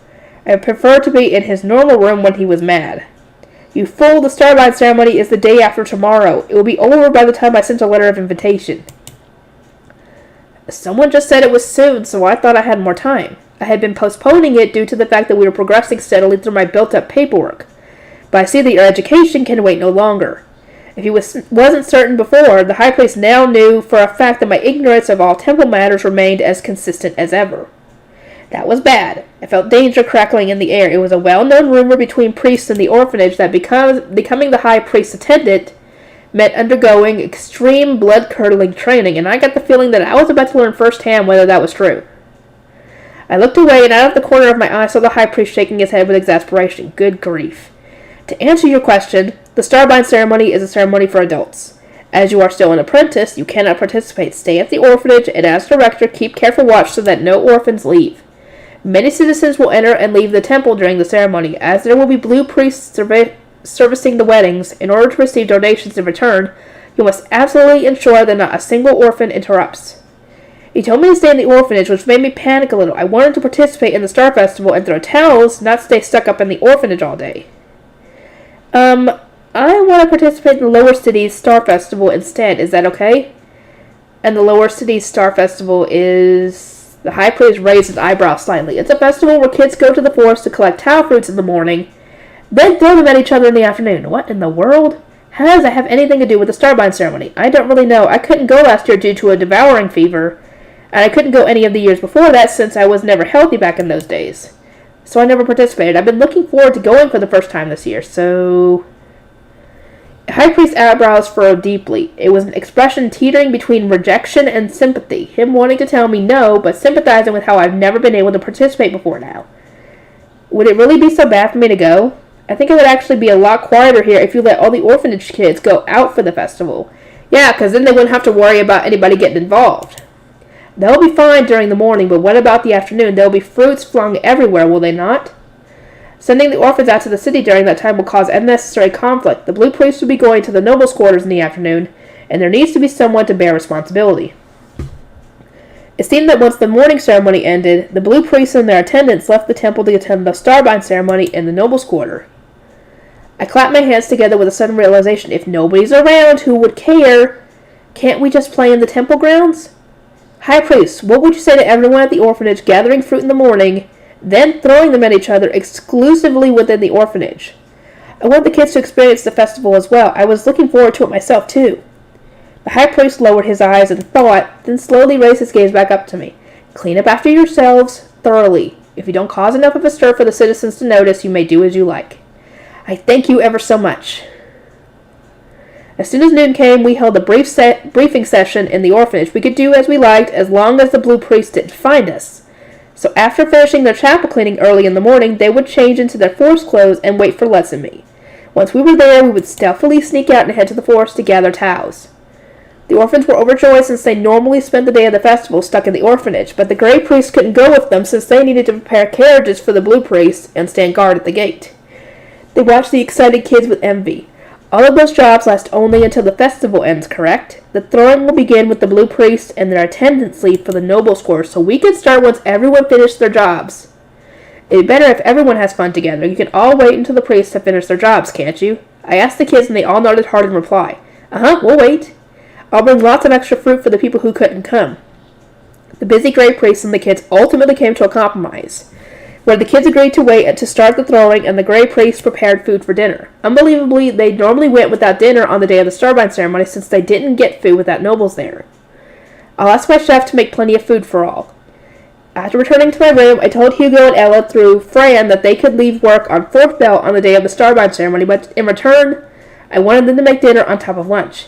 It seemed that Hugo was an unwed adult and thus had a burning desire to participate in the festival. Fran told me that he was determined to finish his work as soon as possible. I missed my own opportunity to throw fruit at newlyweds, but as long as the kids in the orphanage get to have fun, that was fine by me. Okay, hang on. I'll keep going. I need to make these longer. The Star Festival. It was the day of the Star Festival. The sun was in the sky, but it was still early enough that the summer heat hadn't fully set in. A stir that only festivals could bring was already running through the city, and crowds of people were heading for the South and East gates, despite the fact it was so early that the gates hadn't opened yet. Bye, Mom. Don't get too excited out there, dear. As always, Lutz, please take good care of Myne for me. I left home with Lutz, who had come to get me. Tuli came with us at first, but left to enjoy the festival with her own friends. She was running towards the gate with Ralph and Faye. Bye, Myne. Let's have fun today. Bye, Tuli. After waving Tuli, Ralph, and Faye goodbye, Lutz and I turned around and walked in opposition to the flow of people heading toward the temple. We were wearing our normal clothes so that we could safely get wet. People popping out of side alleys were walking to the gate with excitement sparkling in their eyes. Not a single person was wearing their best clothing. Fighting against the waves of people, we passed the central plaza and headed further north. It was just about there that the crowds thinned. One could guess that those living in the north had left long ago to reach the gates as they opened. They're staying at the orphanage, Myne? Why? I, having intended to go with everyone to the forest and pick up towels, looked up at Lutz with wide eyes. He grimaced uncomfortably before continuing. If it were just you and me going to the festival, I was going to get 2 or 3 towels before heading back. But we're all going to throw them at each other in the orphanage instead of at newlyweds, yeah? That means we'll need more. We won't make it back to the temple by 4th Bell with you with us. Lutz's argument was rock solid and forced me to hang my head sadly. As always, I hated my body for making me dead weight to everyone. Lutz patted my head and comforted me while lowering his voice a bit. Not to mention, someone might drop by the orphanage to check up on things. You'll want to be there if that happens, right? As director? You're not wrong. It was very likely that the high priest or high bishop would send an attendant to check on the orphanage and give warnings. If the high bishop were to learn that the orphanage was empty, he would probably have strong words, or worse, for both me and the high priest. You're not the only one staying behind to work, yeah? You stick with them while we get the towels. I can't help if you don't. Okay, I'll stay behind. The second bell rang across the city just as we reached the temple. It was time for the gates to open. Fran and I watched as Lutz left the orphanage through the back entrance with a finger over his lips to signal that they should be quiet. The guard at the gate could barely hold back his laughter, and the same went for me. Once they get past the gate, they ran off from the temple, chattering excitedly. I went to my chambers feeling envious and changed into my blue robe so that I could go to the orphanage. Did you not want to go to the forest, Delia? Going to the forest won't help me be a good mistress. I want to learn the alphabet as soon as possible. Gil and Delia were competing to learn the alphabet first, but Gil was learning faster. Probably because he was bringing his card to the orphanage and playing with everyone. Understandable, you are losing to Gil after all. Geez, just by a little bit. I'll beat him in no time. Delia had stayed behind by choice, and so I left her to watch over the chefs while Fran and I went to the orphanage. After I climbing down the stairs, I saw that the door to the kitchen was thrown open, and I could see Hugo and Ella cooking furiously, attempting to finish everything before 4th Bell so they could join the others in the towel throwing. The high priestess requested that I spend this morning instructing you on the rituals and ceremonies of the temple. You will not be able to participate in the towel throwing until you have memorized them all. The high priest apparently had no mercy when it came to education and had immediately developed a curriculum for me. I had to learn a surprising amount today. As I slumped in despair at everything written on the board, Fran informed me that the high priest had estimated from my math skills and degree of literacy that my academic level was high enough to justify this rapid pace. But the high priest misunderstood. My math skills were carried over from my past life, and I had worked hard on becoming literate exclusively because it was necessary to read books. He shouldn't expect these talents to carry over to memorizing a bunch of temple ceremony stuff. I wasn't that good of a student. I turned down the hall on my way to the orphanage, and there, by chance, I came face to face with the blue priest for the first time. He must have been heading to prepare for the ceremony. Well, well, if it isn't that little upstart commoner wearing her blue robes without an ounce of shame, today's ceremony is no place for kids, you know. Rather than participating in the ceremony, the high priest is giving me the duty of watching over the children in the orphanage. Oh, I see. Taking care of orphans is a good fit for a commoner like you. Maybe you do know your place after all. I thank you ever so much for your praise. The blue priest gave a bored and left. I resumed walking to the orphanage. Fran furrowed his brows with concern and spoke to me sounding worried. Sister Myne, don't worry about it, Fran. Words will never hurt me. They go in one ear and out the other. No harm done. I entered the orphanage and saw that there were a few gray shrine maidens still there, as one would expect from shrine maidens who had been left in the temple as potential flower bearers. They were pretty with striped faces. Oh, my Sister Myne, what might bring you here?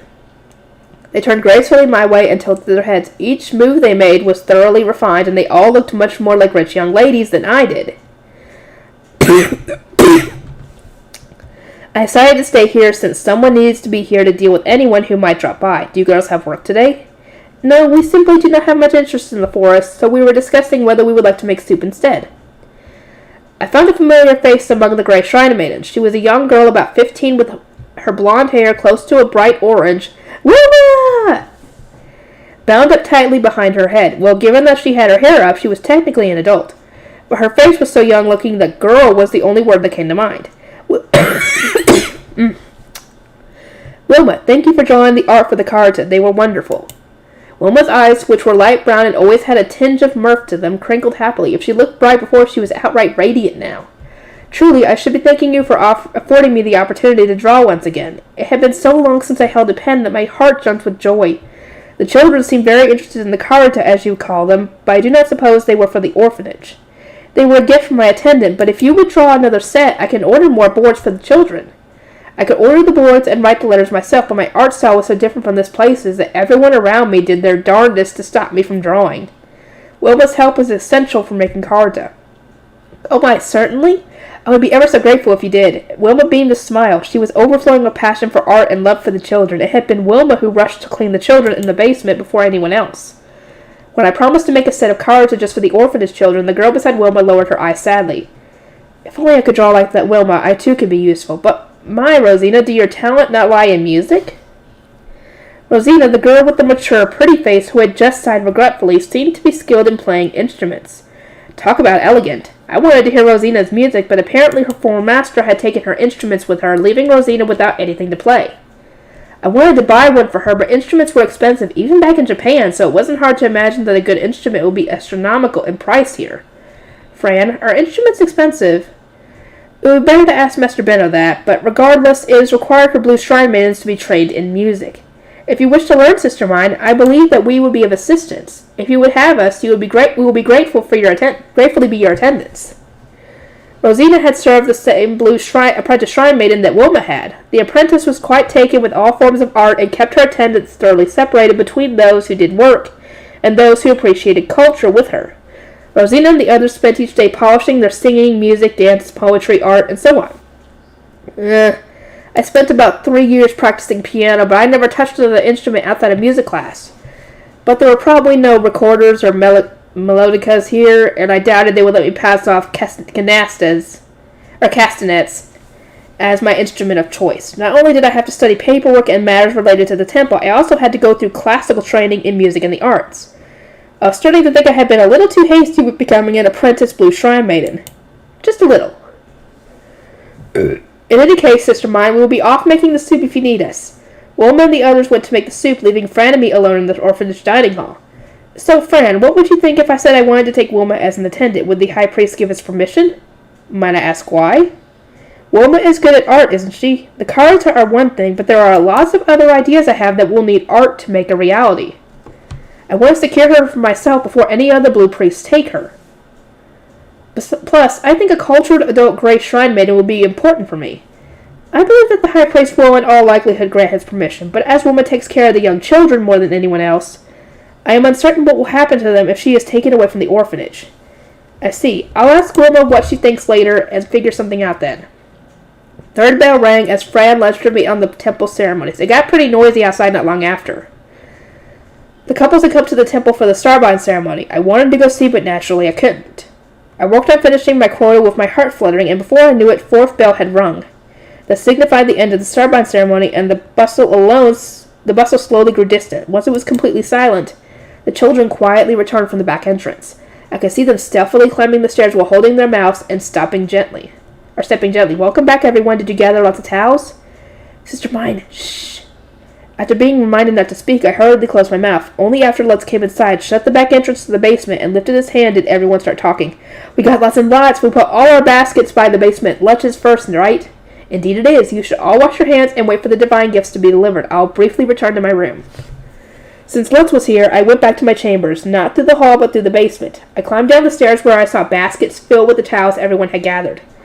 Lutz, can I borrow 4 of the towels you gathered? My chefs couldn't go to the forest, and I want to give them some. Yeah, sure.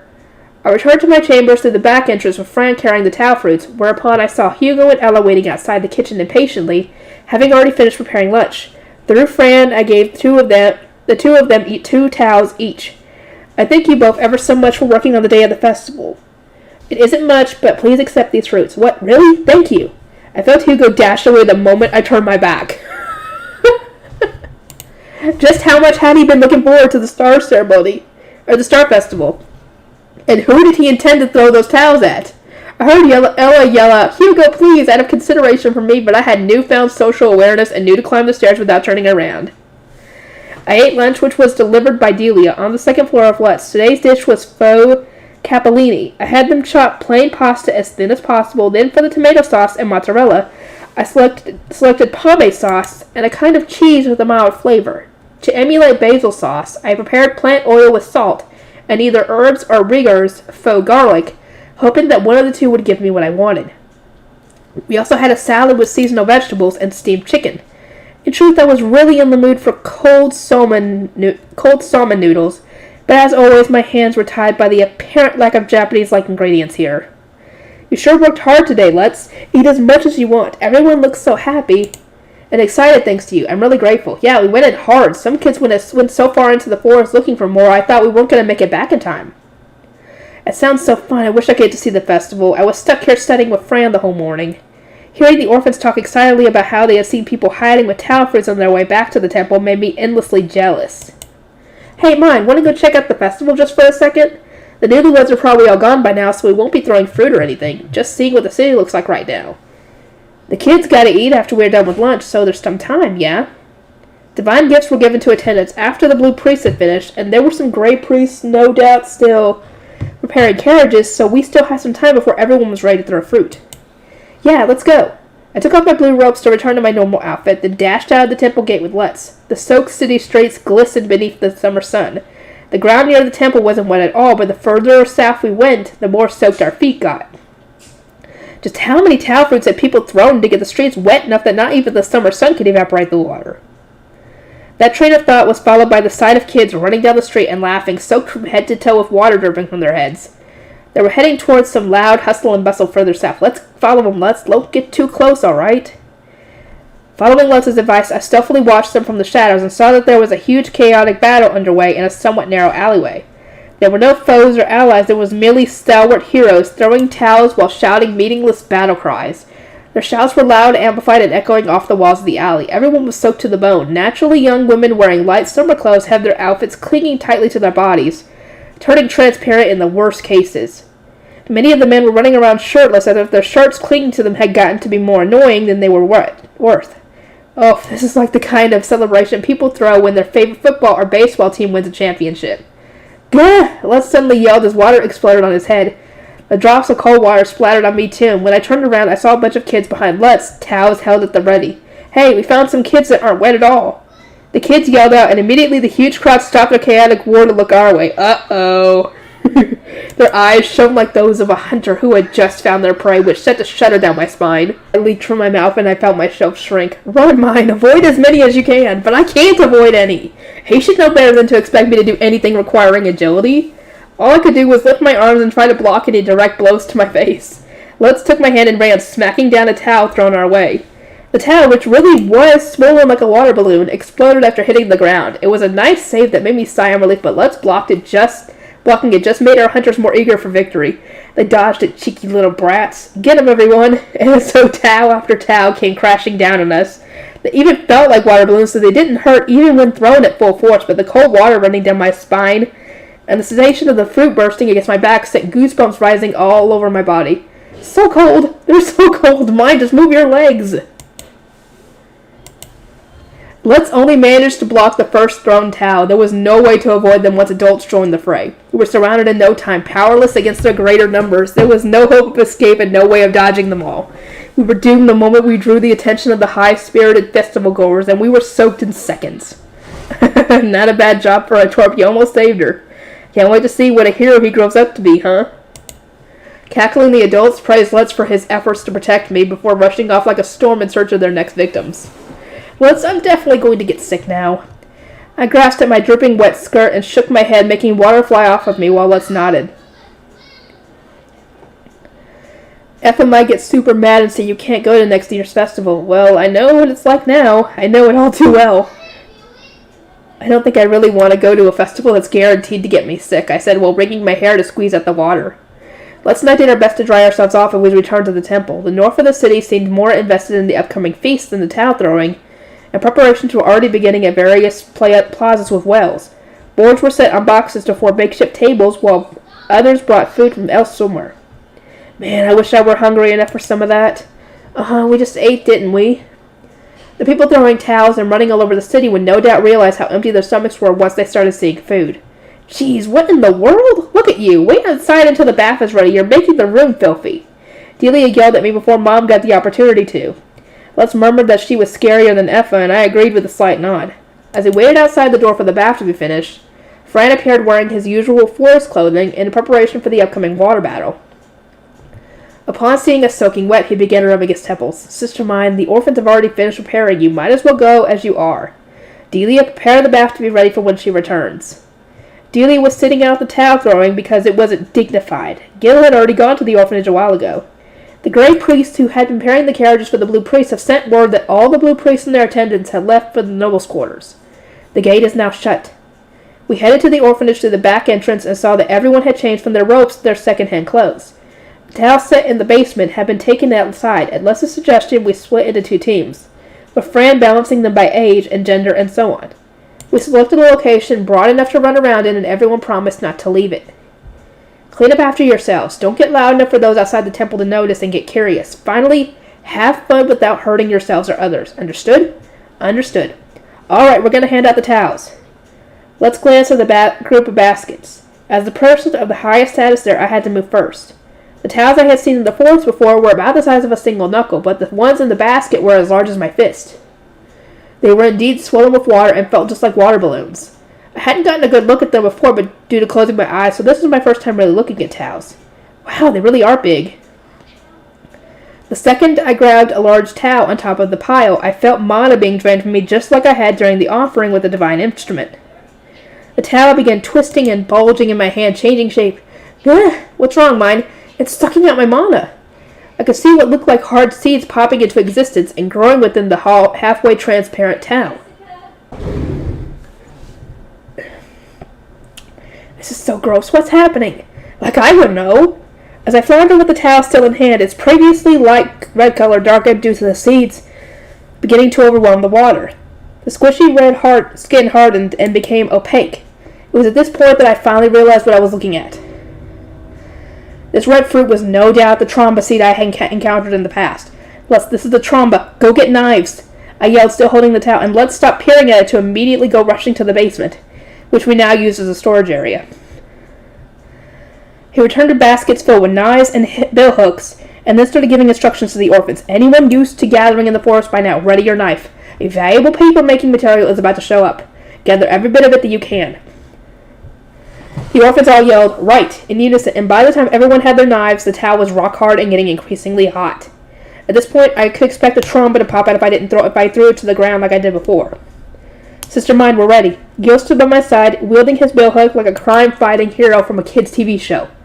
Lutz, with a knife in hand, pointed at some nearby unpaved grass. Myne, throw it where there's dirt. With Lutz and Gil's voices in my ears, I took aim at the grass and did the towel as hard as I could. I chose you, growing tree thing. What the fuck? What the fuck? Okay. That's all I'm going to do tonight. For the moment, anyway. And I'll see you guys next time. Okay. After the festival. Come on, you didn't reach it! Just as Lutz's devastated yell implied, the towel fruit I had thrown didn't reach the grass, and instead hit the edge of the stone flooring, where it started crackling while exploding open. Tiny seeds shot out from the fruit the moment it broke and started sprouting. Or at least the seeds that hit the grass with dirt did. Those that hit the stone dried up rapidly, whereas those rooting in the grass had already grown to ankle length. God, what are those? They're all a Trombe, and it's growing fast. Start chopping once it gets to knee length. Lutz gave instructions to the scared orphans and watched the Trombe carefully as it grew beneath him. Fran, grab mine and wait in the back. At Lutz's instruction, Fran picked me up and retreated from the front line. Oh, sorry. My phone got some text messages and I was reading them. Go get him! Lutz brandished his blade and ran to harvest the wood furthest from the paved stone. Gil, running after him, was the first to chop off some wood. He swung down hard and a thin branch fell to the ground with a snap. The orphans, seeing that even a wild swing could easily chop off a branch and that the chopped-off branch didn't keep growing, all charged the Trombe at once. Sister Myne, what exactly is going on? Just how much of this would Fran be telling the high priest? Had I doomed myself to a lecture later? I desperately ran my brain at maximum power, trying to think if he would buy it if I said this was normal outside of the temple and not a big deal at all. No, he would not think this is normal, because he knows what Trombe are. A Trombe plant is. That wood is used to make the highest quality plant paper that I know of. With it, we'll be able to make paper much, much better than anything else you've seen. I hadn't lied. But I also haven't given Fran the answer he wanted. He opened his mouth to say something, but Gil yelled out before he could. Knives won't work once they get too big. Step back. I'll take care of them. I turned around to see Gil urging a girl with a knife back while chopping down branch after branch, each now long enough to reach their thighs. It was clear just how much he had grown while visiting the forest. All right, we did it! Gil, striking a victory pose, looked at me and grinned. I understood that to mean, please praise me, and thus gave him a nod of approval. Is that all of it? Asked Lutz. The kids picking up branches and scouring the area nodded firmly in reply. What do you think we should do, Lutz? Should we save some of the towels and grow them later? It would be a waste to ruin miss this opportunity to safely harvest the valuable Trombe wood, but Lutz shook his head.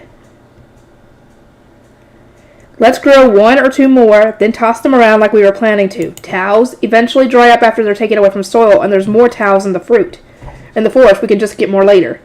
Sorry everyone, but would you mind harvesting a bit more? This wood can be used to make very high quality paper, and I could send more money to the orphanage by selling it. Sister Myne, what will selling more money do? The orphans, lacking so much knowledge that they legitimately did not understand what money was, looked at me with confused expressions. Everything they needed in life had come in the form of divine gifts. I had explained to them that everything in the world costs money, and that they were not yet earning the money being spent to make their soup, but they didn't understand me. More money means more you can make more food for yourselves. We'll also be able to buy more winter firewood for the orphanage. Alright, let's do it. Not much firewood was given to the orphanage. The only rooms that had fireplaces were the dining hall in the girls' building and a large communal room in the boys' building. To make matters worse, the stone buildings cooled nigh instantly once they ran out of firewood, and at that point they had no choice but to huddle together for warmth. Winter supplies were a critical issue with the temple, so strapped for cash as it was. Thus, the promise of more firewood reasonably filled the kids with enthusiasm, and after that they harvested 3 entire Trombe. Oh, you better hope the high priest is not here about this. Especially the revelation here that tau fruits are normally just tau fruits, but when touched by someone with mana, they turn into Trombe. Which means that those could replace magic tools if they wanted to. The bad thing is that obviously, the Trombes can sprout and drain all the nutrition from the ground if they got too big. But yeah, that's not a good thing, because that would turn all the magic tool things and the whole noble society and even the temple stuff on its head.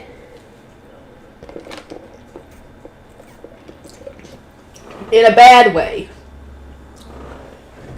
Which means if anybody finds out, including the High Priest, Myne could be executed for that, essentially. Which is not good. They harvested 3 whole entire Trombes. We stopped once we had an entire large basket filled with them, since the sooner we got to work on the black bark, the better. Alright, who wants to start tossing towels? Suggested Lutz, making the kids stop their eager chopping and blinking confusion. We're not going to turn them all into paper? Doesn't matter what we do with these, we can always go get more. We did it today, and we can do it again. The kids cheered with excitement. Apparently picking up towels in the forest had been a lot of fun for them. I chimed in, by the way, it looks like all the grass is completely gone now, but I guess there's nothing we can do about that. Due to growing Trombe after Trombe, the grass had died and the earth was all upended. I flattened out the dirt as best I could and stomped on a protruding stone to get it back in line with the rest. Don't sweat it, this is the summer, grass will grow back in no time. I'll just try to look on the bright side, at least nobody has to weed around here for now. Yeah, that is true. That is true. The 3 of us concluded that it wouldn't be any blue priest bothering to visit the backside of the orphanage, so no harm done. Well, the High Priest might. Remember, he told you all to make sure you cleaned up after yourselves. He's probably going to check to make sure you make good on that promise. I'll take care of the towel throwing, so you go get changed, Myne. You look sick. Probably going to catch a fever at this rate. My body does kind of feel heavy. I'm shivering a little. Delia should have your bath ready and waiting. Shall we go?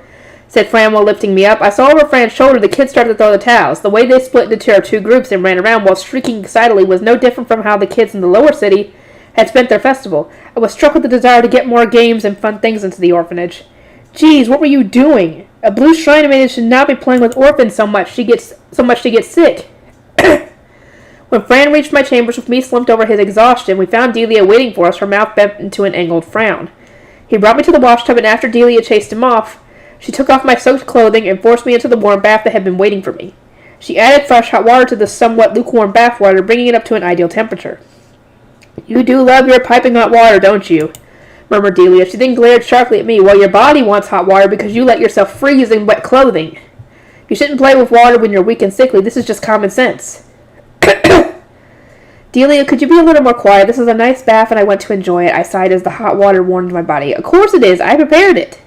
Yes, and thanks to you. I feel fantastic right now. Thank you. I still wasn't strong enough to draw water from a well, which meant I couldn't get ready baths for myself. I just did as I was instructed. I'm not Gil. You don't need to thank me for doing my work. Despite Delia's mumbling, I knew she was just embarrassed. I let out a little giggle and sunk shoulder deep into the water before starting to think about Trombes. I hadn't felt the fruit draining my mana at the time, maybe because the fruit was already on the verge of growing, or maybe because I didn't know anything about mana or the devouring back then. But this time I clearly felt my mana flowing into the fruit. I could estimate offhand that it took about 2 or 3 small magic stones worth of mana to sprout me one water-filled tau. It would depend on the amount of mana an individual had, but it seemed possible that tau fruit could help decrease the number of kids dying from the devouring. But still, it's not a good thing in the long run. An important first task would be to make knowledge of the devouring commonplace, and there would need to be people around to harvest the Trombe born from the process. And if I'm being greedy, it sure would be nice if people gave the Trombe wood to the Myne workshop. But if what Lutz said was right, it would be difficult to store taus. In the spring, they would run out of water and dry up half a day after being separated from the earth, and even water-filled taus in the summer would dry up after a day or two, just like how seeds dropped on paved stone walkways would dry up rapidly without sprouting. They would probably be preserved by storing them somewhere with contact to the ground. But wind or rain might wash them away, and it'd be terrifying for a Trombe to sprout out of nowhere in the middle of the city. Oh, definitely. I guess I should report this to Benno before doing anything. It would be good to report that we found a way to actively harvest Trombes during the summer, and while I was there, I could ask him to spread information about the devouring and how to use tau fruits to cure it. That was that. With my thoughts settled, I stood up and got out of the bath, at which point my head began to spin. I wasn't sure if it was a fever or if I had just stayed in the hot water for too long. I grabbed my head and squatted on the floor. Delia clasped a hand on her mouth to hold back a scream and hurriedly began wiping me dry. She put on my blouse and skirt while it was still kind of wet, then ran off to get Fran. Sister Myne. I really should have put a mattress on my bed by now. The board's fine. Go ahead and set me on it. I instructed since Fran had picked me up and was anxiously looking all over the room for somewhere to lay me down.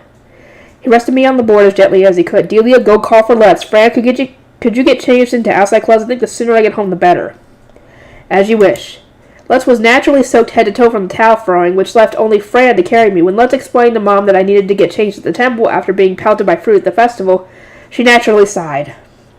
Fran apologized with a grave expression, calling himself a failure of an attendant, but Mom waved him off, saying that she knew that this would happen if I went to the festival, and to tell the high priest that I'll be bedridden for a few days.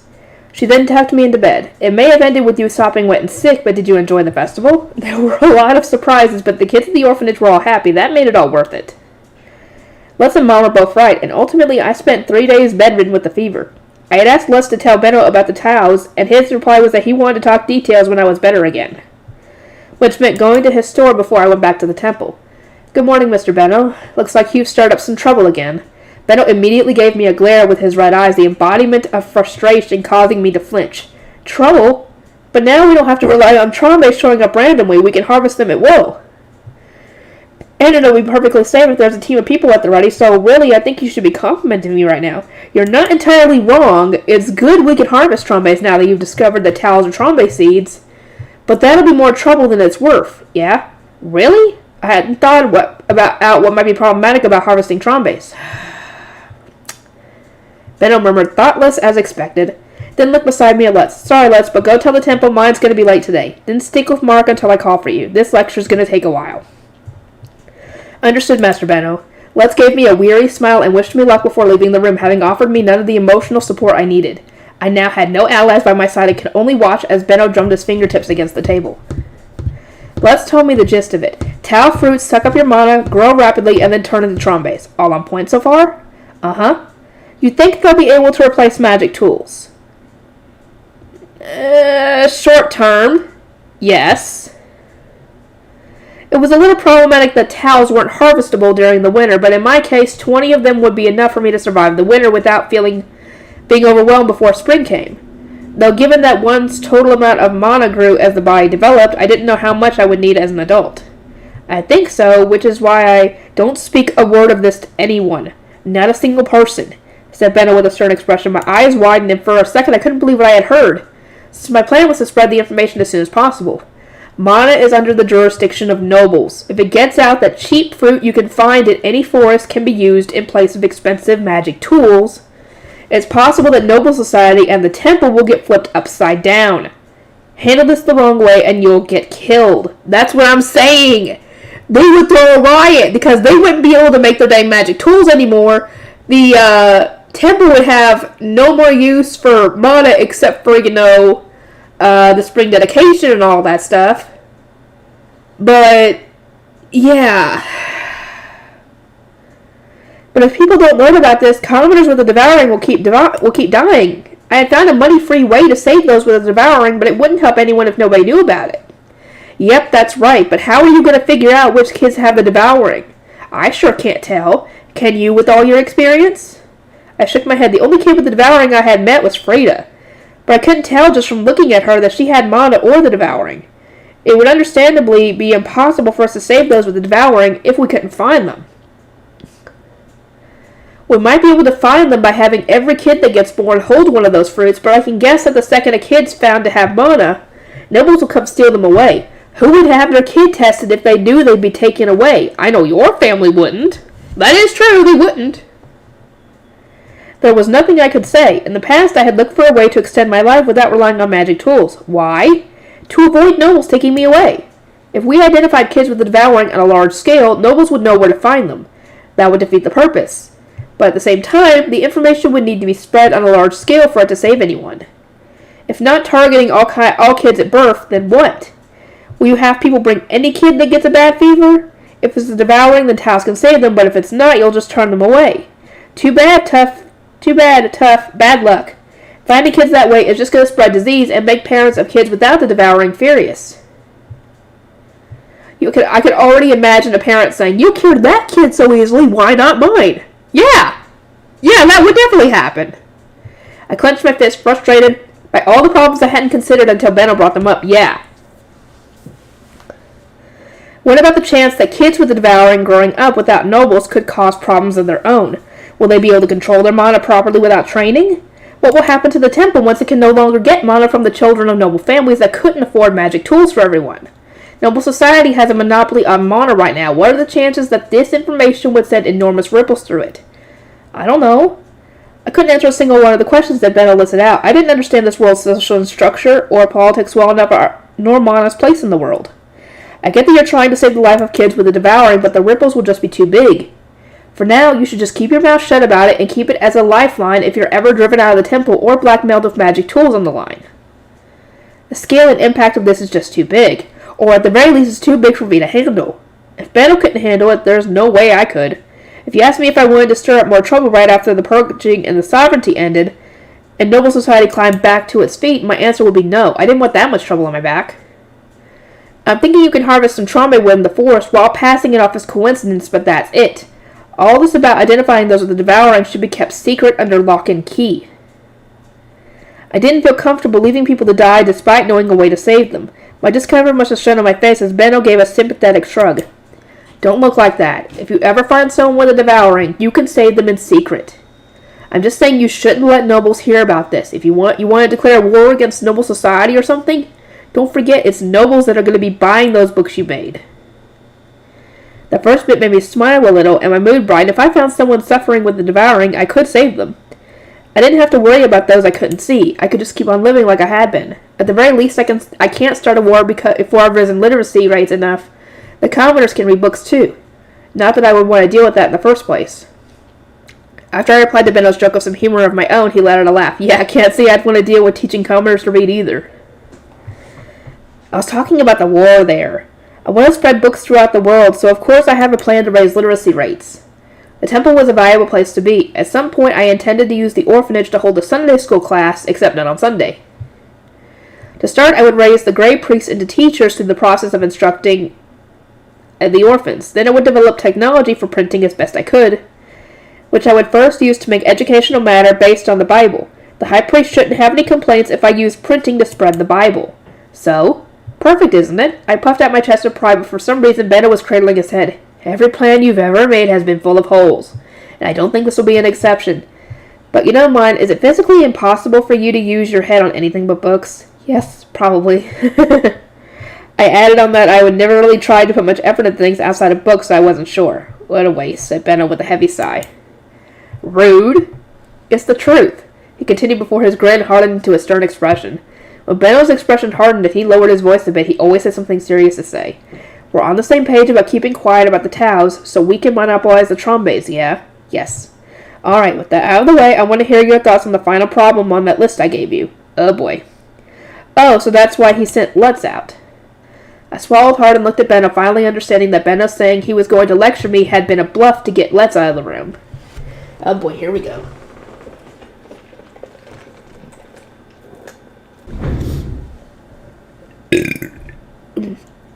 Benno sighed as he explained the circumstances. I was glad to hear the details, since his list of problems had only mentioned the struggling to get permission part.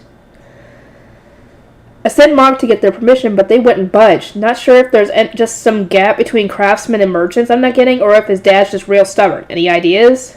I mean, at the end of the day, Benno's problem was getting permission from Lutz's parents. That was something he needed to talk about with them, and Lutz.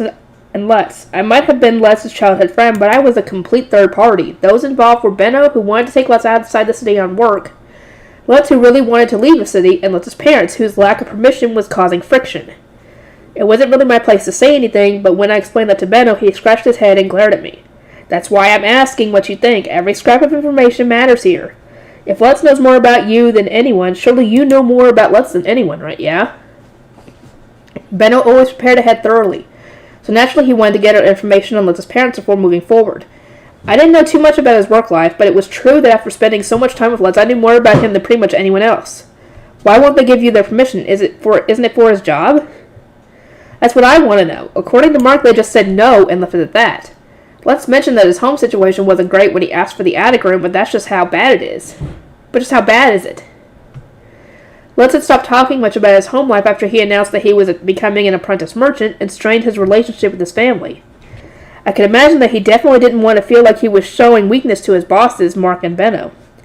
Lutz's family is against him becoming a merchant at all. Say what? They weren't just against him becoming a traveling merchant, they were against him becoming a city merchant too? Benno opened his eyes wide with surprise, and I nodded slowly. Lutz's dad works in construction, and all his older brothers are apprentices in construction and carpentry-related jobs. His dad wanted him to do the same. According to him, getting stable work as a craftsman is better than riding the highs and lows of being a merchant. Pretty sure not all craftsmen get stable work. There were workshops out there that went bankrupt after failing to get any jobs, so not even craftsmen were absolutely guaranteed stable work. But a skilled worker would have no problem getting hired in a workshop for the same trade, and they didn't have to shoulder debt to keep running a store or anything like that. Lutz once told me that his dad told him he would never accept him being a merchant, ever. He had harsh words for merchants, saying that they lived off the work of others without even making anything themselves, that one had to be a heartless monster to make it as one, and so on. He was so hostile to merchants that it made me wonder what kind of scam artist had screwed him over in the past. I'm impressed Lutz pulled through all this. Considering how most kids in the city got their jobs through the help of their parents and family, Lutz was quite the exception, but he was so lively and passionate about his work that I would never say he had made the wrong choice. Lutz was planning to become a live-in apprentice if his parents kicked him out over his decision, though that ended up not happening since his mom accepted how serious he was.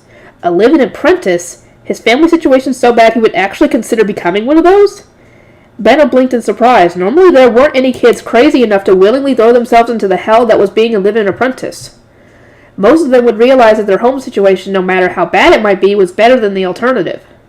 I'm not entirely sure how things are for him right now, since he doesn't talk about his home life that much, but I'm worried that his brothers might not like him very much right now. What do you mean? From his family's perspective, Lutz might look like he's spitting on his dad's help to play around instead of working. They might not be able to see how much Lutz is growing and how hard he's working since they're not on the same line of work. I'm not sure since I've never talked to Lutz's brothers about him. But I still know them better than I know his dad, whom I had barely even seen before. I knew he looked the most like his eldest son Zasha, that he took pride in his construction work, but that was it. I often saw mothers chatting by the well, but I never really saw the fathers. I think Lutz will run away from home if he learns that his parents are directly stopping his dreams from coming true. Where you going? He's stubborn and won't back down now that he's made his decision. But being a live-in apprentice is a last resort. It would be too hard for him to live alone as a minor. And I think that even with all this fighting, families should stick together and help each other. Hearing that, Benno briefly looked up from the nearby stairs and gave a wry smile. He wanted to support his family ever since his parents' untimely deaths. They were precious to him, and he was such a deep, sentimental person that he would choose to live life as a bachelor after his one true love died. I doubted he would want to damage Lutz's relationship with his family. I think the only tidy solution to this would be to explain the situation to Lutz and have him agree to wait until he's an adult. By that point, he won't need his parents' permission, and there shouldn't be problems with him leaving the city. Waiting is the safest choice here. Things would be different if he couldn't leave the city for his entire life without parental permission, but as it stands, it seems like it would be best for him just to be patient. I think by this point they would be almost 8. So when he reaches adulthood, that would be 7 years from now. Good lord. There wasn't any need to force things and shatter his relationship with his family.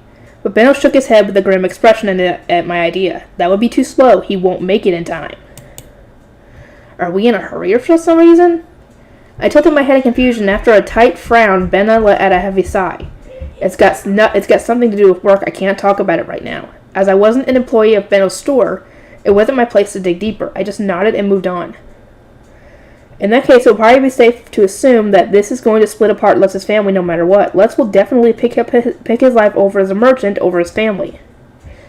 You wanting to take him to other cities must mean you have high hopes for him. But just how far are you willing to go to take care of an apprentice? Since Lutz was a Lahange, Benno wasn't responsible for keeping him fed or anything like that. If he started taking care of Lutz beyond what the contract stated, he would be isolating him even further from the other Lahanges, and if Benno wasn't even prepared to do that in the first place, becoming a live-in apprentice would make Lutz miserable. It would be better to just maintain the status quo over that. I gave Benno a firm look, preparing to call him out on any half-hearted non-answers, and he raised his hands in defeat. Personally, I was thinking about adopting him. His answer floored me. I never saw it coming. If Benno was willing to go that far for Lutz, I wouldn't need to worry even if he did run away from home. With Benno's silver spoon backing him up, Lutz wouldn't have to worry about his home life or work life after separating from his family to go outside the city as a merchant. I didn't think that you cared so much about Lutz, Mr. Benno. If that's how dedicated you are, you should just talk to Lutz about this and then have a meeting with his parents. It'll be fine. Talk to Lutz, huh? Benno groaned a bit, his hesitation clear on his face. No matter what happens, involving Lutz is important. Up until now, he's making decisions all on his own, and we shouldn't exclude him now. Benno adopting Lutz meant that one day he would inherit Benno's store, or to be more precise, since Karina's child would be inheriting the Gilberta company, Lutz would probably inherit the Italian restaurant, the plant paper, and basically everything to do with the Myne workshop. Which was likely why he wanted Lutz with him when making a new plant paper workshop in another city. Lutz's hard work had earned Benno's approval, and realizing that made me feel as happy as I would if I were in his shoes. You'd like for Lutz to be my adopted kid. It's not the adoption I'm happy about, it's that you appreciate his hard work. Benno let out a laugh, and rang his bell to summon Mark. It seemed our secret chat was over. Yes, Master Benno, call Lutz over. Mark left the room with graceful, fluid motions and returned with Lutz. They were both walking in the same way. It was kind of funny to see how Lutz was mimicking Mark. Lutz, I need to talk to your parents about something. Could you set up something up for me sooner rather than later? Benno's request was so out of the blue that Lutz froze in place and blinked for a second before replying. My parents? Certainly, Master Benno. Lutz gave his half-hearted acknowledgement, to which Benno nodded before continuing on to give him his work for the day. He wanted Lutz to stay at the temple after taking me there and help the Myne workshop with the Trombe paper currently being mass-produced. Lutz gave a soft smile just like Mark's and nodded. Understood, let's go, Myne. Lutz and I began our walks to the temple together. Everything was going so well for Lutz that I couldn't help but start humming. You're sure in a good mood, Myne. I'm happy, so what? I don't know. I'm just glad Benno's lecture didn't get you down. Don't even remind me. According to what Lutz told me on our walk, Benno had been sending him to the temple while I was sick so that he could begin the mass production of Trombe paper. Lutz had been sending the orphans to the forest, getting the black bark, and even taking potatofuls there to make buttered potatofuls just like we used to. You know, I think I'm acting a lot more like the workshop's foreman than you are, said Lutz. I shrugged. We blue shrine maidens weren't allowed to do manual labor, and there was nothing I could do about that. Everyone was having so much fun that I wanted to join in, but I was literally not allowed to. That sucks. I'm only the forewoman, so I can get income while working as an apprentice shrine maiden. You're working hard enough that I'll hire you as an assistant foreman with a nice paycheck to boot, Lutz, so keep it up. Assistant foreman sounds cool and all, but I'm just helping you out. Yeah, this is what I've always done. And you'll probably keep doing it forever since you'll help sell the new products I think up. Benno was probably making Lutz teach the orphans at the Myne workshop to make paper as part of his training, a necessary step for spreading paper across the country. Oh, there's no one here? We arrived at the temple, but none of my attendants were at the gate. It was the first time since becoming a shrine maiden that nobody was waiting at the gate for me. I started to look around for them, but Lutz just took my hand and walked inside the temple. I contacted Fran and told him I didn't know when you would get here since Master Benno was lecturing you. Might as well just go straight to your chambers. Yeah, you're right. It wouldn't be nice to make them wait outside for so long. Thanks, Lutz. I'm gonna head over to the workshop. I'll see you on my way out. Lutz and I split up at the staircase to the chapel. After climbing it myself, I went around the orphanage and headed to my chambers. The door was shut, and since my attendants usually opened it, that gave me pause. I didn't carry around a bell to summon my attendants, and I would probably get scolded for being improper if I just yelled for them, so what am I supposed to do? For a brief while, I just stood in front of the door pondering what a noble would do in my situation, but no amount of pondering would change the fact that I didn't know enough about the nobility to say anything for now. It felt so silly to be worrying so much about entering my own chambers that I decided to just open the door with a knock. It's not like anybody would be there to get mad at me. I could just ask Fran what I should have done later. I knocked on the door and called out, "I'm coming in," before opening it. Inside, I saw Fran hurriedly descending the stairs. Good morning, Fran. Sorry to worry you. My fever has gone down, and I'm feeling quite better. Fran glanced at the stairs with an exceedingly troubled look and lowered his voice. Sister Myne, I must tell you that... Do you know how improper it is for a young lady to walk on her own without an attendant? The High Priest... I hadn't predicted at all that the High Priest would be in my room. My mouth hung open in shock as I looked up the stairs and saw him staring back down at me. Close your mouth, it's unseemly. But more importantly, putting aside the lower city, walking on your own in the temple is exceedingly improper. Take care not to do it again. What was I supposed to do? At Fran's encouragement, I walked up to the second floor where I meekly listened as the High Priest scolded me while elegantly drinking tea. According to him, the noble course of action would have been to send word ahead and have an attendant wait at the gate no matter what. Alternatively, I could have informed the gate guard of my arrival and waited in a nearby waiting room for an attendant to come get me. That's a bit too advanced for me, and really, I can't believe he's as serious about something as simple as opening a door. I know. When is this lecture going to end? I started to get bored of listening to the lecture, at which point I realized I didn't know why the high priest was in my room and used that to change the subject. High priest, I've learned how to open a door. This was not about opening a door. Were you even listening? I'm telling you how to act like a proper lady. Oh, he wasn't scolding me about the door in particular, I didn't realize. It looked like the lecture was about to heat up big time, so I interrupted with a question. Might I ask the reason for your visit today? It must be something important for you to come all the way to my chambers. Are you not in a hurry? Normally, I would already be heading to his room to do paperwork. He had mentioned having more spare time thanks to my assistance, but I wouldn't want that time spent on lecturing me. My question reminded the high priest of why he was here, and after a cough, he looked at me. Has your fever gone entirely down? Oh? Yes, I'm fully recovered. Sorry to have worried you. That is good to hear, he said, while forming an ice-cold smile. I straightened my back with a jerk, realizing I was about to get the kind of lecture he gave in his secret room. I believe I told you not to cause a stir, did I not? What? I had been bedridden with a fever for so many days that coming right out of a talk with Benno, I had no idea what the high priest was talking about. What stir was he talking about? I went to check if you had cleaned up after yourself and found all the dirt in a wide area completely upended, with some of the stone pavement slightly out of place. I had thought that no blue priest would bother going there, but apparently the high priest had gone out of his way to check up after us. I told you, girl, that he would do that. Did you not think that he would possibly do that?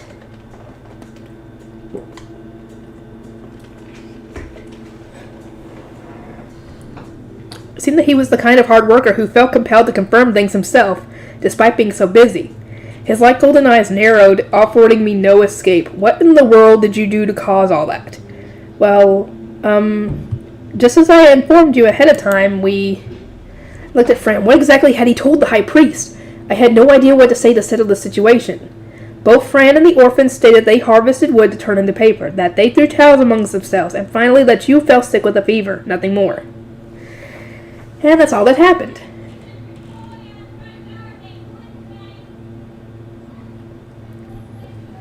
I nodded repeatedly after he finished. That probably meant that nobody had leaked how the wood they'd harvested was from Trombe's. Oh yeah, he would have had a heart attack at that. Spread from towels that had drained my mind. Since I didn't know exactly what the high priest knew, I kept my mouth shut so as not to say anything unnecessary. I could ask Fran what he had said later. For everyone to answer the same, they must be telling the truth, but you cannot deny causing a stir after doing enough of something to push the stone pavement itself out of place, said the high priest. I steeled myself for a barrage of questions only for him to glare at me. Myne? I sentenced you to 1 day in the repentance chamber. Wait, he's not questioning me? Benno would definitely question me until he got the answers he wanted. Are you sure about this? Perhaps due to having asked the orphans about the situation while I was bedridden, the high priest pursued the subject no further and simply punished me instead. The repentance chamber? Yes, you will pray to the gods while reflecting on what you have done. I was honestly a little disappointed, but in contrast to my general apathy toward chilling in detention for a day, Fran's face paled and Delia shouted, "Unbelievable!" out loud. I have never heard of a blue shrine maiden being sent to the repentance chamber. It would be disgraceful. Considering what the murder did, I'm surprised she didn't. High priest, I beg you to reconsider. It seemed that I was the first apprentice blue shrine maiden in history to be sent to the repentance chamber. But to be honest, as mentioned, I would pick chilling in detention over the high priest digging into what happened at the Star Festival with this frosty rage freezing me over. Attendants, I have earned this punishment by breaking my promise with the high priest. It's only natural that I take responsibility for my actions. I am happy as long as the orphans are not punished. I would gladly take any punishment that didn't lead to the orphans getting penalized in association. They had so much fun that day, and I didn't want their happy memories of the festival tarnished by lectures and time in the repentance chamber. High priest, where is the repentance room, and what should I do within it? I understand that I need to repent, but is there anything in particular I need to do? Visions of punishments I had suffered back in my Arano days ran through my head. Being forced to clean, having to write, I won't do it again 100 times, and so on. But the high priestess raised an eyebrow in disbelief. I had apparently just asked a question with an answer exceedingly obvious to everyone in the temple. What else but offering prayers to the gods? Wait, he wants me to do that silly praying pose for the whole day? The sheer intensity of that punishment left me at a loss for words, at which point Gil tried comforting me by saying he was used to it and would go in with me. That was naturally against the rules, so I went to the chambers on my own. Reflect on what you have done. The high priest brought me to the repentance room right next to the chapel and directed me inside. It was a small room, made of the same white stone as the chapel, and I could see thin slits at the top for letting in air. It also let in light, which made the white room brighter than most. The room was chilly despite it being summer, since even the floor was made of stone. It would probably be miserable in the winter, but it wasn't so bad in the summer. Sister Myne, will you be okay? Yes, I'll be fine. Fran and Gil's worried faces vanished from view after the wooden door closed. Without anyone watching, there was nobody to check if I was actually praying, so I immediately sat in a corner. The chilly floor was very calming. In order to kill time, I decided to take out Benno's list of problems, which I had stealthily hidden in my skirt pocket, and think about them. I could do all that repenting stuff when the high priest came to check on me. I think an introduction-only system would work well for this problem. But what about this problem? I feel like it'd be kind of awkward to ask the high priest if I could eat lunch and dinner with him just to learn more about noble food. Yeah. Whew. A big yawn swelled up out of me as I stared at the list of problems. Maybe I still wasn't feeling too well. I was getting really sleepy out of nowhere. Judging by how hungry I was, it was probably past noon. Are they seriously gonna make her go with that eating too? Jeez. That's why she collapsed before. Well, that and getting rid of some mana too was why she had collapsed that day. I folded up the list of problems, stuck it in my pocket, and lay down on the floor. I closed my eyes and let the pleasant fog take me over so I could recover a bit through an afternoon nap. Myne, why are you sleeping when you should be... Fran? Sister Myne. My body had chilled to the bone while I napped on the cold stone floor. By the time the high priest came to get me, I was feverishly stuck to the floor, unable to move at all. I knew it! See, this is what I tell you. Don't let her skip meals. I could hear Fran cradling his head and saying that he would apologize to my mom for letting me get sick again the day after I went back to the temple. Had she not recovered? If I may, High Priest, I believe you underestimated the extent of Sister Myne's poor health. I did request that you reconsider sending her to the repentance chamber. I see, you spoke not for her honor, but for her health. Duh! By ignoring Fran's warning, he had gotten me sick right after I recovered from my last fever. The high priest considered that his full responsibility, and in the end, he ended up being the one repenting. Okay, hang on. 67 more pages left. Yay! What time is it? I don't want to go to work, but I gotta stop. I'll see you guys next time. Okay, we are almost done.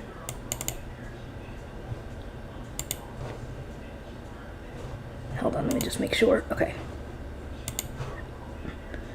Lutz running away from home. 3 days had passed since I ended up bedridden when Tuli came rushing into the bedroom. Oh no, Myne, Lutz ran away from home and he's not coming back. I shot up so fast that I fell forward. What do you mean, Tuli? What happened? Is he okay? I rapidly asked a barrage of questions with my face planted firmly against my bed. Tuli winced a little, probably regretting her decision to tell me.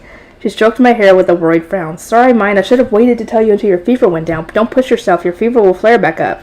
Tell me, Tuli. I clasped Tuli's hand and repeatedly begged her to tell me until eventually she let out a defeated sigh. Lay back down, Myne. I'll go get Ralph, okay? I nodded and Tuli left the room with a turn. Then I heard her footsteps fade away as she went outside and locked the front door behind her. I strained my ears, waiting for her to come back with my face still planted against the bed. After a lengthy period of anxiously waiting for Tuli's return, I heard returning footsteps, and then the front door began being unlocked and opened. Ralph, what happened to Lutz?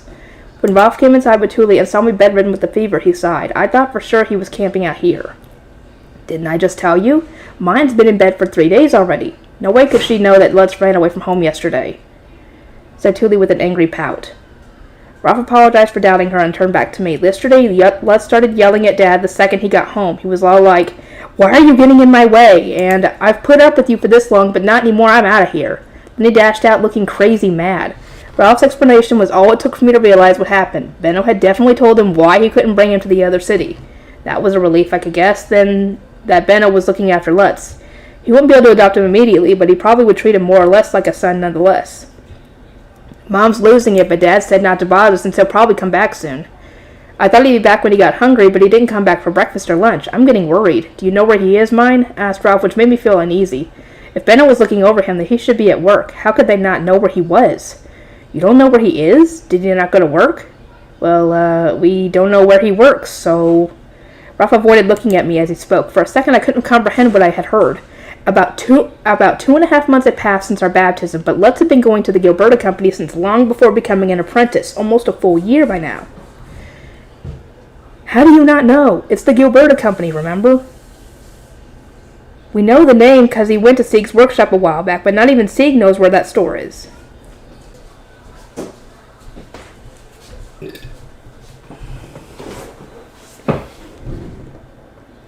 Are you saying you wouldn't even know that if Lutz and I hadn't gone to Sieg's workshop? I asked hesitantly, but Ralph just awkwardly looked away without answering. That ticked Thule off. I can't believe you. Ralph, you don't even know where your little brother works? Don't you talk about work at home? Brothers probably didn't talk as much as sisters did, but still, not talking to Lutz about work at all was just kind of mean. I wasn't sure if they just didn't care, or if they were stubbornly avoiding the subject in protest, but still, knowing so little they couldn't even find him after he ran away from home was really a problem. I reached out and tightly squeezed Ralph's shirt. Ralph, it might not be a bad place to say this, but please talk to Lutz more.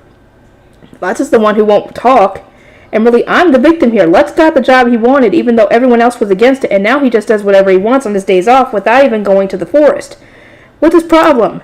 He's got it easy. Ralph swatted my hand off with his eyes wide in anger. Hey, Ralph, don't be rough with Myne. She's still sick. Sorry.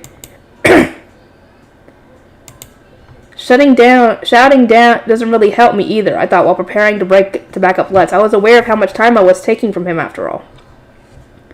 But Lutz is working on his days off too. Don't you know that when Beto calls for him or I march him around, he gets paid? He's not playing around or anything. Ralph's eyes widened, then he slowly shook his head. I didn't know about that.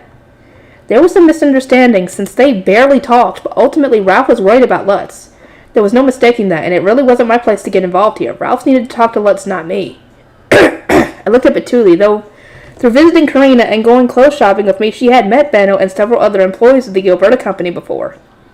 It would probably be better if Ralph went there with her rather than barging in by himself. Thule, would you take Ralph to the Gilberta Company for me? You don't have to drag Lutz home if he's doing okay, but please check and make sure that he's safe.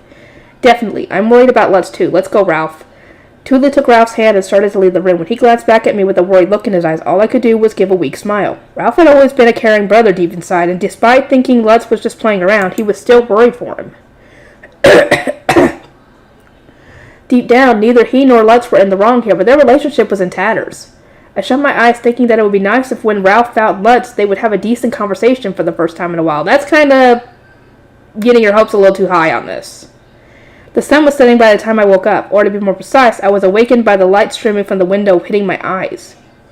Thule had gotten home already, judging by the sounds of someone preparing dinner in the kitchen. I drank some water from the nearby wooden cup to wet my throat, and making just enough noise for Thule to notice I was awake, and stick her head through the doorway.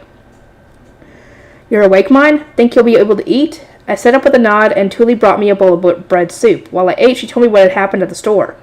Lutz was at the store and doing his job like normal. He seemed fine. Okay, that's a relief. I felt immensely glad that we knew where he was, and the worst-case scenario of him getting lost and wrapped up in something had been avoided. Ralph tried to drag Lutz home after seeing him, but Lutz told him not to get in the way of his job. That made Ralph really mad, and after a shouting match, he just stormed off, yelling at Lutz that he could do whatever he wanted to. And then, his dad is saying not to bother with him since he's at his job. Well, yeah, hello! Even his dad knows not to bother his son while he's at work, even if he did run away. At least they know where he is, and he's safe. It felt as if Thule had just explained to me the exact moment that Lutz's family had been damaged permanently beyond repair. I felt my heart clench. You know you're worried about him, but don't go check on him until you're feeling better, okay? Okay. The next day, Gil came to get me instead of Lutz. Apparently, Lutz had asked him to walk me to the temple instead of him for a while, though I couldn't go with him anymore since I was still too sick to go to the temple. Gil peered at me with worry as I remained in bed. Sister Myne, your fever still hasn't gone down? I need to be careful for a day, even if it goes down, so would you come again in 3 days from now? Gil knelt by the back of the bed, took my hand, and brought his face close to it as if... What the fuck? As if preparing to kiss it, but instead he pressed his forehead against it and fluently chanted a prayer. May Sister Myne have the divine protection of Hellschmears, the goddess of healing. It'll take more than that to get rid of the devouring. Thank you. May you too be blessed by the gods. Gil left reluctantly and returned 3 days later as he'd promised. My fever was gone and my parents said I could go, so I went to the temple with him. It felt weird leaving without Lutz, and I couldn't shake an uneasy feeling. After climbing down the stairs and leaving the building, I saw Lutz's mom, Carla, doing laundry by the well. I rushed over to her. Mrs. Carla, is Lutz back yet? She shook her head silently. There was no trace of her normal energy or friendly, overbearing attitude. She just looked tired to the bone. Myne, do you know how Lutz is doing? I heard a little from Ralph and Thule, but that's it since I've been sick with a fever for days. I was thinking about going to the store today and checking up on him. Okay, could you tell me if he's doing okay? I agreed, despite thinking she should just go see him herself, and left the plaza with Gil. Gil, we're going to stop at the store, okay? I want to see Lutz. If that's what you want, Sister Myne, sure, but I don't know why that lady's so worried. Kids don't need parents to survive. Nobody at the orphanage has parents, so yeah. True. But still, some of those kids were dying the first time I saw them, but I didn't mention that. If the orphans didn't have the mindset those kids don't need parents to survive, they would probably fall apart. Mark welcomed us with a smile when he arrived at the Gilberta Company. Lutz was behind him writing something on his diptych. Good morning, Myne. Feeling better? Good morning, Mr. Mark. My fever's finally gone down, but that's not important right now. Want to talk about Lutz. Please save that conversation for the office. The employees are a bit on edge due to Lutz's family causing stirs these past few days. Mark interrupted me with a gentle smile. It seemed that Ralph wasn't the only one who had come to the store and tried dragging Lutz home. Disheveled poor people coming to a fancy store for nobles and causing a commotion each day was hardly good for its image. At this rate, Lutz's position in the store would get worse by the day. I shut my mouth and nodded. Master Benno, Myne wishes to talk, so I have brought her here. I don't remember making my office a counseling room. I am aware. Mark was smiling but exuding an aura that made it clear that he wouldn't take no for an answer. Benno caved in with a nod and a sigh. I'm sorry, Mr. Benno. We could talk outside if you want. Nah, here is fine. Last night, Lutz's mom came all the way to my place on the second floor to demand I give Lutz back, shouting about me being a kidnapper and all that. Mark flipped out and sent her packing. Wow. Mark flipping out. That's kind of a sight I kind of want to see, just to see what he's like. It sounds scary. My apologies, Master Benno. I shuddered at the thought of Carla shouting with all her size and energy. Then I trembled in genuine fear at the description of Mark having flipped out. What had he said to send Carla packing? Maybe she had looked exhausted and dead inside due to Mark's anger? I got the feeling it would be for the best if I never knew what he had said, and so I turned to Lutz. How are things for you right now, Lutz? Are you living with Mr. Benno? What do you mean? I'm living in the attic room where all my stuff is. I didn't even know Mom came until this morning. Mark had apparently sent her off before she even got to see Lutz. That's why she had asked me to tell her how he was doing. Honestly, that made me feel kind of bad. Wait, the attic room? Yeah, it's all I got. Where else would I go? Lutz said he was living in the attic room, which put him on the same level as a live-in apprentice. In other words, despite having said he would adopt Lutz, Benno wasn't helping him at all. What's the meaning of this, Mr. Benno? Weren't you going to adopt Lutz? Master Benno adopting me? Huh? Where'd that coming from? Oh my god, Benno, you haven't told him yet? And I don't know when he was planning on telling him. Judging by how Lutz's confusion, Benno hadn't told him anything. I glared up at Benno, and he too glared back down at me with angry eyes. You idiot, he thundered. Do you think I could just up and adopt him without his parents' permission? No! This is the path Lutz chose, and he's walking it. How many times have I told you to think before you speak? Now you've told him about the adoption at a time when his parents won't give their permission. Oh no. You idiot! I put a hand over my mouth, but it was too late. Lutz's eyes were brimming with darkness. He had likely been living a harsh, lonely life ever since running away from home.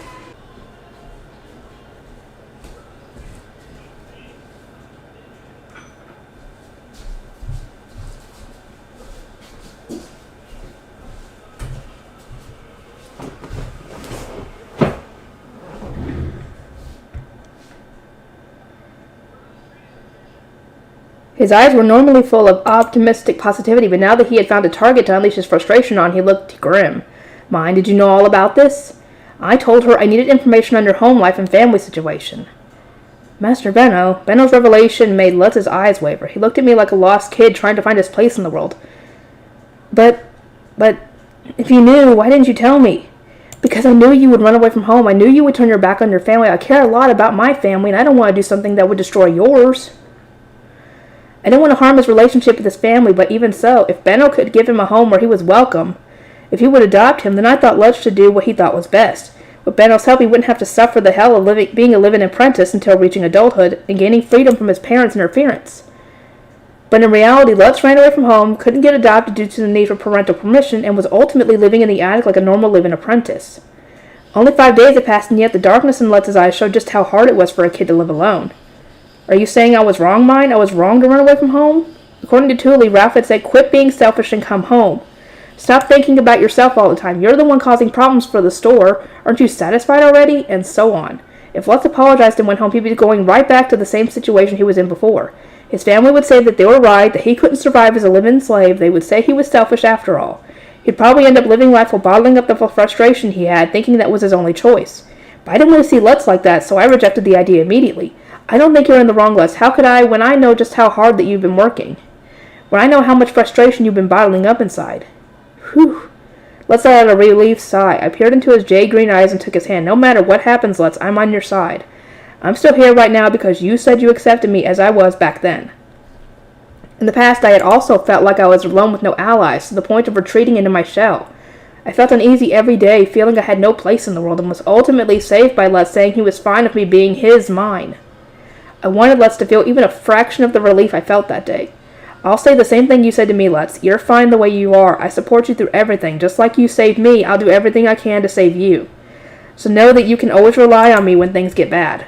With tears forming in his eyes, Lutz hugged me with a trembling smile. I don't think there's anyone less reliable than you, Myne. You'd probably crumble the second I tried leaning on you, said Lutz tearfully, while indeed nearly crushing me with his hug. I pouted with embarrassment a bit and patted his back. I'll be able to help a little. Like, how should I give you lunch at the temple? Or how about I give you lunch at the temple? You can't cook food in the attic since you don't have a kitchen, right? That's just eating together. You're not making it. I heard Lutz sniff beside me while rubbing his nose, but still his voice sounded a lot brighter than it was a second ago. I smiled. Shouldn't you be saying I owe you my greatest thanks, Sister Myne, right now? Lutz cackled and lifted his head up, now wearing a smile, his normal optimistic smile. Maybe I'd helped him a little after all. Hey, you two done yet? Benno called out to us with an incredibly exasperated, annoyed expression, his head resting against his chin in a classic bored posture. I tilted my head while still patting Lutz's back. We can be. Why? Get back to work already. You're distracting me. Benno shooed us away, and Lutz hurriedly separated from me before leaving the room. I figured I would leave too after a quick goodbye, but Benno eyed the door Lutz just left through and continued to speak. Myne, I sympathize with wanting to improve Lutz's situation as soon as possible, but given how his mom was acting yesterday, the adoption talk will have to wait until things have cooled down. Benno's calm assessment of the situation made me feel like I was swallowing a bitter pill. It looks like he's going to be living like this for a while, and things might be fine for now, but a bad living situation bursts the spirit. I can't do anything right now, since it'll impact the store's reputation if his family keeps shouting about kidnapping and being tricked. If you're on Lutz's side, do what you can to help. Right.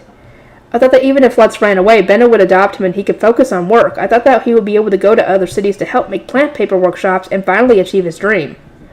I never thought he would become a living apprentice and suffer more than he already was. Just as Benno said, Lutz's spirit would be worn down if he kept up this harsh lifestyle. He would beat himself up wondering if he had done the wrong thing, and ultimately he might end up hating his family. Surely there was something I could do for him, just like how he had supported me, but nothing came to mind and I let a heavy sigh. Okay. How much more? Ooh, less than 50. We got 55 pages left. The High Priest's letter of invitation. What could I do about Lutz? It seemed like the best thing would be for Lutz and his family to sit down, face each other head on, and say what they had to say until everyone could forgive each other. Lutz and his family had ended up so distant from each other because they kept their feelings inside for so long. Especially his dad. Myne, are you listening to me? I came back to my senses from my shoulders being shaken, and I looked at the High Priest in confusion. He looked down at me while rubbing his temples and pointing a finger at my stone slate. You're not making any progress. Oh, I'm sorry. I apologized and got back to doing math. Once I finished a chunk of calculations, I let out another sigh. Maybe I was only so invested in fixing this because I was blessed with a good family. Who could say if it would be better for Lutz to stay separated from his family if they were making him so unhappy? It was hard to say. What path would lead to Lutz's happiness? Myne, you've stopped again. Huh? Oh, I finished this part. They began work on this. The most immediate solution was Benno adopting Lutz. That would give him a strong ally and let him focus on work, and he'd provide him with a good living situation. But Benno couldn't adopt Lutz without parental permission, and he had already said that his hands were tied here. I considered inviting Benno, Lutz, and Lutz's parents to one big meeting, but I doubted they would all get together to talk, and if the conversation heated up so much that Benno or Lutz's dad lost control of the situation, who knew what would happen? I just couldn't see it ending well. I really am useless, aren't I? You certainly are. For once you are entirely correct. I looked up surprised that my murmurs had been responded to and saw that the High Priest was looking down at me with a scary look in his eyes. He jutted his chin toward the bed. Follow me. High Priest, what about your work? Fixing the calculator comes first. It's not very nice to call people calculators. Well, you are his calculator. You're the one doing the math without the calculator. I complained silently while following the High Priest into the lecture room. It was as messy as ever, so I moved some stuff off of the bench to secure a place to sit. The High Priest brought his chair over again and sat down heavily, glaring at me with frustration. He always got a bit more emotional in here, as evidenced by how his glare was twice as sharp as before. What in the world are you thinking about? You have been letting out depressing sighs this entire morning. I'm sorry, it's not related to you or our work or anything. I'll try to focus on work more. If I told him I was too worried about Lutz to focus, the lecture would last even longer. I therefore tried to end the lecture as soon as possible while showing that I was sorry, but the High Priest just rested his head in his fist and eyed me with annoyance. As it is interfering with our work, it is not irrelevant. Can't argue with that. I averted my gaze from his narrow golden eyes. If speaking meant being called a thoughtless idiot, it was better not to say anything at all. I kept my silence, and eventually the high priest stood up with a sigh, walked up to me, and pinched my cheek. How do you expect me to do my work when there is a depressed child beside me? I hadn't noticed since he treated me like a walking calculator, but apparently he was, in fact, worried about me. I looked up at the high priest, who was as aloof and hard to understand as ever, when suddenly it struck me. He had been raised as a noble. I knew that due to a political purge, the number of nobles had decreased dramatically, leading to those in the temple being adopted and married away. That probably meant the high priest knew a lot about adoptions. High priest, do you know if there's a way for someone to get adopted without parental permission? I asked, causing the high priest to raise an eyebrow in surprise. What, you've chosen to leave the family you care so much about? Sheesh, I'm not talking about me, duh. His unexpected misinterpretation surprised me so much that I dropped my noble dialect entirely. I slapped a hand over my mouth, but the high priest just murmured, naturally. Without a word about it, he adjusted his place on his seat, put his arm on each armrest, and linked his fingers in front of his stomach. Then who?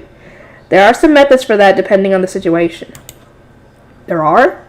I stood up in surprise, and the high priest nodded while gesturing at me to sit back down. My position here gives me a degree of authority, which can be used to bend the rules, though I will not do so for just anyone. It is about a Benno adopting Lutz. There was now a glimmer of hope for improving Lutz's living situation.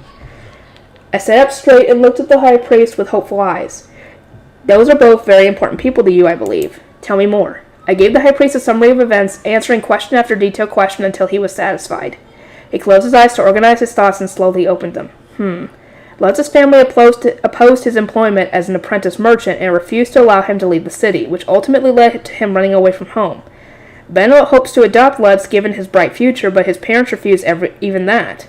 Your hope is to improve his living situation with your ideal solution, including a resolution to the conflict with his family.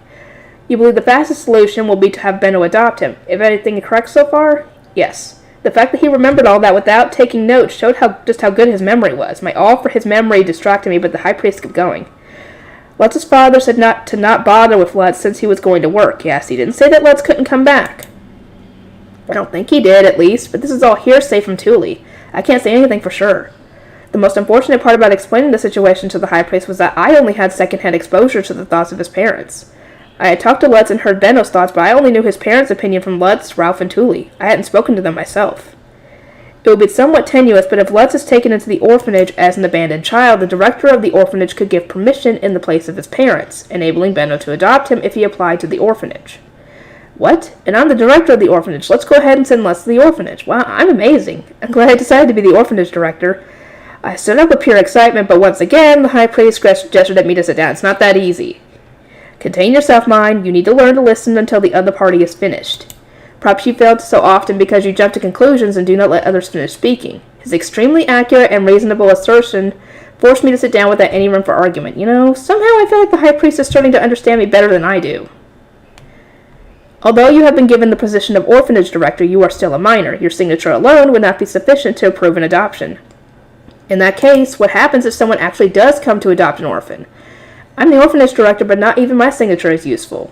I slumped my shoulder sadly, but in the corner of my mind I knew it would be unreasonable for a kid reliant on their parents to bear that much responsibility. As your signature will not suffice, the duty will fall on me, your superior. High priest, please, sign the papers for Lutz's adoption. The high priest let out a deliberate sigh. I do not mind providing the signature, but you spoke entirely from the perspective of Lutz, a child. I will not decide that a child has been abandoned from his word alone. In order to bring him to the orphanage as an abandoned child, I will need to talk to his parents. What? But how?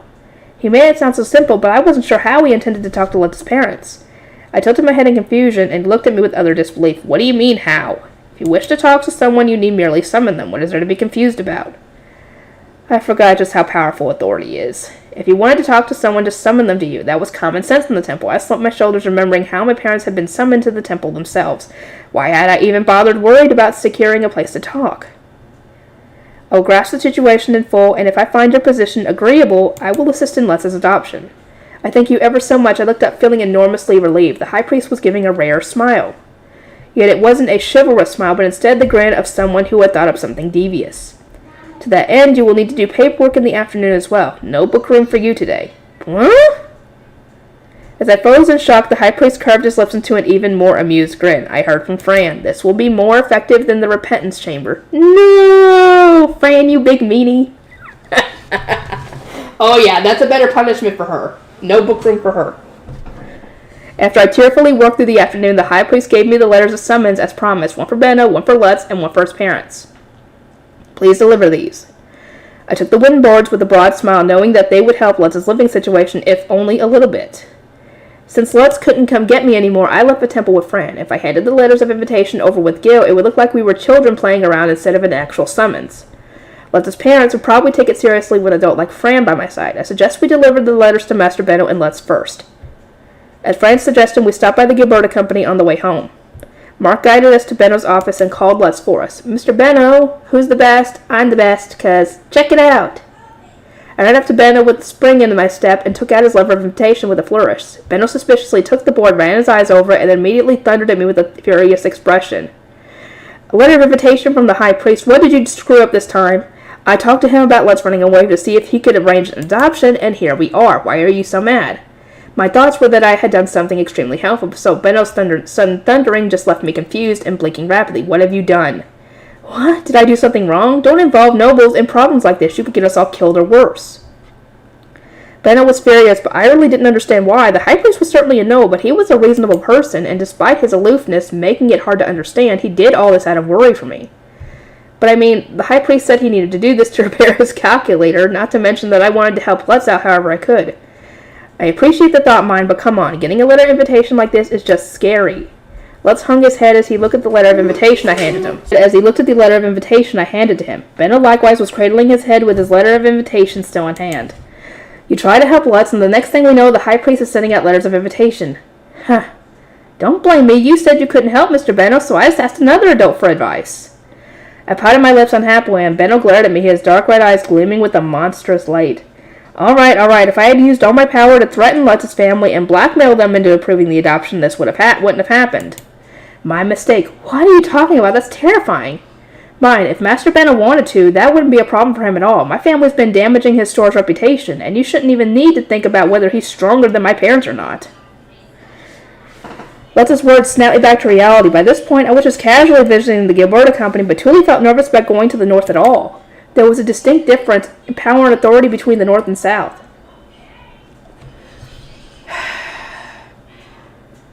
Carla coming here directly for Lutz had been a real act of immense courage, and Lutz's family not being punished for the problems they had been causing was simply because Benno had mercifully forgiven them.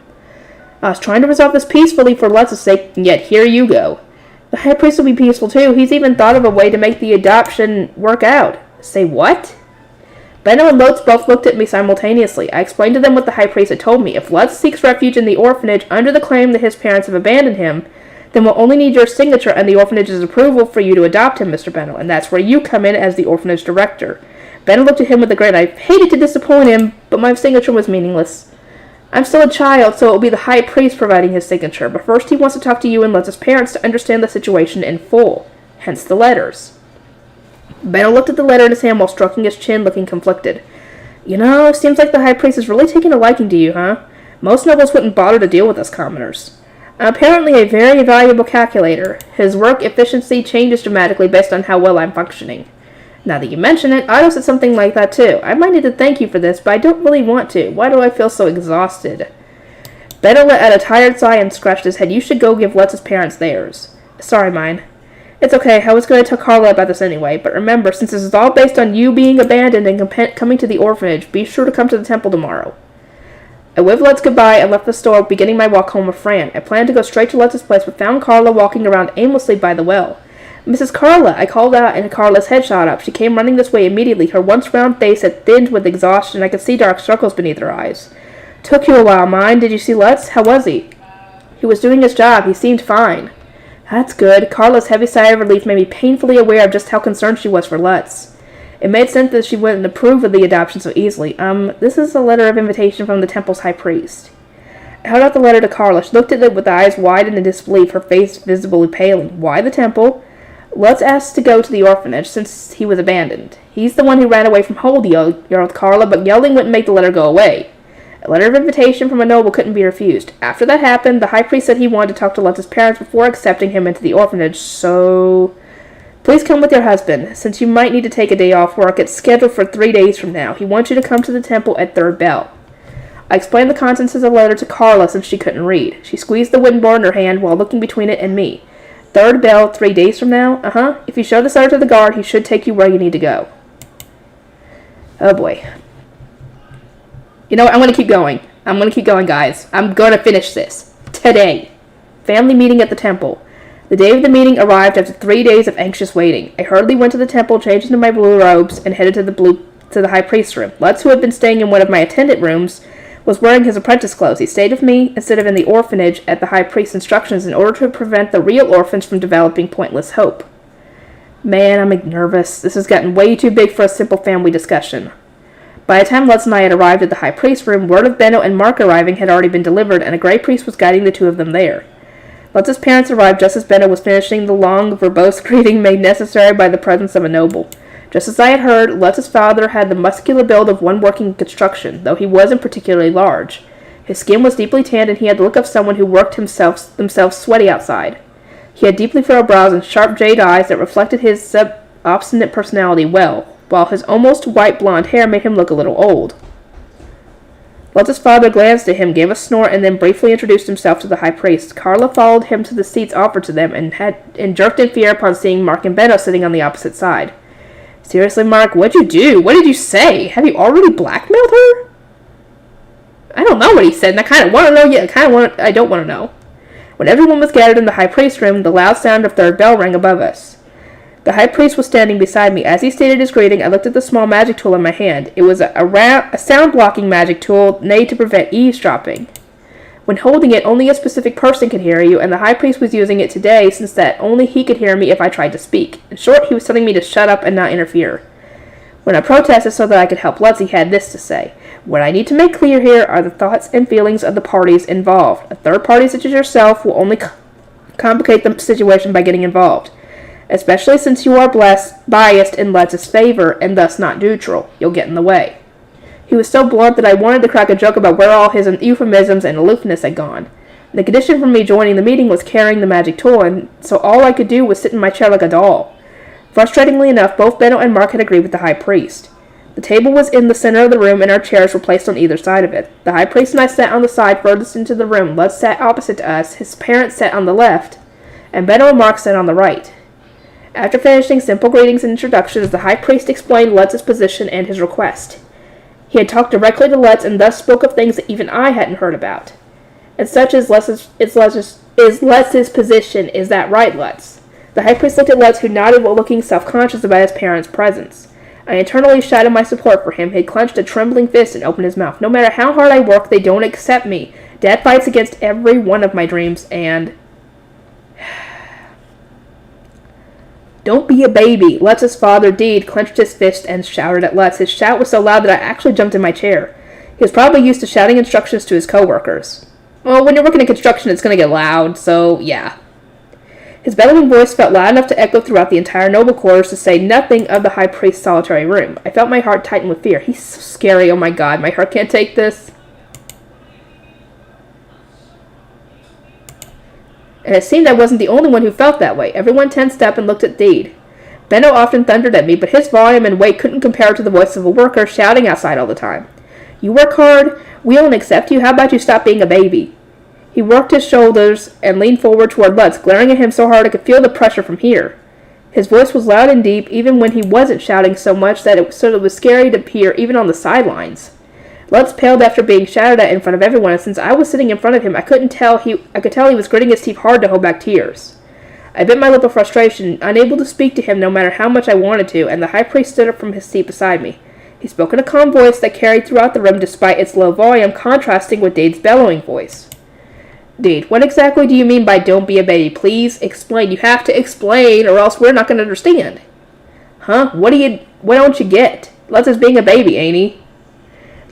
Deed crossed his arms and shook his head, failing to understand the high priest's question. His grimace implied that he had expected his statement to end there and then without anyone questioning it.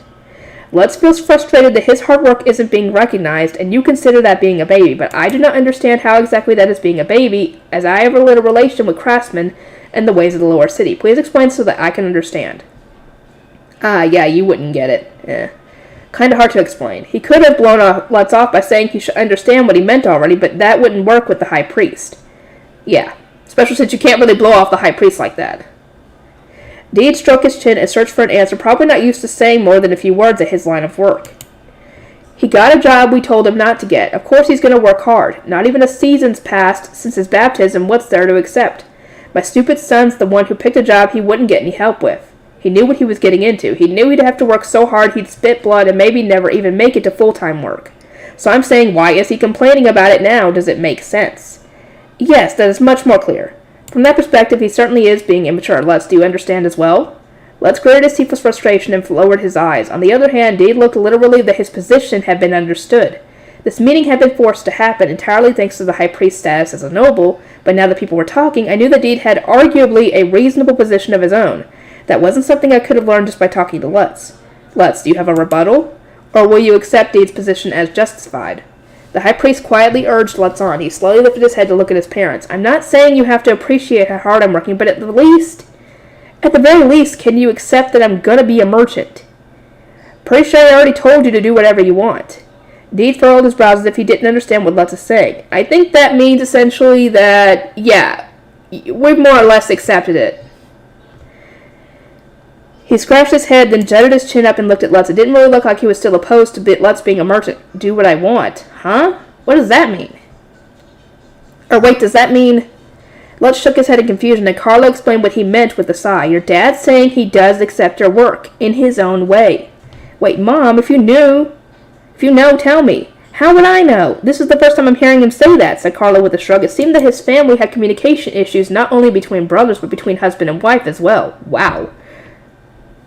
How am I supposed to know that if you don't say it? Said Lutz, hanging his head weakly. I agreed with him, but thinking about it, Lutz didn't really say much about his position at home either, so maybe there really were just a family of people who kept their thoughts to themselves. Deed, may I take that as you not being opposed to Lutz working as a merchant? Asked the high priest. Deed nodded, looking like he wished he didn't have to explain every little thing he said. I think merchants are scum, and I don't know why he wants to be one willingly, but he's a man, and he chose this line of work on his own. He can use his guts to follow his dreams, whatever it takes, even if it means being a living apprentice, but whining and running off to the orphanage, it's pathetic. He said with a scoff, then crossed his arms and leaned back to signal he had said all he had to say. On instinct, I shouted, No, that's wrong. This has all happened because of me. Lutz isn't trying to run away. But nobody heard me. Nobody even looked in my direction. I turned to look at the high priest, since he at least should have heard me, only to discover he wasn't even touching the magic tool hanging from his wrist on a chain. From the very beginning, he hadn't intended to hear a word I said. Mean. Dad, no, all this is about the orphanage was just my... Lutz began to say the same thing I intended to, then hurriedly shut his mouth. He squeezed his lips together, then shot his head up and glared at Deed. Then why won't you let me go to other cities for work? Lutz finally brought up the core reason why he had run away from home, his parents not permitting him to leave the city. That was unbearable for Lutz, since he had become a merchant specifically to leave the city, but even so, he was once again shot down with a single sentence. You would know if you had thought about it for a second, shouted Deed, but Lutz had run away from home precisely because he didn't understand. The high priest shook his head with a sigh and spoke once again, but he doesn't understand, so please explain yourself. Again? Deed, looking worn out, slapped his forehead, then after mumbling that he was bad, these kinds of things, spoke with that while furrowing his brows. You becoming a merchant and you leaving the city are two different things. It's dangerous outside these walls. There's bandits and ferocious beasts. It's no place to be taking kids. That's right, it's way too dangerous out there. Deed and Carla's explanations floored me. I had only gone to the forest close to the town, so I never really knew this, but it was apparently very dangerous outside the city. It was normal here for kids to go outside the walls to gather at the forest. We went so casually that it might as well have been part of the city, so I never thought that the outside was so dangerous that parents wouldn't want their kids leaving the city. Not to mention, traveling minstrels and merchants were so common that even Lutz could meet them on a regular basis. The inns in the east were filled with travelers going to and fro. That led to me associating the difficulties of travel purely with the walking distance or the inconvenience of horses and carriages. It didn't help that I had frequently seen Benno, the adult closest to me that wasn't my parent, leaving for other cities to set up workshops and handle all the businesses. I never really felt like the outside was that dangerous. I still don't really understand this world too well. About 2 years had passed since I first came here, but I was still as ignorant as could be. As I sighed heavily, the high priest blinked once in confusion. I won't say there is no danger at all, but Benno would be going to a city only half a day carriage ride away from the east gate. Walking would be one thing, but I did not see the need to worry about such a short carriage ride. He doesn't need to go, stated Deed flatly. Lutz flushed with anger and glared at him. I'm telling you, it's part of my job. Calm down, Lutz. Deed, what do you mean by that? The The high priest stopped Lutz with a gesture and asked Deed for an explanation. By this point, Deed naturally expected that and looked at Benno and Mark without pausing. This guy says he wants to bring Lutz so he can help make a workshop. And? Why is he wanting a Lahange and an apprentice at that to learn that kind of stuff? It's not necessary because he's a Lahange. He's not a Lahurl. I think that's what the term is. Lahurl? A Lahange apprentice was the practical equivalent of a 3-year internship back in Japan. The focus would be on teaching them the fundamentals, the simple manual labor, and the like. One might send a Lahange to another city to work at a newly opened store, but they wouldn't be involved in establishing a new store or setting up a workshop. I knew that Lutz's dream was to go to other cities, so I had just been glad he was accomplishing that, but from a normal perspective, it really just wasn't a Lahange's job to do that kind of thing. It was the job of a Lahurl or a successor. Not just something Lutz needed to do himself. Deed's position was that it wasn't necessary for him to risk himself going outside the city to do work not in his contract made perfect sense. The high priest and I both looked at Benno simultaneously. He sighed and looked at Deed. As I told you the other day, after thinking about Lutz's abilities and my future plans for opening stores, I conclude that I would like to raise Lutz into my successor. Showing him the creation of workshops in another city is one part of that, and it's also why I would like to adopt him. Don't even think about it. Yeah, Deed shot down Benno's suggestion on the spot. He then looked around at everyone and murmured, "That needs an explanation too?"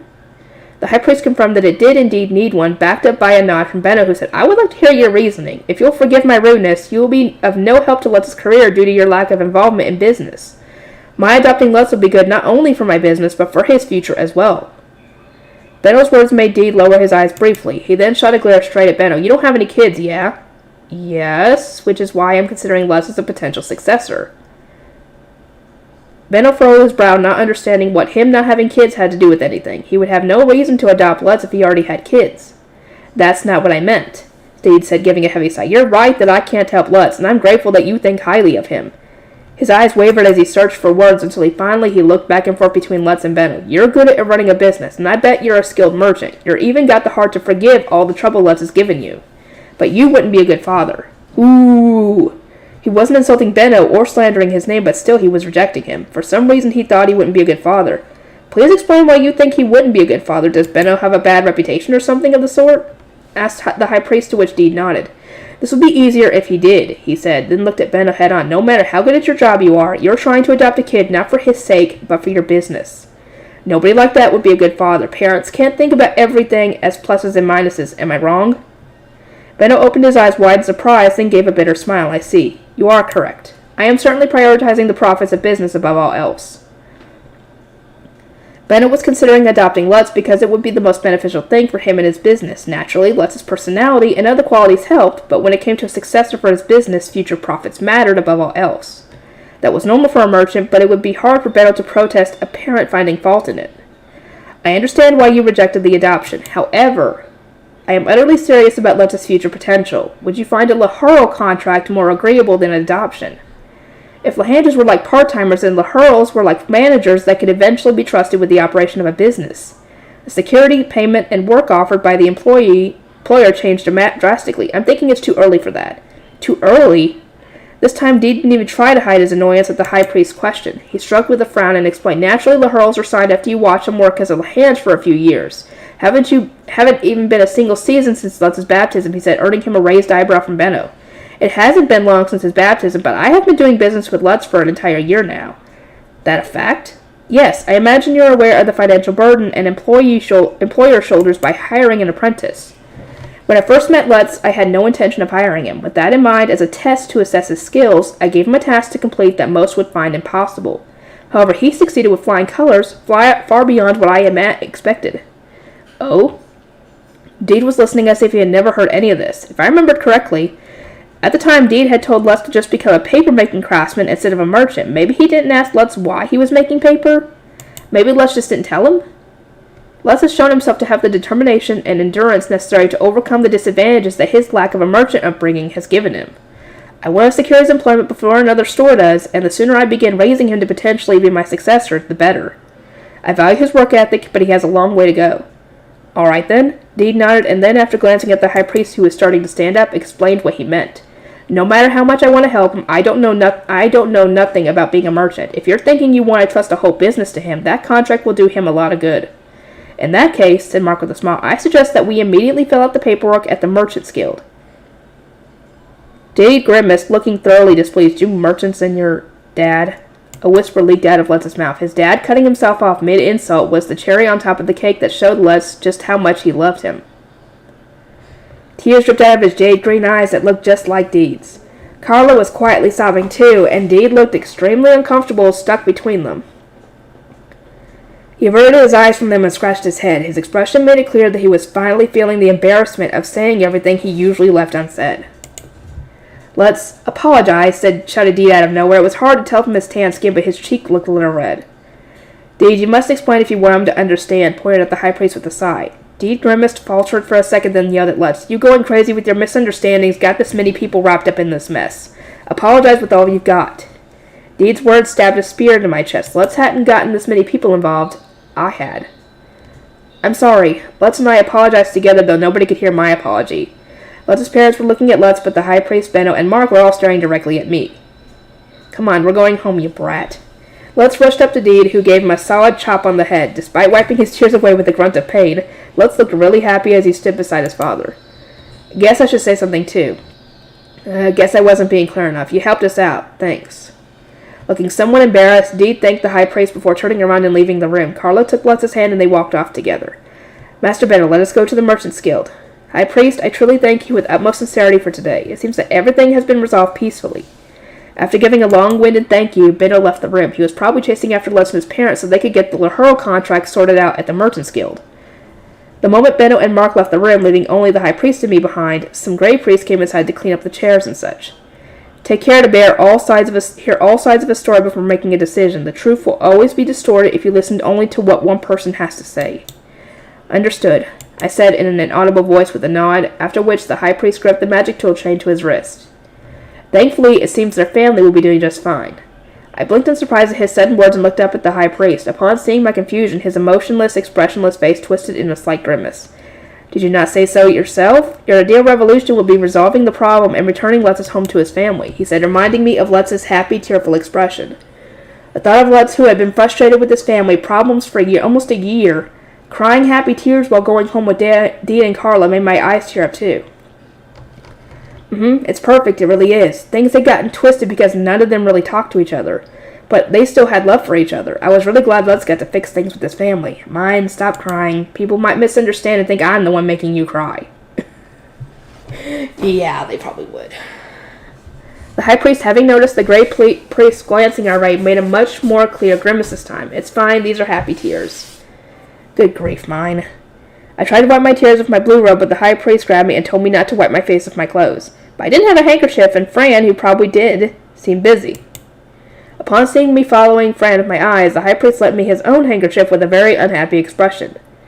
His name was embroidered on it, and for the first time, I learned that the high priest's name was Ferdinand. Epilogue! Finally, and then we'll be getting to Book 5, guys. After leaving the temple, Deed headed south to the Merchants Guild while watching Lutz and Carla walk together, holding hands. They were on their way to sign Lutz's Lahurl contract. It was a result Deed hadn't even considered when he was summoned to the temple. To be honest, he was uneasy about what would happen at the time, but in the end, everything got wrapped up about as well as it possibly could have. All thanks to that high priest. Deed himself knew that he wasn't communicating with his son properly, but he didn't know how to fix that either. It was precisely because a noble who knew nothing of the lower city's way of life got involved that he had managed to speak his mind in full despite not generally doing so. But still, why was Gunter's daughter in the temple? Uh-oh. And wearing the same blue robes as a noble at that. That girl quietly sitting next to the high priest in the same blue robes as him had unmistakably been Myne, one of Gunter's daughters. She didn't go outside much, but Deed remembered her clearly since she went to the same baptism ceremony as Lutz. He had heard about the two of them making stuff together, but not about her joining the temple. Deed was certain he often heard Lutz saying he was off to go get Myne in the morning. That shouldn't have anything to do with nobles. He didn't understand why Myne was in the temple, but he did know that the high priest uncharacteristically got involved with matters of the lower city and gathered everyone for a discussion at Myne's behest. Dad, this is the Merchants Guild, said Lutz while pointing at a large building located at one side of the central plaza. Deed pushed Myne into the corner of his mind and looked up at the guild. As a carpenter who worked in construction by trade, Deed had never set foot in the Merchants Guild before. Normally, only those who dealt directly with money worked with the guild. For a second, Deed hesitated at stepping into a world unfamiliar to him, but after seeing Lutz walk in like it was nothing, he snorted and followed in after him. climbed a narrow staircase and found themselves in a hallway filled with people, forming lines who were all dressed like them. Deed had gotten uncharacteristically nervous for what awaited within the building, but in the end it was still a place for guys like him. Or so he thought, until the Gilberta Company trio passed through the lines and went further inside. At the end of the hallway was a metal gate with a guard. Lutz, Benno, and Mark took out golden card things, and the gate did something with them. Immediately after, a streak of white ran through the gate, and it disappeared as if melting into thin air. The sight of Lutz dealing naturally with a magic tool made my nobles hit Deed with a strange feeling. He felt as if his son had already gone somewhere forever out of reach. He looked down at Lutz with his mouth bent into a frown just as his son turned around and held out his hands. Dad, Mom, hold my hands. It's the only way for people without guild cards to go upstairs.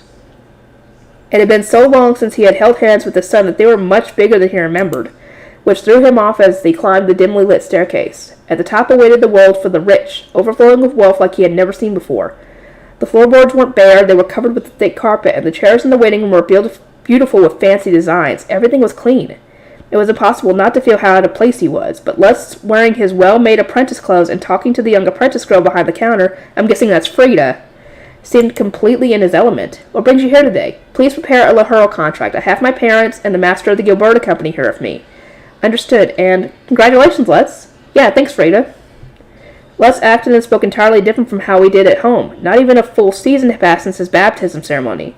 Deed had thought that wasn't enough time for anything, but Lutz's enormous growth was impossible to ignore. He was already making connections and paving a road for himself as an apprentice merchant. This was the contract for making Lutz a Lahuro apprentice. Neither Deed nor Carla could read the words written on the parchment spread out in front of them. They couldn't help but tense up on guard against merchants exploiting their lack of comprehension to trick them. Let's read the contract for your parents. It was commonplace for commoners to screw themselves by signing contracts they couldn't read. It made sense then that it was important for illiterates to have someone they could trust to read things that had loud for them. Lutz nodded at Benno's request and began to read. Deed had heard from Carla that Lutz was studying letters on a stone slate over the winter, but he didn't know Lutz had learned enough to read contracts. Benno saying that Lutz was using his determination to overcome his disadvantages hadn't been a lie or exaggeration at all. Guess he wasn't being a baby after all. Deed was a bit impressed with Lutz as he fluently read aloud the contract, explained all the unique terms of phrase that merchants used. At the same time, it would feel kind of weird to praise his son for something he had been ignoring up until now, so he snorted dismissively. The contract described how Lutz would be treated going forward. He would be treated as a Lahuro, but continue living with his parents for the time being. Most Lahuro signed at the age of 10, so once he reached that age, he would be living at the Gilberta Company like the others. He would be given a room to put his stuff and change clothes, and the company would provide his lunch. They would also provide dinner if he needed it. When work called for going outside the city, he would go with them at times. His pay would be increased by a small amount. The contract ended after describing a bit more about his work conditions and pay. And now you're a Lahuro at our company, Lutz. I expect you to work twice as hard as you have been. Yes, Master Benno. And, Dad, Mom, I'm really glad you accept me. Thank you. I won't ever complain or whine. I'm going to be a crazy good merchant and make you both proud, said Lutz with a beaming smile. Deed replied by saying, You better not whine. You've made your decision. Don't even think about complaining. But that just made his son's eyes sparkle with a defiant light. Look at you being a man. Deed, Carla, I'm going to ask you don't tell anyone about what happened at the temple today, said Benno while handing the signed contract to Mark. You're talking about Gunter's daughter, yeah? Why was she there, and why was she wearing the clothes of a noble? The only people who joined the temple were orphans who didn't have any family or job they could rely on. Becoming a priest meant signing your life away to live as a slave of the nobility. It was hard to imagine Gunter letting his daughter do that. When he was the kind of father who loved his kids so much, he'd even raise a sick child like Myne instead of letting her die to have less mouths to feed. There's a lot of things in the world you're better off not knowing. Deed saw Benno's expression harden as he looked at him and Carla head-on with his dark red eyes. Deed swallowed hard. Benno's look had the pressure only one who was prepared to lose everything could have. Myne's stuck living life with nobles now. People who can't protect themselves from nobles will be better off not getting involved with her. I know that, said Deed, before looking at Lutz. So you don't get too close with Myne either, boy. Deed swallowed what he had to say. Lutz hadn't even told his family that Myne had entered the temple with blue robes. He never mentioned going to the temple when he left in the morning. It was clear that Lutz was sticking with Myne, knowing full well the rest of doing so. Deed sighed slowly, thinking of Myne wearing her blue robes and sitting next to the high priest, sitting on the noble's side. He then jabbed the back of Lutz's head. Ow! Why'd you do that, Dad? Stay strong, Lutz. Don't lose sight of the road you're walking down. Huh? Right. Lutz nodded in an expression that made his utter lack of comprehension clear. But nonetheless, it seemed to Deed that his son's eyes were locked right on the path he had chosen for himself. Okay, how much more do I have left? A place still far from here. Tuli, do you have a second? I want you to take care of a customer for me. I'll be right there.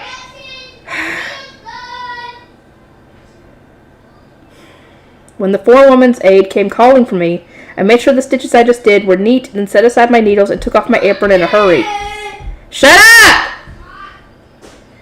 I quickly checked to see if my hair had clothes had any stray thread or dirt on them. Okay, perfect. Just as Myne had said, my bosses began letting me handle customers once I started keeping myself clean. Not only that, but ever since Mrs. Karina stuck to that deal of mine, she had started borrowing me from our workshop so they could ask me more about how to make hairpins.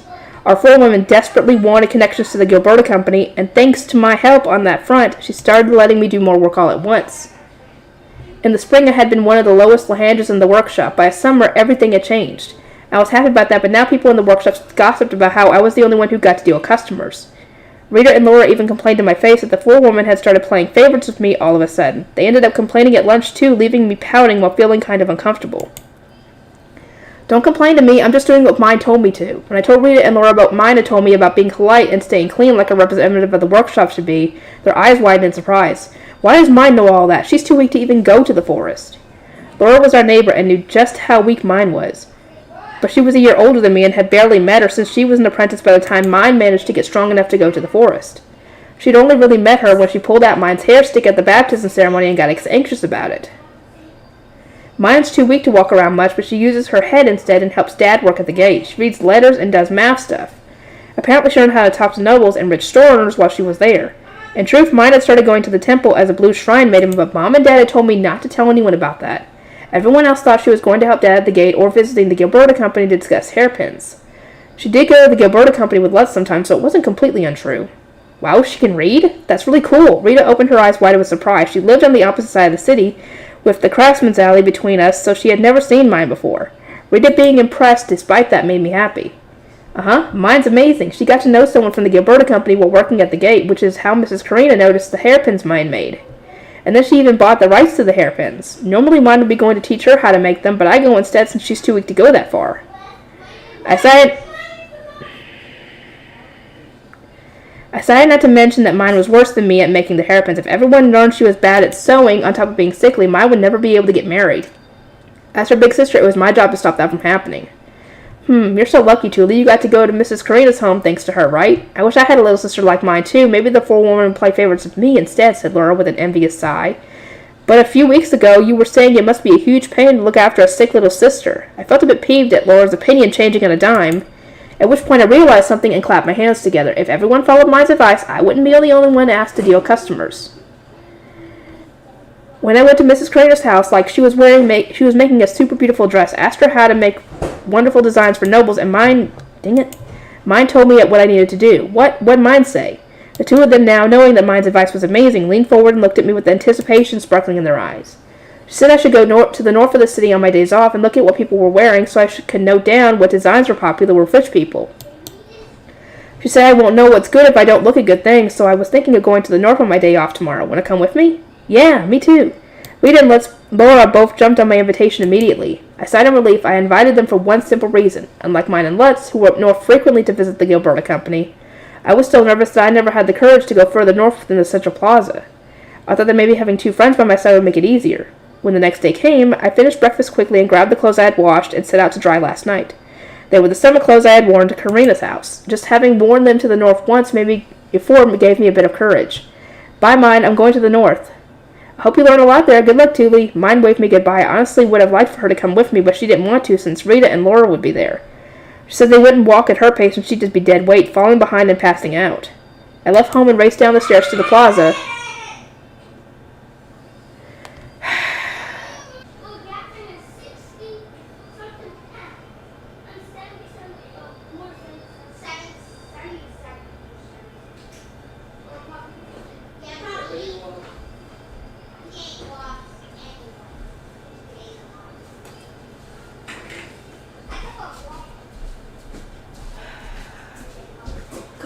This recording's going to go on forever.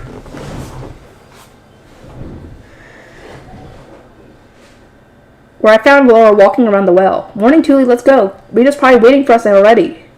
Laura and I weaved through the narrow alleyway on our way to the craftsman's alley. We found Rita in no time. Laura, Thule, morning. Morning, Rita. I was so excited I couldn't even sleep last night, said Laura, jumping toward Rita with excitement. We started walking north and almost immediately passed by some kids we knew heading to the forest. Oh, it's Thule and Laura. Going out somewhere for fun? Maybe the market? No, we're studying. You all going to the forest, right? Good luck. We waved each other goodbye and then found the people heading from the craftsman's alley to their place of work. Along the way, we talked exclusively about sewing and fashion. Hey, Thule, talk about the time you went to Mrs. Karina's house. They wanted to hear about the clothes and stuff Karina had shown me, so I thought back to that day and tried to describe what I had been told. But Karina had used so many words I didn't know that it was naturally impossible for me to remember all the details. That reminded me how Myne would always write stuff down on her notepad thing and look at it when she forgot something. I might need to learn to read too. There were many carts rattling up and down the street of the craftsman's alley, but there weren't any carriages. Most people here were the same kind of clothes we were used to. They were all patched up clothes bought from used stores.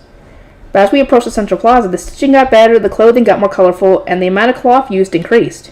By the time we started to see people wearing accessories, the plaza was right in front of us. We entered the plaza while talking excitedly amongst ourselves. There were a ton of people heading from the plaza to the port in the western part of town, so the fashion was indescribably varied. The clothes fancier, but there were carriages on the street as well instead of just wagons. Rita, whose house was on the far southwest of town, opened her eyes wide after entering the central plaza. I don't usually come to the plaza since I could just take the alleys to the market. I didn't realize so many different people were here. And now that I look, there's a lot of blue clothes. Maybe because it's the divine color of summer? She said, prompting me to focus my attention on the clothes in the central plaza. As she said, it did feel like there were a lot of blue clothes. I looked over the crowd while thinking back to what Karina had taught me when suddenly my eyes fell on a woman's skirt. Wow, that skirt looks amazing. Just a couple of pleats make it look so fancy. Myne's baptism outfit was amazing too, wasn't it? Myne just pinched up the extra cloth since she's shorter than me, but they're the same thing, I guess what matters is looking fancy is using extra cloth. I couldn't help but smile at Laura's point. It was true that Myne's baptism clothes had been super cute and fancy thanks to how Mom and I had altered them, but thanks to that we got wrapped up in a lot of trouble. On that day I learned an important lesson. Fancy doesn't always mean better. There was the Merchants Guild and other minor guilds near the Central Plaza, so there were a lot of people moving around from a lot of different social classes. But if I paid attention, I could tell what social classes someone was from by the clothes they were wearing. When I went to the second-hand store to pick out Myne's clothes, I learned to match clothes with skin tone and hair color, plus how one could show their social class by how they dressed. Lutz and I had picked dresses that would look good on Myne, but she had picked other clothes entirely. I thought back to that and pointed at the woman walking by with the blouse, skirt, and corset. Look, that girl's not just wearing a dress. If you have extra money, you can buy 3 separate pieces of clothes, right? A blouse, a skirt, and a corset. You can change the feel of an outfit completely by swapping out one part, or like switching the hem of a blouse, or changing lace on a sleeve. That's true. Thule, you're smart. Well, it's not me who's smart. Just a bit further and we'll be in the north of town. We made it to the north of the plaza without any issue, but everyone past there was the land of rich people. Taking the first step inside was scary. We gathered together at the north exit, and I looked over my clothes. Laura and Rita noticed that and suddenly fell silent, their expressions clouding as they looked nervously over their own clothes. Hey, Thule, are we really going to the north? You've been to Mrs. Karina's workshop before, so you're fine there, right? Laura pushed me forward, but I just planted my feet on the ground without taking a step. Karina's workshop wasn't too far from the plaza, and she always sent someone to guide me. Is it okay for us to go to the north? Asked Rita, nervously grabbing my hand. Well, what if we just keep looking at the clothes in the plaza? I haven't taken a good look yet. Agreed. There's still a lot we have to learn here. The 3 of us walked around the plaza's fountain, holding hands and paying attention to everyone's clothes. We circled around it 5 times while observing the passerby. But we had come all this way to go to the north, and it wasn't so easy to stop thinking about it. In the middle of one rotation, we are all subconsciously slowed down as we neared the north exit. Thule, why have you been walking around the fountain like that? Lutz? Wait, why are you here? I'm running an errand at the Merchants Guild. You were here when I came and here when I finished, so I got curious, said Lutz while pointing at the Merchants Guild and looking at us oddly. Now that he mentioned it, we really had been looking suspicious. Someone we knew had seen us walking in circles around the Central Plaza without leaving to the north. Oh no, this is super embarrassing. How should I explain this to Lutz? I cradled my head and trembled in embarrassment, but Lauren just laughed and slapped Lutz on the shoulder. The truth is, Thule asked us to go to the north of the city with her to look at rich people clothes, but she got too nervous to leave the plaza, and... Wait, Lutz, you're wearing really nice clothes. Where'd they come from? It looked like Laura still didn't know that Lutz had been hired by the Gilberta Company. She looked over his apprentice uniform from head to toe, tilting her head in confusion. This is the apprentice uniform for the Gilberta Company. I gotta get back to work, but you can come with me to the store if you want. What? Really? We had found an unexpected guide, and I was overjoyed. With Lutz taking the lead, we finally managed to leave the plaza and head north. Since only rich people lived here, there were only way more carriages and the wagons and everything. Looked different from the south of the city where we lived. There were a lot of thin, tall buildings in the south, but here every building was bigger, and once you reached the wooden third floors, they started getting painted with pretty colors. Tuli, haven't you been here a few times? I have, but coming here still makes me nervous. I'm not ready to go on my own yet. Lutz shook his head with exasperation, but still took us all the way to the front of the Gilberta Company. He then dashed inside, saying he had to get back to work. Lutz really is a full-grown apprentice here, huh? Laura looked up at the Gilberta Company with her mouth hanging open. Myne and Lutz always went inside like it was nothing, but to us it was like an impregnable fortress. Even if we wanted to go inside, the guard by the door would probably turn us away. For some time we stood in front of the Gilberta Company, observing the people passing by. There were more people wearing frilly clothing than before, and at the very least we didn't see anyone wearing patched-up clothes. Compared to what we had seen in the plaza, the designs were a lot more consistent and regular. That probably reflected the trends that Myne and Karina had been talking about. I can tell the clothes rich people wear are amazing, but I don't think I can make them myself. I don't have the cloth to practice with, and I don't even know how I'd start with making them, said Rita with a shrug. Laura nodded in agreement. These aren't the clothes our customers want for sure. It feels like they're out of our reach, really far away from what we can do. Maybe for studying we should just stick to the plaza. I had worked side by side with Laura and Rita for a long time now, so their opinions being entirely different from mine shocked me. I wanted to stay here and look at more rich people clothing. I wanted to practice making them myself like I had with Myne's baptism outfit, even if it meant making tiny clothes for dolls. I wanted to get better with everyone and move to a better workshop where our next hands renewal came, but both of them gave up immediately, thinking it was too much for them.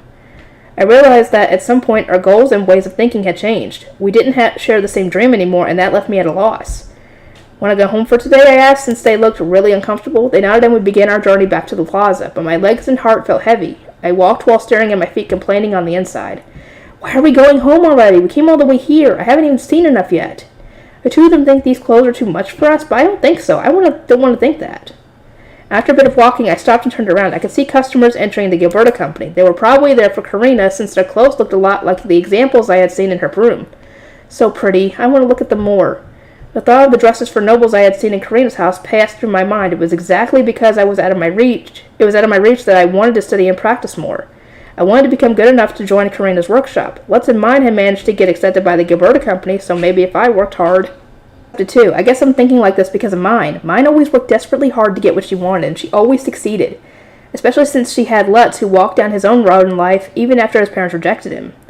I didn't want to settle for anything less. I didn't want to think something was impossible for me, or out of my reach. I wanted to charge forward on my own path. What's wrong, Tuli? The two of them stopped walking ahead and turned around. I looked up and waved at them with a smile. Sorry you can go home without me, but now that I'm here, I want to learn until I'm satisfied. The Gilberta Company was still a distant dream for me, but I wouldn't give up.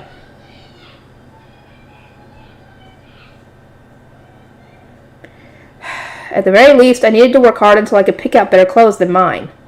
I would be ashamed of myself as a seamstress if I couldn't even beat her when it came to clothes. I turned around and headed back to the Gilberta Company, then stood and observed the clothes of people passing by. I won't lose to Myne, because, come on, I'm her older sister. An attendant's self-awareness. Gil, you know what to do? Yeah. Right after breakfast, we started preparing the workshop. Today we're going to the forest with Lutz, Gunther, and Tuli taking the lead. Apparently the forest was totally different from the lower city. We learned how to make paper there, and then make it in the workshop.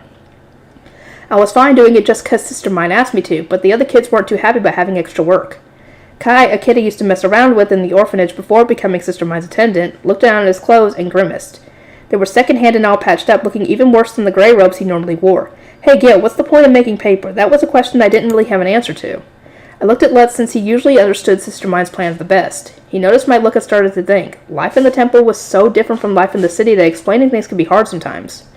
You guys wouldn't understand if I said we're selling the paper to the Gilberta Company. Let's see. It'll get Myne more money, so that won't work either. Money's not a thing here. Alright, basically you'll get more food to eat. Really? Kai's eyes shone with glee. The food situation at the orphanage had improved a bit thanks to Sister Myne, but it still wasn't enough. More food would make everyone happy here.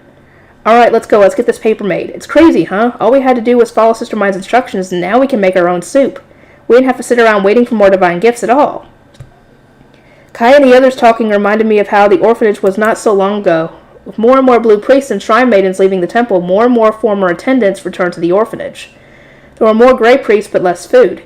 Everyone got less divine gifts, and everyone was hungry all the time. No new blue priests came to the temple at all until Sister Myne, so nobody got taken as an attendant, and nobody got more food. At first I thought a commoner blue shrine maiden would have stuck, but only Sister Myne would do all this, huh? Only she would tell us if we want to eat, we should just make our own food. Sister Myne taught everyone in the orphanage how to make soup and bought us ingredients to use. It was a revolution that upended the tradition of the orphanage, just waiting for prepared food to trickle down. You know, she's not just sending you guys to the forest to teach you to make paper. She's thinking that if you learn even a little bit about the food that grows in the forest, you'll be able to save yourselves from starvation if it comes down to that, explained Lutz. Kai's eyes widened, then he smiled a bit. I'm glad Sister Myne became the orphanage director. No other blue robe would try and make things better for us. Then you better work hard to make some good paper for her. Yeah. We distributed knives, baskets, and so on to the eager children, then got to the pots and steamers necessary to make paper ready. It was time to go to the forest. Sister Myne, I'm going to go learn. I'm going to pay attention. Yes, Gil, go learn to gather and make paper well, said Myne. I nodded hard and then saw that Lutz was waving his hand high, giving instructions to everyone since he was the most familiar with the kids from the orphanage. Be sure to stick close to Mr. Gunther. They won't let you out of the gate if you're on your own. Gunther was Sister Myne's father, and Tuli was her older sister, or so I heard. Dang it. I didn't really know what those words meant. Sister Myne explained that they were her family, people she lived with, but it just didn't click for me. They were probably like her attendants that stayed with her when she was in the lower city. Or maybe they were like the other orphans were to me, since we used to live together. I didn't understand what families were, but I hoped one day she could rely on me as much as she relied on them. When we left the gate, the scenery changed instantly. Unlike the pure white temple, the lower city was brown and absolutely stunk. Thank you. Somebody mentioned this in the stupid books. I know they probably mentioned it at the beginning, but still. I was happy just to leave the pent-up temple, but some of the others were scrunching their faces up. Gunther noticed that and shrugged. This place isn't like your nice and clean temple, huh? It's dirty, smelly, loud, and there's tons of people. Also, it feels weird that the buildings aren't white. One of the orphans spoke up and the others nodded while looking around. Well, then again, from what I can tell, the orphanage probably didn't smell good either, so this is probably something similar to what they normally would smell anyway, so yeah. The orphanage felt cramped from all the gray priests being sent back, but there were so many people in the city that there wasn't much more space. It was so loud here that it was hard to believe how silent they were told to be in the temple. The first time I left the temple, I got so excited all the people and stuff to see that I actually felt a little sick afterwards. What's that? I've never seen any of those things before. Everyone's wearing all sorts of different clothes. Is that a blue shrine maiden over there? An orphan pointed at a woman wearing blue clothing, and immediately they all stepped to the side of the road and knelt down. No. There's no blue shrine maidens or priests in the city. You don't need to kneel. Really? Half kneeling, they froze in place and nervously watched the woman, afraid that they were going to be yelled at. It made me want to cradle my head. Sister Myne and Lutz had definitely felt the same way when Fran and I had visited the city for the first time. Those who had been sheltered in the temple stuck out like a sore thumb in the city. They clearly weren't used to everything. I spent all their time looking around, which was extremely suspicious. I tried to teach them what I could from my trips to the lower city. Only buildings for nobles are pure white. In other words, commoner buildings have lots of colors. Unlike the temple, there are no rules for how everything has to look. There's lots of colors. People who are rich, like people with a lot of money, live here, so everything's pretty, but the further south we go, the dirtier it'll get. The people down there will be wearing clothes like ours. How can we know all this, Gil? Asked a kid while blinking in confusion. I puffed out my chest of pride. I go outside the temple all the time to accompany Sister Myne on her commute. In the past, I had mainly just been sent to the repentance chamber by the caretaker priests. I never got attention for any good reasons. But despite my pride, Lutz patted my shoulder and reminded me that I had messed up in the lower city plenty of times myself. Don't touch anything you see until I say so. The first time Gil went to the city, he stole some fruit thinking it was a divine gift and got yelled at. Unlike the temple, there's physical punishment down here. Don't do anything that'll get people mad at you. They'll shout out of nowhere and punch you in the face. It hurts, and it's scary. Lutz revealing my past mistakes made the kids laugh. They chattered among themselves saying, don't touch anything in the city, they'll get mad. I was finally earning some respect, but Lutz ruined it. The scenery changed a bit again at the central plaza. The wood parts of buildings that used to be colored turned brown, and the buildings themselves got narrower. The clothes people wore lost their color and turned into the same raggedy patched clothes we were wearing. Even the attitude of people changed. Oh boy, how many times do I gotta teach you this lesson? A shout unlike anything you would hear in the temple shot through the air, and an older man dropped a fist on a young adult repairing some building. Physical punishment. Tuli, is it truly okay to be violent like that? A gray shrine maiden squeezed Tuli's sleeves, trembling. Tuli gave an uncomfortable smile. Sometimes people won't learn unless they get yelled at. Now, you don't need to be scared. It won't happen to you if you don't do anything to make people mad. The further south we went, the louder the voices got. Shouts echoed through the air and gave the city a scary atmosphere completely unlike the temple's quiet ambiance. There's even scarier people in the alley, so don't go off on your own. Keep walking straight to the gate up ahead, said Thule while pointing to a large gate at the other side of the street. The orphans weren't just listening to Thule because they were scared of the city. She was their teacher, the one who taught them how to make soup. Lutz and Thule were basically the same age as me, but they knew could do lots of things, and were a big help to Sister Myne. The only things I could do without help were clean and accompany her on her commute. Everything else I was in the middle of learning from Fran, so it was hard to call me very useful. Maybe due to how much scarier the south of the city was, everyone subconsciously sped up until we reached the gate. It resembled the temple gate, but was even larger. Apparently there wasn't any more city beyond this gate. Before going through, Gunter held up a hand and told everyone to stop. I'm gonna go make sure they know about us. Hey, Otto. Gunter disappeared into the gate and we were stuck at the front of it. Curious eyes fell on us from the other people waiting at the gate. To those who had never left the temple, they were an entirely unknown world. I had been told my whole life that I must never leave the temple, so being outside made a sense of guilt spread through my chest. The other kids seemed to feel the same way, judging by how they were looking increasingly uneasy. You don't need to worry, everyone. Dad's with us, said Thule, smiling gently. Guards needed to keep watch every day to stop people they didn't know from going in and out of the city. Apparently, so that was their job to look over us. They know the faces of city kids, but they don't know any of you guys since you never left the city. Dad's a guard here, so once he tells them who you are, they'll let us through. Looks like bringing Gunter was the right call. I never could have got them to let all those orphans out, said Lutz while watching Gunter tuck to a guard. I blinked in surprise. There are some things you can't do, Lutz? Yeah, of course. There's more I can't do than stuff I can. It always looked like Sister Myne was asking Lutz to do everything, but even he had some things he couldn't do. That was a big relief to me somehow. I guess if I work hard enough, I'll be useful to Sister Myne too someday. You better. I can't keep my eyes on Myne when she's in the temple, so yeah. Lutz grinned. Kai, who had apparently been listening in on our conversation, blinked in surprise and peered at me. You've changed. Not long ago you were hating hard on how having to serve her. Pretty sure you called her a commoner brat. Yeah, I guess I did.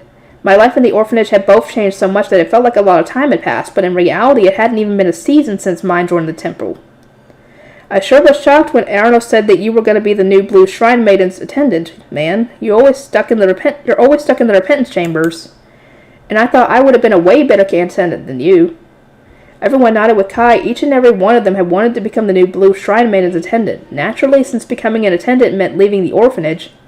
But Arnold had shut them all down and stated that the high priest had decided on Gil. At the time, I was super pumped to leave the orphanage and get a higher status than the caretaker priest, always putting me in the repentance room. But my happiness was shattered in an instant. Hey, I remember how you all laughed at me when Arnold said the new Shrine Maiden was a commoner, and then I wouldn't get to leave the orphanage since she wasn't even being given any chambers. Yeah, I remember that. I was all like, what's the point in serving someone who won't even give food or a room? I even said a commoner Blue Shrine Maiden was a perfect fit for you, and then I was glad I didn't get picked. Good times. They laughed at me, saying they were giving her the most useless person in the orphanage since she was a commoner, and that frustration stuck with me when I first met Sister Myne. She was shorter than me, didn't act or talk at all like the other Blue Shrine Maidens, and I just snapped. I couldn't believe she was supposed to be my master. You kept complaining about her not being a normal Blue Shrine Maiden, and now look at you. Yeah, now I'm glad she isn't a normal Blue Shrine Maiden. If I worked hard, she recognizes that and compliments me. It was because Sister Myne was a commoner when being rewarded for work was normal that she patted my head and complimented me just for cleaning her chambers. Thinking about her praising me made me happy. She would pat my head with her little hand while saying, "Thanks, Gil, you worked hard," or something similar. It always made a warmth spread through my chest that made me smile without realizing it. Nobody had patted my head like that after I was baptized and left the orphanage basement. Not only that, but I was apparently a kid who came to the orphanage instead of being born there, so the women in the basement didn't hold me or rub my head much at all compared to the other kids. I'm going to learn lots of things and be useful to Sister Myne just like Lutz is. But you know, I think I'm a faster learner than you. And Sister Myne's going to be getting more attendance because she has a few right now, right? Said Kai, and the kids around him nodded, but that caught me completely off guard. Yeah, Sister Myne appreciates hard work. We just gotta work hard so she'll appreciate us too, not just Gil. If we work harder than Gil, she might even replace him with us. Not like you're doing much work at all right now, Gil. It was only then that I realized. Sister Myne was a new Blue Shrine Maiden that had just joined the temple, so she only had the attendants given to her by the high priest. She hadn't picked any of her own yet. It was possible that she would start picking new attendants and replacing old ones soon. That horrible realization made my heart start beating faster. Sister Myne had a heart filled with compassion, enough to care about all the kids in the orphanage. She would never be cruel to her attendants. And since everyone in the orphanage knew that, it wouldn't be odd at all for everyone to start fighting to be her attendant. Crap, there's a ton of people in the orphanage better than me. I felt a cold sweat run down my back. There were plenty of gray priests with experience being attendants, and plenty of gray shrine maidens who could help her with the girl things I never could. Fran used to be the high priest's attendant, so he could do everything. He was already doing most of all the work himself. Delia's a girl, and every blue shrine maiden needed a girl attendant to take care of her. Not to mention that since the high priest ordered Delia to be Sister Myne's attendant, she wouldn't be able to replace her now that she was doing her job seriously. If I didn't learn to do lots of things, I'd be the most useless attendant she had, but how? An indescribable sense of unease spread through my chest. I knew more than anyone else I had been a real brat, and that I was barely capable of helping her at all. We can pass through. Gunter called out and gestured us forward so the clump of orphans started passing through the gate. I followed while holding down my throat. It was prickling so hard it felt like I couldn't breathe. I had skipped lessons for so long that everyone else could do more than me. I didn't know how hard I'd have to work to make up for that. Gil, you look awful. Were you feeling sick or something? Lutz, I don't know if I'll ever be able to help Myne out, no matter how hard I work. She might switch me out for someone else. I confessed my worries to Lutz, who blinked in surprise. Don't be stupid, he said, shaking his head and going through the gate. I didn't understand. What did he mean by that? Am I being stupid? Hurry! In the fridge! In the doorway, on the top, and not in the where the butter is, but the next one. Leave me alone! Inside the fridge? The other fridge! God! Can y'all not just leave me alone? I'm trying to finish this. I'm almost done. The dark tunnel of the wide gate felt symbolic of my mood. The kids were saying, "This reminds me of the basement." Yeah, it's scary, so dark. And their voices echoed surprisingly loud. I walked among them feeling helplessly uneasy. How hard should I work? Is it too late for me to catch up to the others? Yes, they are! After passing through the complete shade of the gates tunnel and reaching the other way, we were outside. It was so bright that just opening my eyes hurt. When the pain faded, I saw scenery unlike anything I had ever seen before spreading out in front of me. I only knew the sky surrounded by walls, so seeing the vast sky expanding endlessly surprised me more than I could say. How much more do I have left? 6 more pages.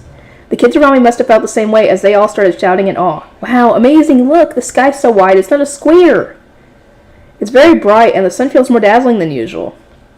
The sky made me think of Sister Myne. This feels as bright as the first time I left that basement. Their comments made me remember that day when Sister Myne cleaned the orphanage and everyone got to eat food with smiles on their faces. That was the day I was really glad that Sister Myne was my master. I felt proud to be her attendant. Lutz, I don't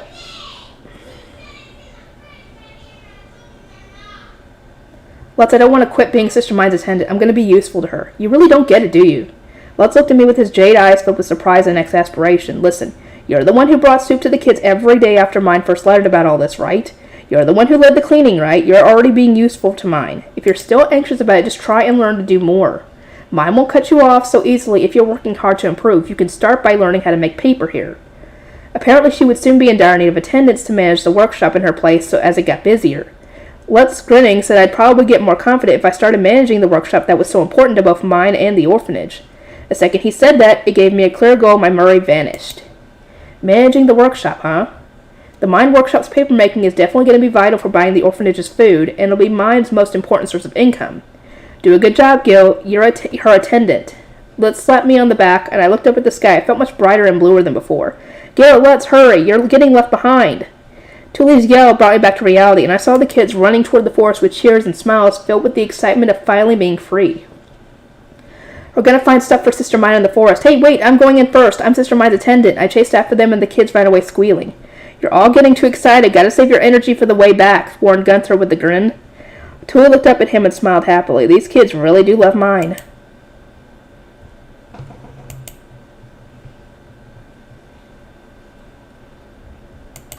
Okay, I think that's it. I'll see you guys next time.